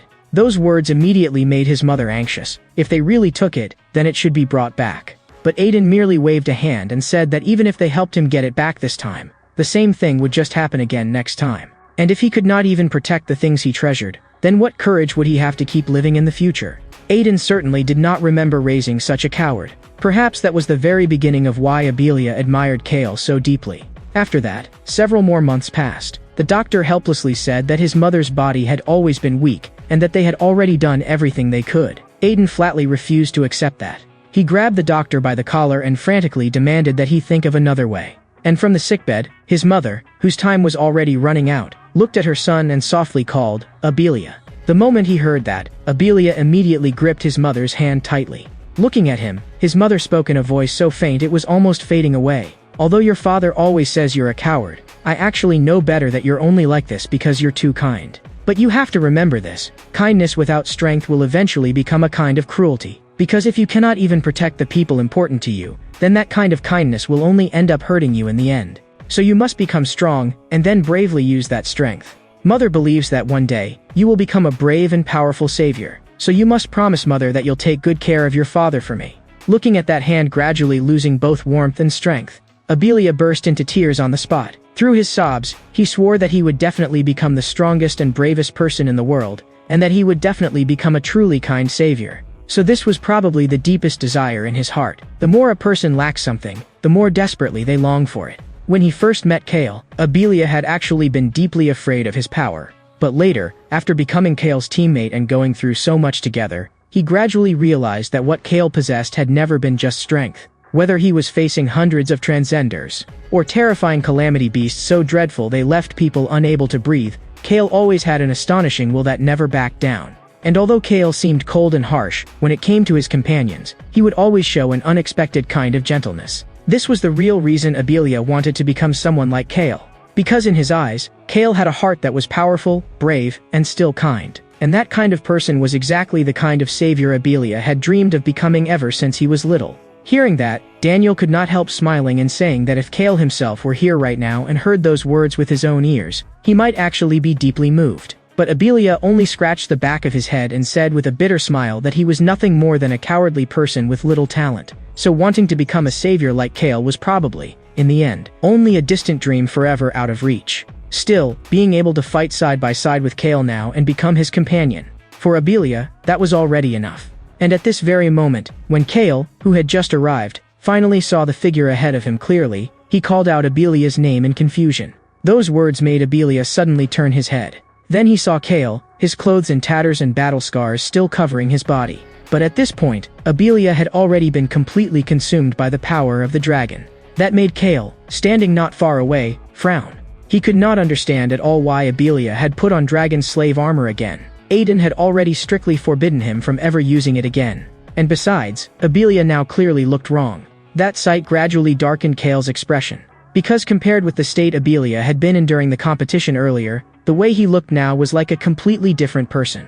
And right at that moment, Abelia muttered several words in a low voice that were impossible to make out. Hearing that, Kale immediately asked, "What did you just say? And where did Aiden go?" But Abelia seemed unable to hear anything at all, and only let out an angry roar. In the next second, his figure vanished from where he stood. In only a few breaths, he had already flashed behind Kale, ready to attack. But Kale merely raised one hand and precisely caught the claw Abelia swung at him. Then he called Abelia's name again. That made Abelia abruptly retreat several meters backward. And from his mouth, those strange incantations once again spilled out in a low murmur. As the chant ended, a bizarre current of air appeared around his claw blades. Then, with a flick of his arm, that airflow instantly turned into a sharp wind blade. Seeing this, Kale immediately activated Mana Radar. With Mana Radar's help, he clearly tracked the trajectory of the wind blade Abelia had launched. In the next instant, Kale merely shifted slightly and easily dodged it. Then, while activating Lightning Heart and closing in on Abelia, he said in a deep voice, "I don't know whether this is the side effect of Dragon Slave armor, or whether you've already been completely taken over by some kind of beast. But right now, you have to stop, Abelia." The moment he got close to Abelia, Kale grabbed both of his hands. After a brief moment of sensing, Kale quickly discovered that the mana inside Abelia still belonged to Abelia himself, and had not been forcibly occupied by any outside presence. So in the next second, Kale angrily demanded to know what had happened. But after hearing Kale's words, Abelia only trembled all over and with great difficulty managed to force out a single sentence, "Kill me, Kale." But not long after those words left his mouth, he let out another uncontrollable roar as if he had lost control all over again. Immediately afterward, those sharp dragon claws once again viciously slashed toward Kale's chest. And right at that moment, Daniel arrived. With one horizontal swing of his sword, he directly blocked the attack. Then with his other hand, he followed up with a punch, and forcibly sent Abelia flying several meters away. Just as Kale was about to ask Daniel what exactly had happened here, Daniel spoke first in a low voice, saying that he had already roughly understood the situation. It seemed the worst really had happened. Not far away, Abelia's figure suddenly flickered. Then he began moving around them at extreme speed, clearly looking for the next chance to strike. Watching this, Kale said gravely to Daniel, "Abelia has completely lost control. This should be the side effect of that armor, so we have to get it off him as quickly as possible." But Daniel slowly shook his head beside him. "It's useless. Dragon Slave armor has already completely fused with Abelia's body. I once saw a similar transcender, and after Dragon Slave armor took control of his body, there was no way to bring him back except through death." Daniel's words left Kale unable to believe it for a moment, but Daniel's expression did not waver in the slightest. "Right now, we have no other choice except to kill Abelia.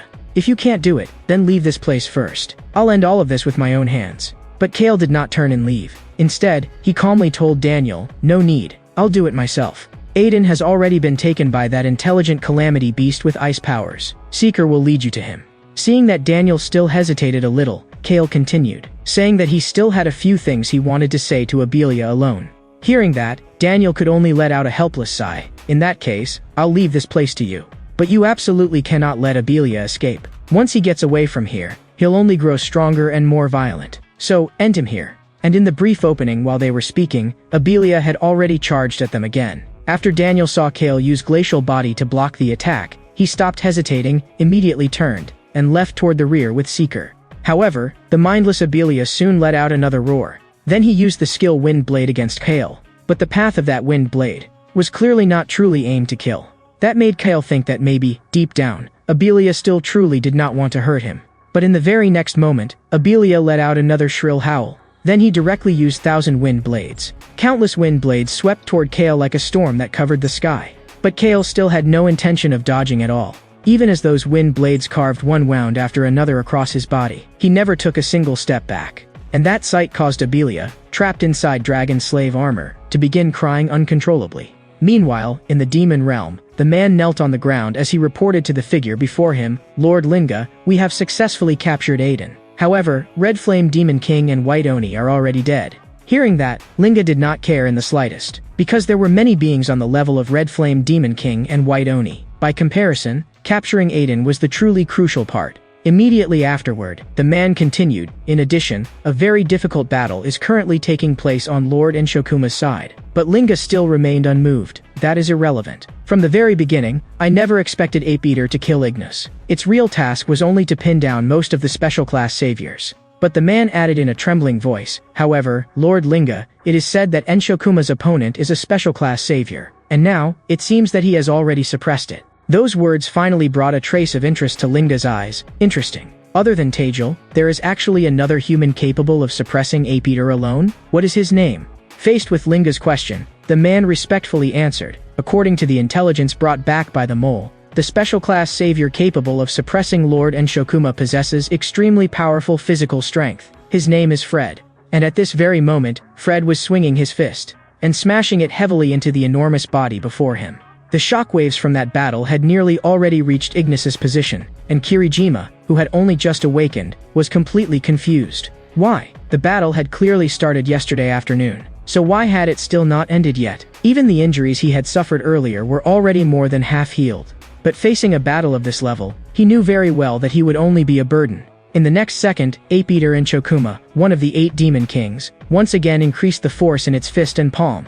That made Betty's heart fill with fear. She had never imagined that just the shockwaves from this calamity beast's attacks would be enough to split and shatter the ground. She knew very clearly that if even Fred were to fall, then no one would be left to stop this calamity beast invasion. So instinctively she wanted to rush forward and do something.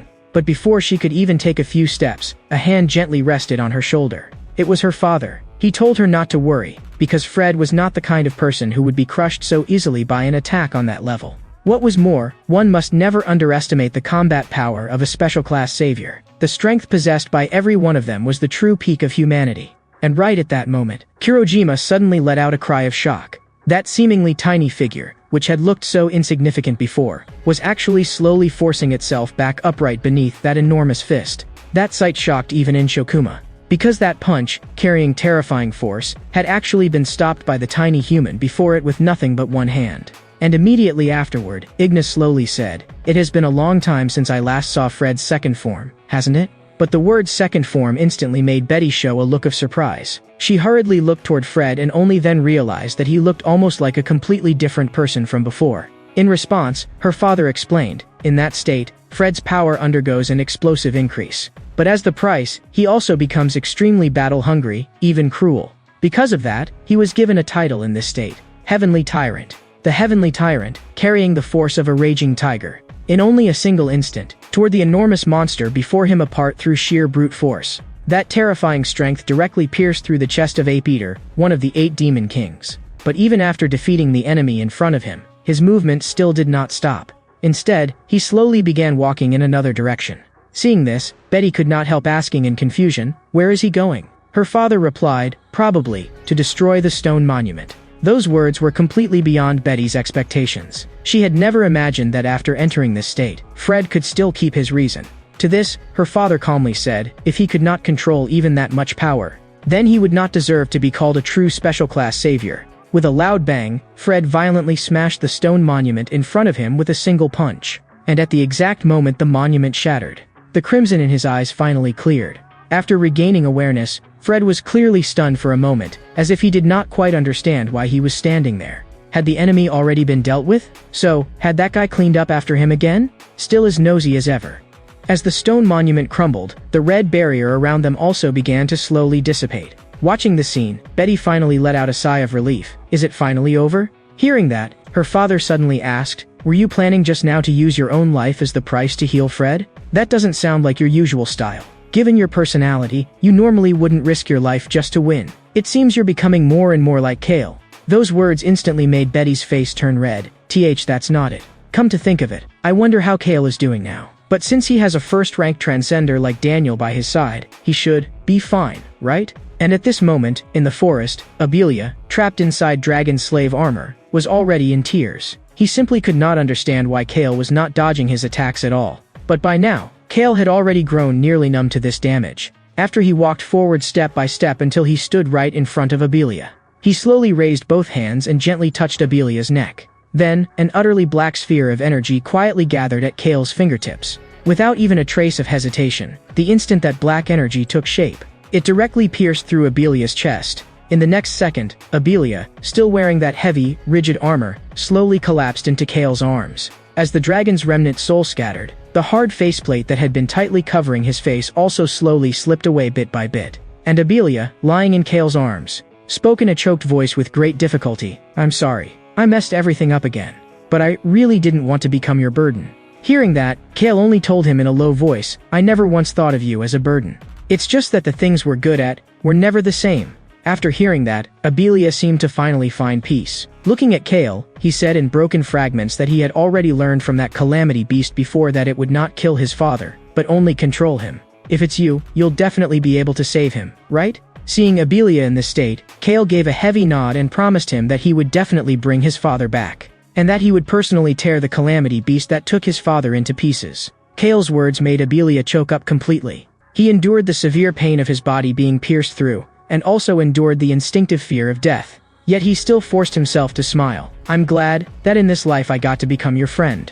After saying those words, Abelia completely lost all signs of life. At 3:33 a.m. on the second day of the prophecy, Abelia died. And at this moment in the demon realm, after seeing this through Kale's eye, Linga actually showed a pleased smile and murmured softly, "This is only the beginning.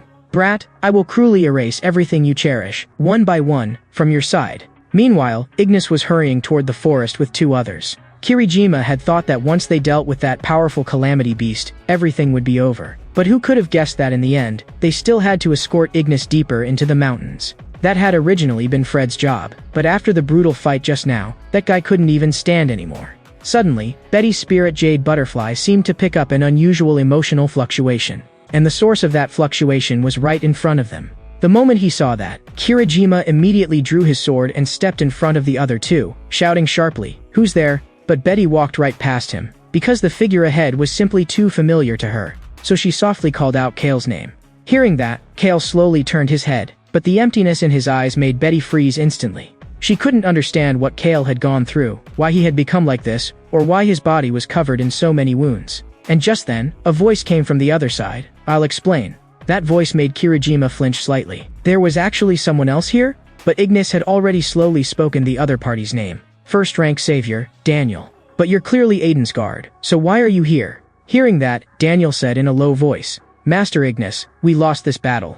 On the second day of the prophecy, the aftermath of this battle destroyed half the territory of District 7 on the northern continent, and in the end, the legendary craftsman Aiden was kidnapped, while his only son, Abelia, died in battle. It turned out that after his master was taken away, Daniel immediately tried to use Seeker to track the leftover magical trace from that calamity beast. But when he finally found the target, what appeared in front of him was only a clone it had left behind. That terrifying calamity beast that controlled the power of ice was simply far too cunning. It had not only predicted their pursuit, but had also deliberately left behind a huge number of clones, making it impossible for them to pinpoint its real location. After hearing all of that, Ignis asked, "Then how is Kale doing now?" Betty answered with concern, "Most of the wounds on his body are only surface injuries, and the bleeding has already stopped. But he absolutely refuses to let me heal him. And I can feel that the fire of anger in his heart is burning even more violently than before. If this keeps going, sooner or later his heart will be completely consumed by hatred." And at this moment, Kale was sitting alone in Abelia's room, lowering his head to look at the family photo on the table. The three people in the photo were smiling so happily. That made Kale remember how Abelia had asked for his name when they first met. He also remembered how Abelia had collapsed to the ground after the competition ended, and all the scattered but real memories they had made along the way. Thinking of that, Kale's expression darkened even more. Then he summoned the Reaper once again. At this point, its level had already long since reached 20. Kale quietly told it that next, he was going to find that calamity beast, and then crush it completely. But before Kale could even walk out of the room, his master had already stepped through the doorway. Looking at Kale's haggard face, and the wounds on his body that had yet to fully fade, even Kirajima, who had entered together with Ignis, couldn't help feeling shocked inside. It was said that the guy in front of him had single-handedly destroyed a green barrier and had even killed an intelligent calamity beast above level 30. But what he found hardest to understand was that Kale had actually killed his own friend with his own hands. That kind of coldness was simply too ruthless. Then Ignis asked Kale where he planned to go now. Kale answered without hesitation that he was going to track down that intelligent calamity beast and rescue Aiden. But before he could even finish the sentence, Ignis flatly refused. Kale's eyes instantly darkened. He couldn't understand why. And Ignis calmly told him, "You are still not an official savior, and the Salvation Alliance has already classified this incident as special class. So if you want to take part in the rescue operation, then at the very least you must hold the qualifications of a second-rank savior. But clearly, right now, you do not have those qualifications." Those words instantly lit up all the anger Kale had been suppressing for so long, and he nearly shouted, "Master, are you joking? Just because I'm not a savior, you're going to take away my right to save people? I promised Abelia that I would bring his father back no matter what, so don't think you can stop me." The moment those words came out, all three people beside them showed shocked expressions, especially Kirajima. He simply couldn't understand how someone like Kale dared speak to Master Ignis in that tone. But Ignis remained completely calm and only asked one question. "Then can you accept someone dying because of you?" Those words made Kale's expression suddenly freeze. Seeing that he had finally started to waver, Ignis continued, "I understand how you feel right now, because in the end, all of this was also my mistake. I always thought the target of those calamity beasts was only me, and that's why I neglected Aiden's side. But since they were willing to go that far to kidnap Aiden, then that means they absolutely will not kill him so easily. And with your current strength, if you rush in and challenge that calamity beast, it will be no different from throwing your life away. You must remember that with your potential, surpassing a special class savior in the future is by no means just empty talk. Once you truly have enough strength, I will personally submit a request to the Salvation Alliance for you to carry out Aiden's rescue." These words finally calmed Kale's previously uncontrollable emotions little by little. Then he raised his head, looked at Ignis, and asked in a low voice, "Then what do I need to do now to surpass a special class savior?" Ignis answered him, "Go to the Apex camp." Those few words made Kale frown slightly. And Ignis continued, "Any transcender who ranks in the top 10 of the Salvation Alliance National Championship preliminaries will receive an invitation to the Central Continent to take part in the Apex camp organized by the Salvation Alliance. Whether it's Tajel, Fred, or even those who now stand at the very peak of humanity, almost all of them came out of the Apex camp. As long as you can survive the trials there, then achieving a high ranking in the championship will naturally follow. So you can treat it as a shortcut before becoming a special class savior." After hearing all that, Kale slowly nodded and said that he understood, and no matter what, he would definitely go to the Apex camp. Then Ignis said, "In that case, let's deal with these injuries on you first." Next, Betty summoned Spirit Jade Butterfly to treat the wounds on Kale's body. And during the treatment, Kale suddenly asked her whether she knew anything about the Apex camp. Betty froze for a moment, then said with some surprise, "I actually went there before. But why are you suddenly asking about it? Don't tell me you're really planning to go there." Hearing that, Kale asked in return, "Why? Is there a problem with it? Didn't Master say it could make me stronger?" Seeing this, Betty's expression gradually darkened too. Only the very top geniuses are qualified to enter the Apex camp. And precisely because of that, those people who've been called geniuses since childhood, who grew up surrounded by praise and attention, the moment they enter that place, realize for the first time that they're actually worth almost nothing. And a lot of them, under that kind of blow, break down completely. That place may be a training ground for geniuses, but at the same time, it's also a graveyard that buries them. What's more, the most important thing is that the training there is cruel to the extreme. Every single year, people die there. But before she could even finish, Kale calmly said, "Then it sounds perfect for me." Those words made Betty freeze slightly. In fact, Kale had been worried before that his opponents were always half-baked calamity beasts and transcenders, because in that case, his omni-insight was almost impossible to truly trigger. But now it seemed he no longer needed to worry about not finding worthy opponents. Facing truly powerful calamity beasts head-on had always been the most important duty of a transcender, and standing at death's door, fighting life and death battles against those monsters, was the only way for Kale to grow stronger. After hearing Kale murmur those words in a low voice, Betty's cheeks suddenly flushed red. Seeing that, Kale couldn't help asking in confusion, "Betty, why is your face red? Did you overuse your healing?" That immediately made Betty wave her hands in panic. "No, that's not it. Not like that at all. It's just that using skills for too long makes my body feel a little hot. That's all. Don't tell me you don't even know that?" But the truth was, the reason she panicked was because just now, it was the first time she had heard her own heartbeat so clearly. She couldn't even explain to herself why she had suddenly become like this. And just then, Kale had already put his clothes back on and seriously thanked her. Betty casually asked where he was planning to go next. Kale replied that he was going to say one final goodbye. After that, Kale came with Daniel to stand before Abelia's gravestone, looking at the silent, motionless tombstone in front of them. Daniel said to Kale, full of guilt, "I'm sorry. In the end, something this cruel was left to you." Kale replied calmly, "It's fine. This was the path I chose myself." Right after that, Daniel asked him, "So, are you preparing to leave now?" Kale nodded. "That's right. I'm going to the Apex camp to sharpen my abilities. That's the only way I can grow stronger fast enough and personally destroy that calamity beast. What about you, Daniel? What do you plan to do next?" Hearing that, Daniel said in a low voice, "If I hadn't met Master, I probably never would have awakened in this lifetime, and I would have died in the jaws of calamity beasts long ago. This armor I'm wearing now, this weapon in my hand, even this life of mine was given to me by Master. So no matter the cost, I will definitely rescue Master from the hands of the calamity beasts." Hearing that, Kale slowly raised his fist. That made Daniel freeze for a moment. Looking at his puzzled expression, Kale then said, "I will definitely become a special class savior, and when that day comes, I'll rescue Aiden together with you. So before then, make sure you don't die." Those words left Daniel speechless for a moment. But after a brief pause, he still firmly raised his fist and answered, "All right, if that's the case, then I'll wait for you." In the next second, the two of them lightly bumped fists. At this moment, watching the scene, Betty couldn't help saying to her father beside her, "As expected, this is who Kale really is. Just a few hours ago, both his body and heart suffered such a heavy blow, but now, he's already able to stand back up again." Yet Ignis slowly said, "He hasn't recovered. He's only buried all his negative emotions deep inside himself, for the sake of releasing them completely one day. However, there are far too many suspicious points in this attack, so I must gather the supreme leaders of each continent and hold a meeting.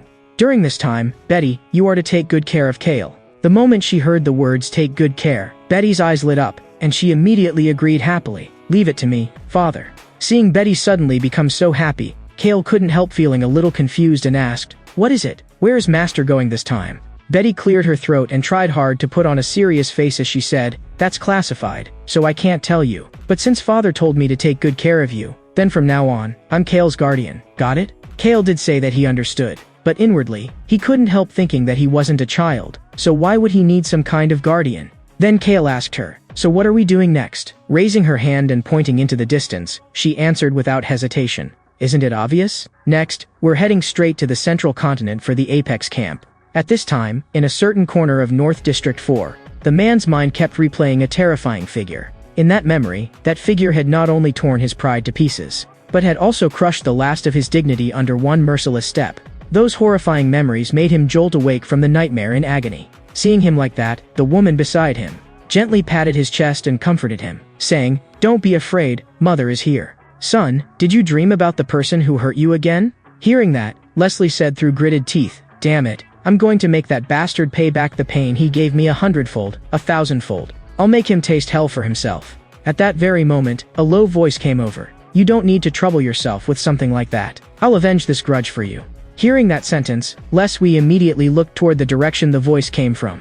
It was a tall, imposing figure radiating overwhelming pressure. The moment he saw that towering figure clearly, the hatred in his eyes instantly deepened, and he stared fixedly at him as he said, "Please, you have to make that bastard pay." The burly man did not refuse Leslie's request. "That bastard's name is Kale, right?" The moment Leslie heard that name again, his emotions instantly became even more agitated. "That's right, it's that guy. Just a helpless orphan with no one to rely on. I heard he even took first place in this preliminary round, but his level has been stuck at 0 the whole time. Trash like that isn't even worthy of carrying Big Brother's shoes." Hearing that, his burly older brother muttered in a low voice, "First place in the preliminaries? Then he'll definitely go to the Apex camp. In that case, I'll crush him completely in that place." Not long after, Kale and Betty arrived at the central continent. However, what Kale never expected was that everything in front of him was completely different from what he had imagined. The buildings here were simply too magnificent, and every person who came here had unmistakable pride written all over their face. At that moment, Betty told Kale that she was not qualified to enter this place. In other words, from this point on, Kale could only rely on himself. Then she took out a wristband and handed it to Kale, telling him that this was the most important item for the competition. After taking the wristband from her hand, Kale headed alone toward the Apex camp. Watching Kale's back gradually fade into the distance, Betty's heart was full of worry. She was afraid Kale would stand out too much and become someone else's target because of it. Before long, Kale arrived at the gate of the training camp. Kale told the guard at the entrance that he had come to register for the competition. But before he could finish speaking, the guard directly told him to show the wristband first. After taking the wristband from Kale's hand, the guard placed it onto a special machine and then activated his own power. And from the aura spreading from the other man's body, Kale immediately sensed that this guard was actually a transcender above level 40. It seemed this place really was no ordinary place. When the guard used the machine to view Kale's talent and level, his heart instantly filled with confusion. How could a level 0 guy possibly be qualified to come here? In his eyes, this guy had probably gotten past the first screening through connections. However, in this place, connections meant nothing. Without real strength to back you up, it was only a matter of time before you broke down. Thinking that, he coldly told Kale to choose a room and pay the lodging fee while he was at it. The moment the words lodging fee came out, Kale froze. What, you have to pay to stay here? As soon as those words fell, the guard glared at him fiercely. Of course you do. Did you think this place was some kind of charity? That sentence instantly made Kale fall silent, because Betty had never told him that staying here would actually cost money, and he didn't have any cash on him at all. Seeing Kale's expression, the guard then asked him that since he had made it through the preliminaries, he should at least have some points. Here, wealth was determined by the points earned in the preliminary competition. For example, if a trainee earned 1,000 points in the preliminaries, then the moment they entered this place, those 1,000 points would automatically be deposited into their personal account. Of course, people here could also earn more points by completing tasks, and points were the only currency in circulation here. Whether buying food, daily necessities, or paying lodging fees, everything depended on points. After hearing that explanation, Kale finally understood. So the points earned in the preliminaries had actually been that important. But before Kale could think any further, the guard impatiently urged him again to hurry up and choose a room. So Kale directly asked, "How many points does the most luxurious room here cost?" After the other party told him the prices of all the rooms, Kale chose a luxury room without the slightest hesitation. In truth, if it were only for himself, an ordinary room would have been more than enough. But people had to remember that Kale had a reaper by his side that could keep growing. If the room was too small, then it obviously wouldn't be enough. When the guard heard that Kale had directly asked for a luxury room, his face instantly filled with shock. Logically speaking, even if a level 0 guy had really snuck in through connections, the points in his hands absolutely shouldn't have been enough for that. And even if he did have them, every last point should have been spent on the essentials. But watching Kale still urge him to hurry up with it, he couldn't help sneering inwardly. Ignorant idiot. When you regret this later, don't come crying to me. A moment later, the guard returned the wristband he had taken earlier back to Kale. And according to procedure, he also informed him of one rule. Once you enter the camp, everyone's information will automatically be set to confidential. In other words, no one will be able to know anyone else's name or level. After Kale's figure gradually disappeared into the distance, the guard couldn't help muttering to himself, "This guy actually picked a villa. Looks like the points he got in the preliminaries were probably pretty insane." As he thought that, his finger unconsciously clicked the mouse. But in the next second, what appeared on the screen instantly left him stunned. What the hell was going on? He simply couldn't understand why Kale's account actually had more than 100,000 points in it. After all, even he himself only had 1,600 points right now. Compared to that, he felt embarrassed on the spot. This year's newcomers were seriously ridiculous. Meanwhile, Kale, who had already entered the inner area of the training camp, wore an annoyed expression, because he had actually forgotten to ask where exactly the villa the guard mentioned was. Looks like he would have to go back and ask one more time. Just as Kale was about to turn around and head back the way he came, two figures suddenly stepped in front of him. Kale coldly asked what they wanted. Seeing Kale's guarded expression, the two men in front of him immediately smiled and explained that they were transcenders from the south. Just now, seeing Kale's expression, it looked like he was lost, so they wanted to help him out. Hearing that, Kale directly told them that he wanted to go to the Villa District and asked whether they knew where it was. The two of them paused for a second, then immediately answered, of course we know." But when they truly realized that the place Kale had just mentioned was the Villa District, the two of them froze on the spot. What? The Villa District? Seeing Kale ask in confusion what was wrong, the two quickly changed their tone and said they just needed a moment to remember the exact location. After saying that, they walked off to the side and began whispering to each other. That made Kale frown, wondering what exactly these two were plotting. And just then, Crimson, who had ranked 5th in the Northern Continent preliminaries, suddenly noticed the commotion over here. Looking at the two men's backs, she muttered in a low voice, "Those two guys, are they planning to scam a newcomer's points again by pretending to give directions? I just wonder who the unlucky idiot is this time." However, when her gaze landed on Kale standing nearby, the expression on her face instantly changed. It was him, the monster who had scored over 100,000 points in the preliminaries. Looks like things were really about to get interesting this time. The two people standing not far from Kale were also quietly doing their math. They felt that even if someone had taken first place in the preliminaries, there was no way anyone would directly spend 2,000 points just on lodging, not to mention the 4,000 point cost of a villa.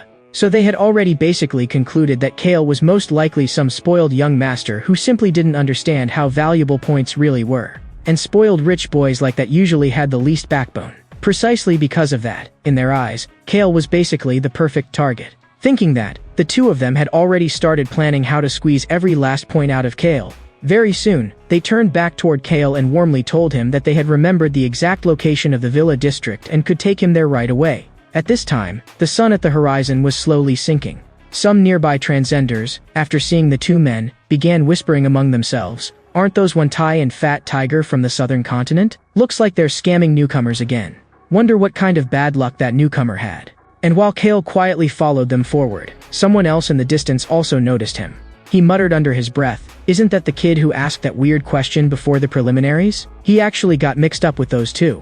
However, he quickly withdrew his gaze, because in his view, it had nothing to do with him. After all, he had only come here for one goal. Before long, they arrived at the Villa District. Looking at the absurdly luxurious buildings in front of them, the two men standing behind Kale gradually revealed strange smiles. The blonde-haired man even cracked his fingers and said, "All right, now it's time to pay the guide fee." Hearing that, Kale turned around and calmly said, "That's fair. You brought me all the way here, so some compensation makes sense." Seeing that Kale agreed without even hesitating, the two men both froze on the spot.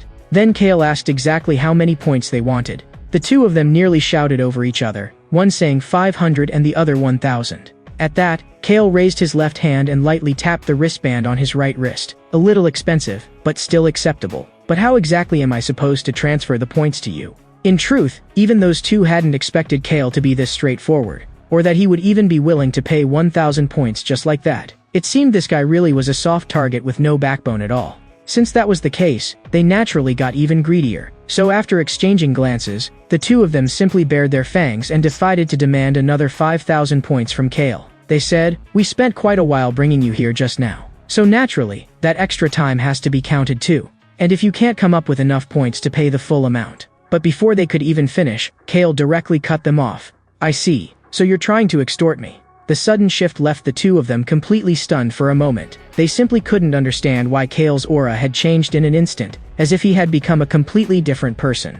But greed ultimately overpowered reason. They were still determined to force Kale to hand over his points. In response, Kale only spoke slowly and clearly, "You two are getting more and more ridiculous. I just hope you won't regret provoking me in a moment." Those words instantly ignited the blonde-haired man's rage. Violent lightning power suddenly burst from his entire body. At the same time, he threw a punch and roared, "You trash who got in here through connections. Let me smash you to pieces with lightning punch." Faced with that fierce incoming blow, Kale didn't even bother dodging. At that moment, a system prompt popped up, B-rank skill lightning punch absorbed. Lightning heart passive activated. Agility increased by 10%. And when the blonde man realized his attack had done absolutely nothing, his expression changed instantly. But before he could react, with a dull bang, Kale's palm had already slammed hard across his face, and the terrifying force sent him flying backward on the spot. That kind of speed, that kind of strength, made even the burly man nearby feel a chill run through his heart. So without the slightest hesitation, he directly activated his strongest skill, physical enhancement, right arm amplification. In almost an instant, that right arm, swollen to several times its normal size, came crashing violently toward Kale. But when he saw that Kale had actually blocked the blow head-on, he immediately activated another skill as well, strengthening even his left arm, trying to completely overpower Kale through brute force. However, no matter how great his strength was, or how fierce his punches looked, in Kale's eyes, they were still laughably slow. With several dull thuds, every single punch he threw was cleanly and decisively blocked head-on by Kale.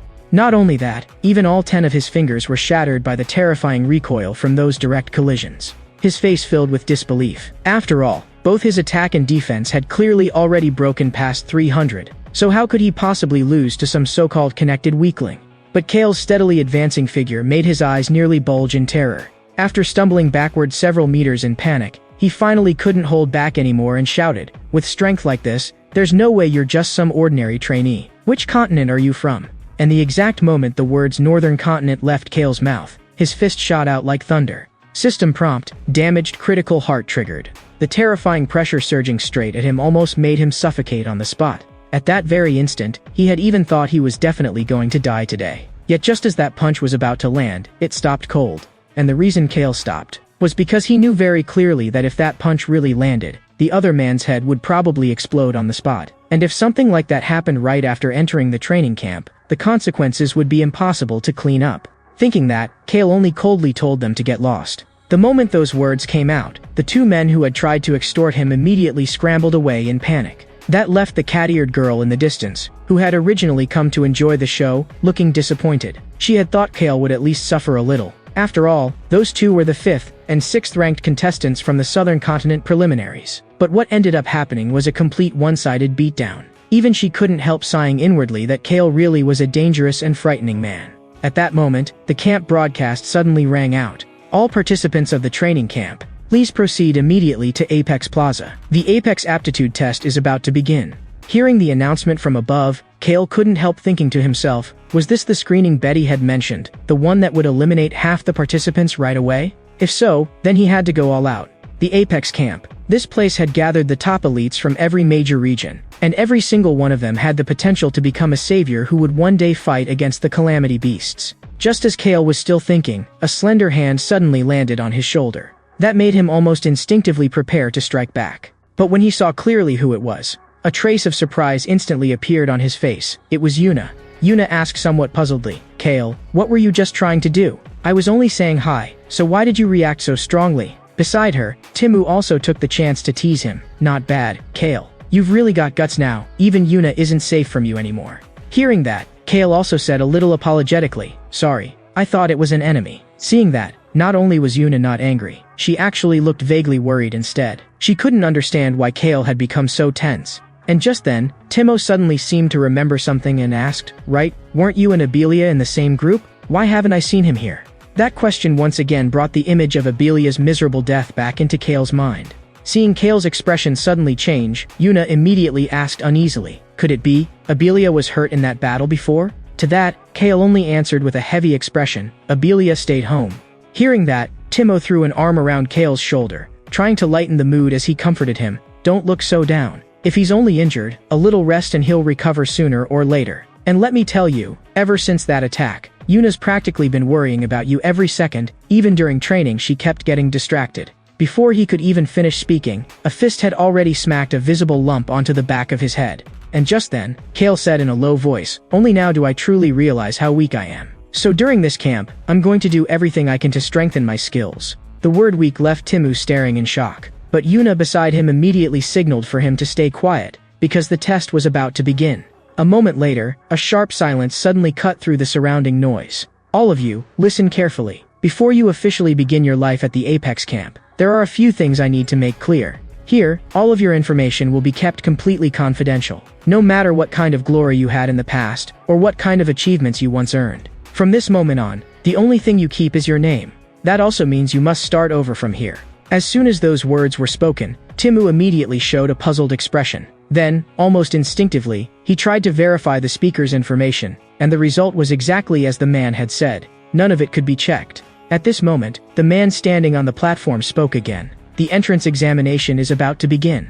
All of you, enter the area in an orderly manner." After saying that, a meaningful smile even rose at the corner of his mouth. Before long, Kale and the others had already entered the testing area. Seeing this, the two people standing beside Kale couldn't help exclaiming, "This place is way too huge. It's even crazier than the preliminaries arena." But just then, a hostile voice suddenly came from behind Kale. "So it's you, the bastard who made our southern continent lose face." Hearing that, Kale slowly turned his head. He saw a white-haired man walking toward them together with the two people he had taught a lesson to earlier. And the white-haired man in the middle was none other than Kagan Imamachi, the first-place winner of the Southern Continent preliminaries. As he listened to the two beside him tearfully adding fuel to the fire and accusing Kale of deliberately humiliating the Southern Continent's transantians, Kagan then turned to Kale and coldly asked, "Do you have anything to say for yourself?" Seeing this, Temu and Yuna immediately stepped in front of Kale together and defended him. Kale doesn't look like that kind of person at all. There's definitely some misunderstanding. Those two were obviously trying to extort Kale's points, and then got taught a lesson instead. Strictly speaking, we helped discipline your underlings for you. It's one thing if you don't thank us, but you actually came here to accuse us? But before the words had even fully landed, a powerful aura suddenly erupted from Kagan's body. That pressure directly knocked Temu's outstretched right hand to the side. Only after doing that did Kagan speak with obvious disgust, "Keep your filthy hand away from me." And right at that moment, Kale suddenly reached out and pressed down on Temu's shoulder, where anger had already begun to rise. Then he walked straight up to Kagan and coldly said, "Originally, I had no interest in dealing with something this trivial, but what you just did has already pissed me off. If you dare touch my friend again, I'll kill you." Just as the atmosphere between the two of them was about to explode completely, the people around them hurriedly began trying to stop them. "Kale, the test is about to start, so just let it go for now." "Yeah, Kagan, if you really fight here, you'll be punished." Hearing that, Kagan and Mamachi suddenly made Kale a proposal. "There's a place in the camp where fighting won't be punished. After the test ends, I'll be waiting for you there." To that, Kale didn't back down in the slightest, and only responded calmly, "I'll be there." And in the very next second, a figure suddenly appeared between them and said with a smile, "Seeing all of you this fired up truly makes me happy from the bottom of my heart. However, I do hope that after the test is over, you'll still be able to keep that same energy. So next, let me explain the content of this examination. Actually, there's not much to explain. Because the rule of this exam is, there are no rules." Those words instantly caused an uproar among the trainees around them. "What, did you just say, no rules?" And the examiner quickly gave his answer, "That's right. These 4 rooms behind me are the 4 tests you'll be taking. You may freely decide the order in which you enter them. At the same time, whether it's equipment or skills, there are absolutely no restrictions here. You only need to do one thing, and that is clear as much as you possibly can.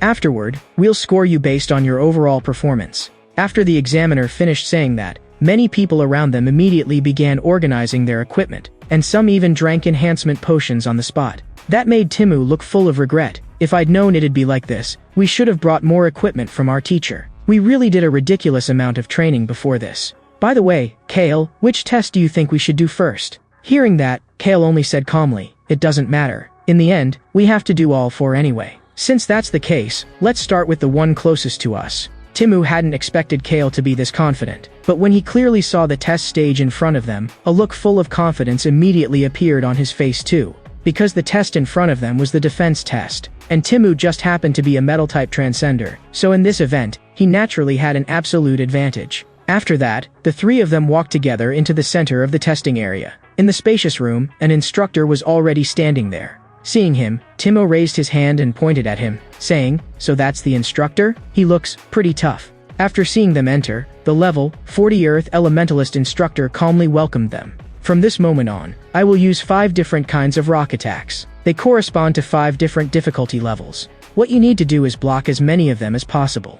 The burly examiner slowly spoke and told the person whose name was called to step forward, and the first one called was Temu. But he didn't think much of it and instead walked up with a confident look. Because for him, a metal-type transcender, taking a few rocks was hardly a big deal at all. But even if it was only a few rocks, he still intended to go all out from the start, so he directly activated his strongest power, the C-rank skill Adamantine Body. The 50% boost took effect instantly, raising his defense to 258 in one shot. And seeing this, the examiner only reminded him flatly, "First, difficulty level 1. The moment the words fell, that tiny pebble suddenly shot toward Temu. But this attack was basically like a stone hitting steel, and he didn't even feel a thing. So he looked at the examiner somewhat bored and directly told him to raise the difficulty to 2. The examiner naturally didn't refuse, and instantly condensed a stone sphere in his palm the size of a human head. Before Timo could fully react, that stone sphere had already blasted straight at him. That made Timo hurriedly raise both hands, trying to catch it head-on, but the heavy impact still forced him back several meters. Only after quite a while did he finally barely manage to withstand the strike. This scene made Yuna, standing beside Kale, unable to help asking worriedly whether he was alright. He raised a hand and gestured that he wasn't seriously hurt. But Kale, who possessed mana radar, could see very clearly that those stones were not ordinary rocks at all, but but magic rocks condensed from the examiner's own energy. Not only was their hardness far beyond normal stone, but the damage they carried was just as terrifying. So Timu was nowhere near as relaxed as he looked on the surface. And the truth was indeed exactly as Kyle had guessed. Even with adamantine body's enhancement, Timo's arms had already gone numb from the impact. But when the examiner asked whether he still wanted to continue, he still answered without the slightest hesitation that he had no problem. He firmly believed that even if the intensity rose one more level, he would still be able to endure it. And at that moment, the rock in the examiner's palm instantly swelled to half the size of a person. That made Timu immediately assume a defensive stance while loudly shouting, "Don't think I'll get scared just because it got a little bigger." With a loud boom, the rock shattered apart in an instant. But Timu also paid a heavy price for it, as his whole body was blasted backward and collapsed onto the ground. This scene made Yuna in the distance instinctively cover her mouth. Looking at Timu, who seemed almost unconscious, Kale and Yuna hurriedly ran over to check on him. But he barely raised a hand and shakily signaled that he could still hold on. Honestly, this is really embarrassing, but I never thought level 3 would be this strong. It's at least more than 3 times level 2.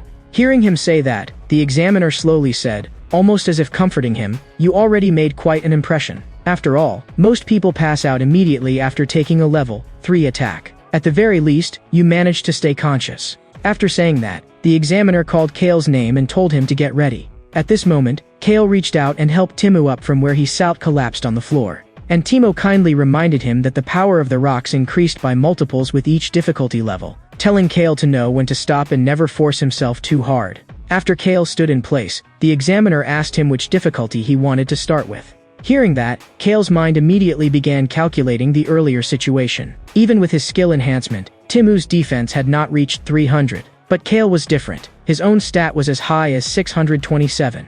But Kale's brief pause in that instant made the examiner mistakenly think he had been frightened. Yet while the examiner was thinking that, Kale calmly spoke and said he wanted to challenge level 5. The moment those words came out, the examiner froze completely. What did you just say?" Then Kyle slowly raised 5 fingers. "I said I want to try difficulty level 5.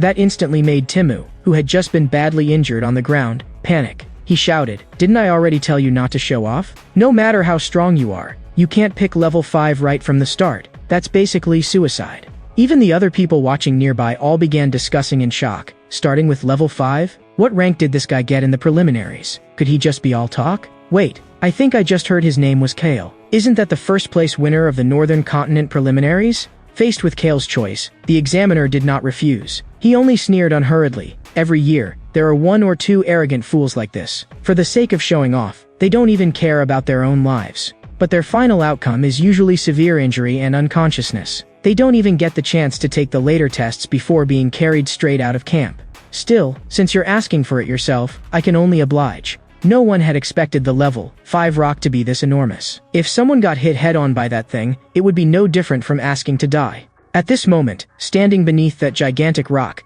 the examiner reminded Kale that he could use his skills now. But Kale merely said calmly that he had no skills he needed to use, and that this was enough. Kale's words completely enraged the examiner on the spot. Without the slightest hesitation, he violently hurled that massive rock from his hand, and it came crashing down heavily toward Kale's position.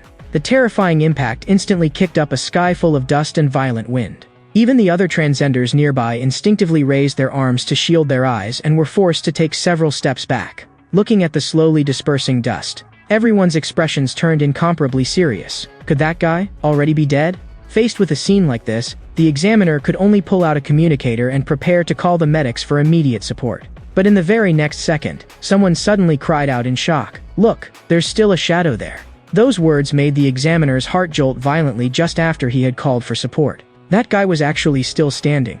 At that moment, the communicator in the examiner's hand transmitted a voice. "This is the medical support team. Please report the injured person's location." But the examiner, already too stunned to speak, didn't respond at all. Because at this moment, Kale was not only standing there completely unharmed in front of him, he even calmly asked, "That just now was level 5, right?" This scene left the examiner, who had served as an evaluator for 3 years and tested hundreds of transgenders, completely unable to accept reality. Someone had actually shattered a level 5 magic rock head-on without using any skills at all, and had remained entirely unscathed. Watching Kale turn and walk away, only one thought remained in the examiner's mind. Among all the trainees in this year's The Apex camp, this guy was absolutely one of the top monsters. and the others around them also sensed the oppressive shift in Kale's aura and involuntarily moved aside to make a path for him.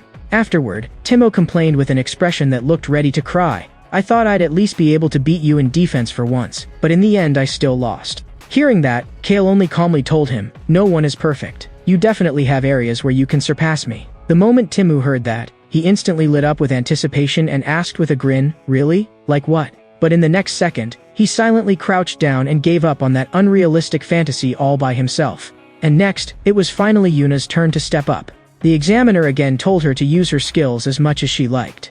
Yuna didn't hesitate in the slightest and directly cast the B-rank skill Water Wall. After all the preparations were complete, she calmly told the examiner that she chose to challenge level 3. In an instant, that giant rock blasted fiercely toward her. But this time, the attack seemed to be forcibly slowed by some kind of power. Under the defense Yuna was maintaining with all her strength.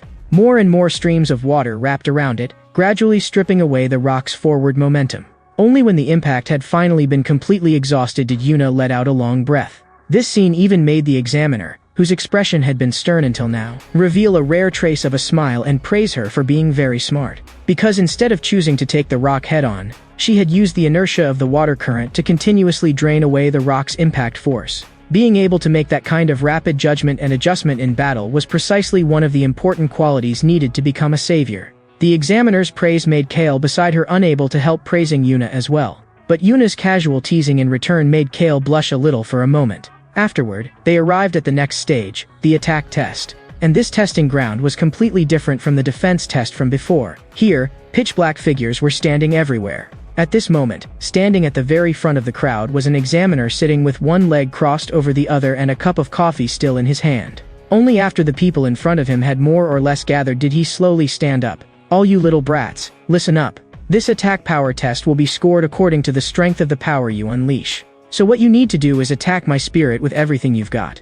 After saying that, he directly summoned his B-rank spirit, Nendoroid Tama. That spirit, which looked like it had been clumsily stitched together from all kinds of random junk, instantly made the two people beside Kale feel deeply uncomfortable. But unlike them, Kale actually thought the thing was kind of cute. The examiner paid absolutely no attention to everyone else's reactions and only continued reminding them, "Bare hands or weapons, doesn't matter. Just beat the hell out of it." Seeing this, someone nearby immediately laughed and shouted, "So it's just a spirit? Examiner, what if we flatten it?" Hearing that, the examiner said with complete confidence, "You don't need to worry about that, because even a level 50 transcender might not be able to break it, so just relax and let it score you, like this."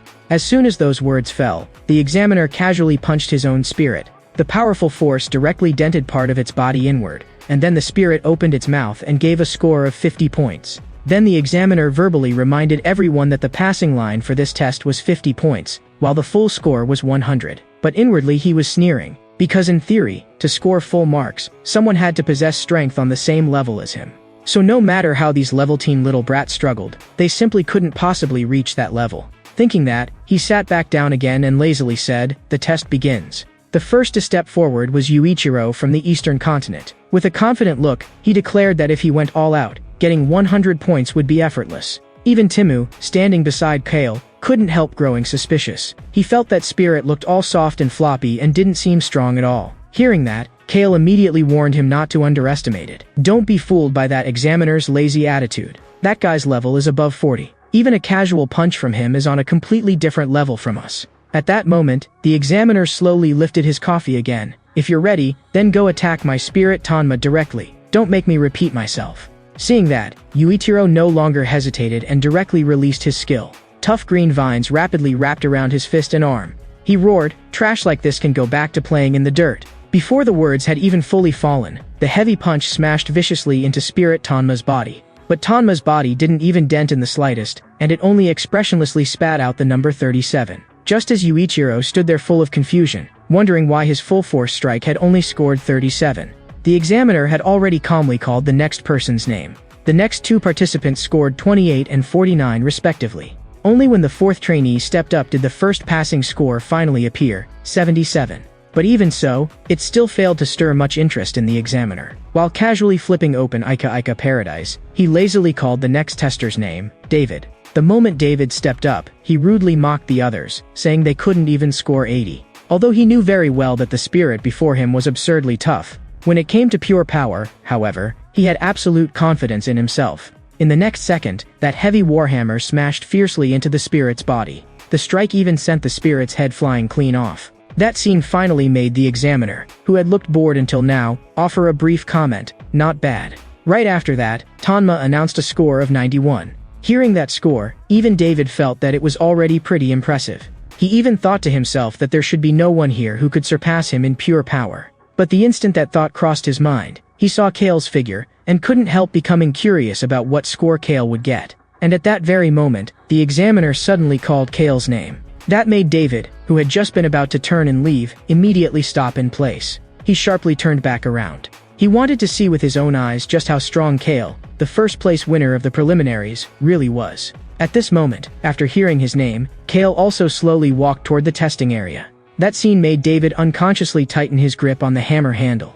He always felt that with the enhancement of the marked hammer, no one could possibly surpass him in pure strength. He didn't care who was first or second. The only thing he cared about was absolute power. At that moment, Kale had already walked up in front of Spirit Thama, but he didn't strike immediately, because he was still seriously hesitating over whether going all out would be a little too cruel to the little guy. This scene made the examiner beside him subconsciously assume that Kale was just another weakling who couldn't even score 50. But in the very next moment, a surge of black energy suddenly gathered in Kale's palm. Even in his eyes, a faint red glow appeared, suppressing murderous intent. The instant his fist swung out, Spirit Thama's body was blasted into fragments across the sky on the spot. Immediately afterward, behind the examiner, who had already completely let down his guard and was fully absorbed in Ika Ika paradise, there suddenly came a thunderous explosion. He looked up blankly in confusion, only to discover that his spirit had actually been punched into scraps by a newcomer. Yet at this moment, Kale was silently thinking to himself that it seemed the critical hit he had failed to land a few days ago really had been waiting until now. After the red glow completely faded, Kale finally lowered his head toward Tanma beside him and softly asked, "Are you still alive?" At this moment, Tanma was left with only a head, bouncing over with an expression that looked like it was on the verge of tears. That made Kale feel a little embarrassed for a moment, so he could only gently pat its forehead and ask what his score was. And the instant the words 100 points came out of Tanma's mouth, the entire place was completely stunned. Who exactly was this guy? He had actually scored full marks with his bare hands alone. Even David, who had only wanted to witness Kale's strength, now had nothing left on his face but obvious fear, because he understood very clearly that the gap between himself and Kale was definitely not just 9 points. After all, Kale's seemingly casual strike had accomplished what David had failed to achieve even with his full power. At this moment, David could only bitterly laugh inwardly. He really had been a complete idiot to think that when it came to strength, he was already unmatched. And at this time, the examiner, who had always acted so carefree, finally looked at his spirit Tanma with a grave expression. Then he slowly turned to look at Kale. That sharp gaze was practically a silent accusation that Kale had just bullied his precious spirit. Sensing that things were turning bad, Kale quickly turned around and decisively chose to leave first. Only after a long silence did the examiner finally announce to everyone that the test was temporarily suspended. After returning to the group, Yuna kept praising Kale nonstop. In response, Kale could only say that there had been some luck involved just now, and that he couldn't bring out that kind of power every time. But Timu absolutely did not believe that explanation, and instead began loudly bragging to everyone around them about just how strong Kale was. Yuna tried to stop him from doing something so dumb, but it had absolutely no effect. At that moment, Kale said to Yuna that if they wanted to continue this test now, they would probably have to wait a while longer. Hearing that, Yuna suggested that Kale go do the other tests first while they stayed there and waited for him. Seeing that, Kale no longer hesitated, and only told Yuna that after everyone finished their tests, they should meet back at the plaza. Then Kale headed toward the mana test stage. And the number of people at the mana test site was equally astonishing, with everyone gathered around a circular arena. Standing at the center of it was a female examiner. Only after enough people had gathered in front of her did she begin preparing to explain this test. But the tone and posture she used when she spoke instantly made quite a few people nearby blush, and even their eyes lit up. At this, the cat girl beside them merely let out a disdainful snort, typical men. But before the words had fully fallen, she noticed another figure. It was Kale, who had just arrived. And the look Kale cast over only made the cat girl even more certain of one thing: men really were all the same.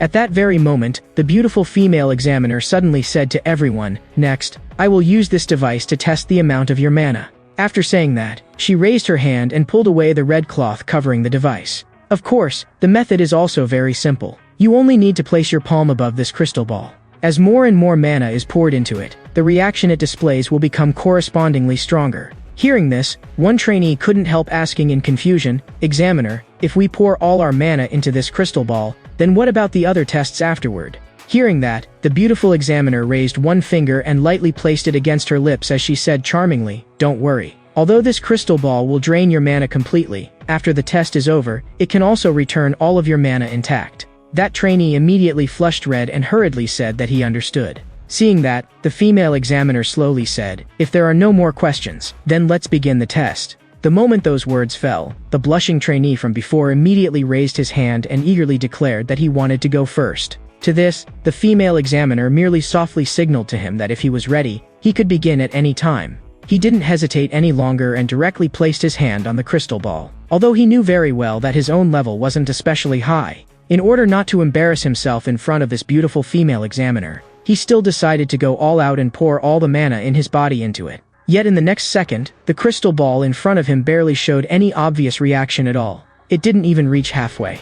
Faced with his bewilderment, the female examiner then seemed to suddenly remember something and added an explanation. "Sorry, I forgot to tell everyone just now.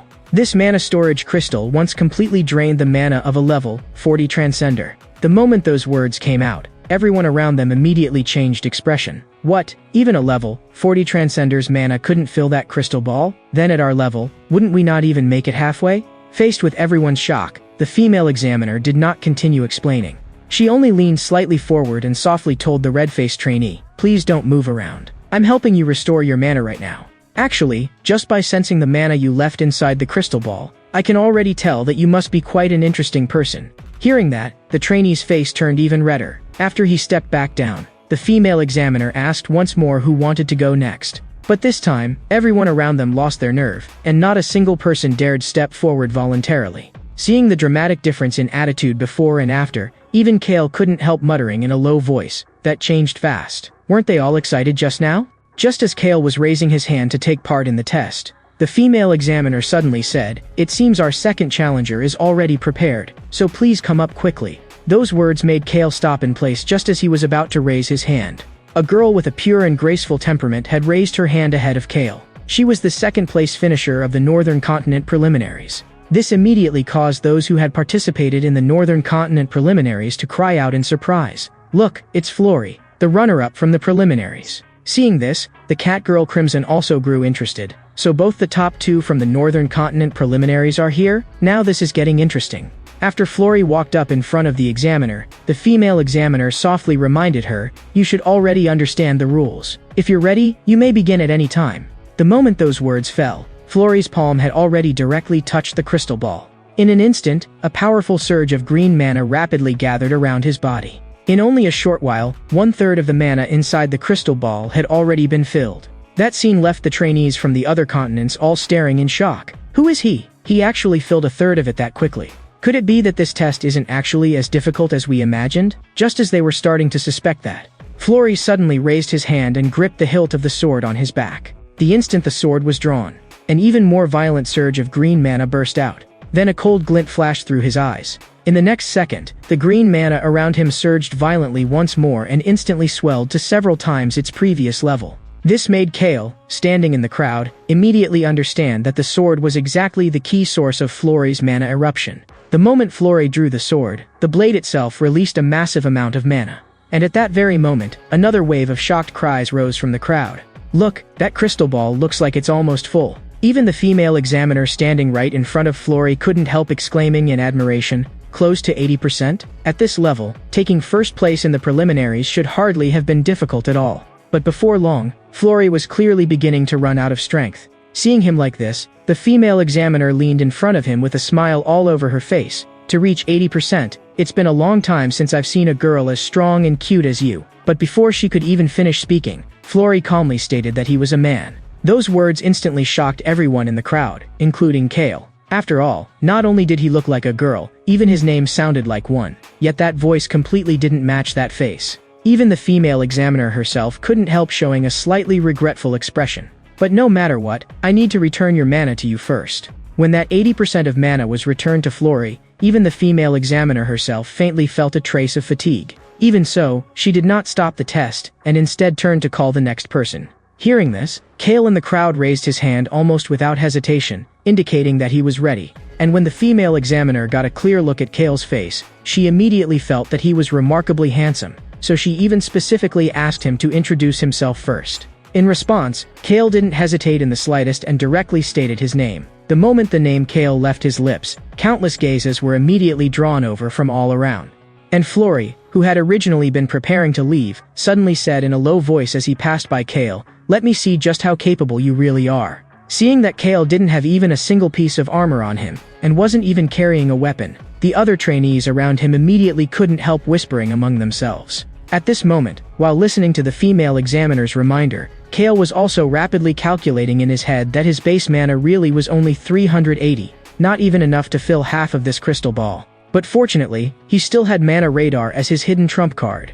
At present, level 1 Mana Radar had an active effect of consuming mana to sense mana flow within a radius of 1,200 meters, while its passive effect restored 10% of his total mana every time it detected one enemy unit. That was basically another way of saying this. As long as Kale sensed the presence of one person, his own mana would recover by 10%. As long as he detected the people around him one after another, then his mana could practically become infinite. Because at this moment, every single person around him had become a source of mana for Kale. Looking at the scene before them, no one understood why Kale could be this strong. Could it be that he was some kind of magic-type class? Even the beautiful female examiner beside him showed obvious shock, because the mana inside the crystal ball had already been completely filled. But even so, Kale's movement still didn't stop, because with all these people around him, Kale's mana was now almost equal to being endless. So he also wanted to see with his own eyes exactly how much this crystal ball could endure. Seeing that Kale was still continuing to pour mana into it, the female examiner immediately panicked and hurriedly shouted, "That's enough, if this keeps going." Hearing that, Kale also turned to glance at her. But in the very next second, countless cracks suddenly spread across the surface of the storage crystal. With a muffled bang, fragments instantly exploded in every direction. And the female examiner, who had just been trying to stop Kale, also hurriedly raised both hands, attempting to block the shockwave rushing straight at her. Only after the aftershock finally subsided did everyone around stare toward the center of the field in total shock. They simply couldn't understand what kind of monster Kale was, to actually force the crystal ball to burst apart through mana alone. At this moment, Kale slowly withdrew his hand. He apologized a little awkwardly to the female examiner. "Sorry, I was actually just about to add a little more mana, and then it suddenly shattered. You're not going to make me pay for it, right?" But the female examiner didn't respond to him right away at all, because she was still immersed in the shock of what had just happened. After all, the last person who had been able to do something like this was Tejal 10 years ago. But she had never expected that 10 years later, another outrageous anomaly like that person would appear again. Thinking of that, she finally looked at Kale again and slowly said, "Don't worry, we still have a spare. It's just that right now, you should have completely exhausted your mana, shouldn't you? Will you still be able to hold on in the remaining tests?" Kale let out a long breath. "You don't need to worry about that, because I still have some mana left." After saying that, Kale directly turned and left the place. Only the female examiner was left standing there with a face full of confusion. After using that much mana, he still has some left? With that thought, the female examiner slowly stretched out her hand, intending to use the shattered crystal fragments to sense what kind of person Kale really was. But the instant her fingertips touched that trace of residual mana, her whole body seemed to freeze completely in place. Then she actually staggered backwards several steps uncontrollably, because she simply couldn't comprehend what exactly she had just seen. Surging rage, deep and bitter regret, and killing intent so cold it felt absolute. It was practically like a vortex made of piled-up negative emotions. Such a violent yet suppressed flood of emotion was simply not something an ordinary person could endure. And Kale, meanwhile, was still silently reflecting on what he had just done. Using Mana Radar in a place with so many people around probably did count as a little bit of cheating. But since using the skill itself didn't violate the rules anyway, then all that remained next was the agility test. But just as he was thinking that, a voice suddenly called out for him to stop. "Kale, wait for me." The one who spoke was Yuna. After she quickly came up in front of Kale, she immediately asked, "Has your manner test already ended?" In response, Kale didn't deny it, and directly told her that he was now preparing to go take the agility test. But why does Timu look so dejected? Did something happen? Hearing that, Yuna quietly leaned closer to Kale and whispered, "Because his attack score was even lower than mine, so his self-esteem took a bit of a hit." The moment those words came out, Timu immediately objected and stepped forward. "Hey, Stop whispering over there, you too. I heard all of that. If things keep going like this, there's no way we'll get an honors evaluation. We can only pray that our total score doesn't fall below 60. Hearing that, Kale reached out and patted him on the shoulder, comforting him. Don't be so discouraged. I believe you'll definitely pass. But Timo grabbed Kale by the collar in one motion and said anxiously with a face full of urgency, Kale, that's easy for you to say, because you not only withstood a level 5 rock, you also one-shot the spirit with a single punch. Of course you have the right to say things like that, but what about us? Even if we do get selected in the end, we'll probably only be assigned to the observation group. Before Timo could fully vent the resentment in his heart, Yuna had already pulled him away and told him not to talk to Kale like that while carrying around so much frustration. Then Una turned back toward Kale and seriously said, don't mind him. Just focus on dealing with the final test first. We'll also give it everything we've got. After the assessment is over, you absolutely need to get some proper rest. Right now, you really do look exhausted all over your face. Those words instead made Kale feel a little hurt, and he turned his head away. After that, Kale slowly walked toward the agility checkpoint, while raising a hand to wave goodbye to them. As for Kale's departure, Yuna first waved with a smile and said goodbye. But in the very next second, her face instantly darkened. Then she punched Timo on the head. You idiot, why would you say something like that to Kale just now? Hearing that, Timo still looked somewhat unconcerned. Anyway, Kale wouldn't care. But Yuna suddenly showed a worried expression. Didn't you notice? Because of what you just said, Kale might actually deliberately hold back just so he can be assigned to the observation group with us. That immediately made Timo feel a bit awkward too. But his scores on the earlier tests were all so high. Even if he deliberately held back on the last one, it shouldn't drop below 80, right? And Kale shouldn't be that stupid either. He wouldn't give up such a great opportunity just for the sake of getting into the observation group. But what they didn't know was that Kale really was seriously thinking about how to keep his final total score below 80. Because for Kale, he didn't need the little bonus that came with an honors evaluation at all. As long as he could enter the observation group, he would still be able to keep acting together with Yuna and the others. And even more importantly, after entering the observation group, he would also get extra training opportunities. But in the previous tests, he had barely held back much of his strength at all. So in this agility test, he had to suppress his score as much as possible. The ideal outcome, of course, would be to get 0 points outright. But just as Kale was about to push the door open and enter the agility test checkpoint, a voice suddenly interrupted him from the side. Hey, you bastard from the northern continent, have you been hiding from us this whole time or what? Hearing that, Kale turned to look at the other party. What, do you want to fight me again? But that guy, who had still been incomparably arrogant just a moment ago, immediately shrank behind Kagan Amamichi. Looking at Kale's face, Kagan Amamichi suddenly spoke. Good. You haven't forgotten our agreement, have you? But don't be in such a hurry. After the assessment is over, I'll give you that chance. After saying that, he walked into the agility test checkpoint first. But Kale, left standing there, couldn't help feeling puzzled. Had that guy hit his head during the exam or something? He was obviously the one who started this in the first place, so why was he now talking like Kale was the one challenging him? Forget it, better not waste time thinking about this anymore. The most important thing right now was still getting through the exam first. After entering the agility test grounds, Kale discovered that the people around were densely gathered outside a red circle. Standing on the other side of the red circle was the examiner in charge of the agility test this time. With a smile all over his face, he said to everyone, this agility test is actually just a game of cat and mouse. What the mouse has to do is very simple. Just don't get caught by the cat. That's right, I'm sure many of you have already guessed it. I am the cat, and all of you are the mice in this game. And you may only move within this red circle. The only thing you need to do is keep running, keep dodging, drag out the time as long as possible, and avoid being caught by me. As long as any mouse can avoid being caught for 1 minute, it can directly receive a perfect score. Hearing this, everyone even thought for a moment that the examiner was deliberately looking down on them. Just 1 minute? Isn't that basically free points? But the examiner completely ignored their doubts and directly announced, alright then, the first mouse in this test is Nanshu from the southern continent. Hearing that, Kagan Amamichi raised a hand and patted Nanshu on the shoulder, telling him not to go up there and embarrass the southern continent. Although he was somewhat nervous, Nanshu still patted his chest and said not to worry, because speed had always been his strong point. Watching him walk forward, the examiner added another smiling reminder. Oh right, I almost forgot to tell everyone. As long as I touch you, the mouse is immediately eliminated. So, are you ready? Hearing this, Nanshu instead revealed a confident expression. Of course, but examiner, you'd better make sure you don't get run into the ground by a mouse. But before he had even fully finished speaking, the examiner suddenly rolled his wrist loose. In the next second, his figure vanished straight from where he stood. By the time Manchu suddenly snapped back to his senses, the examiner had already silently appeared behind him, and gently placed one hand on top of his head. A noisy and slow mouse like you really is the perfect prey.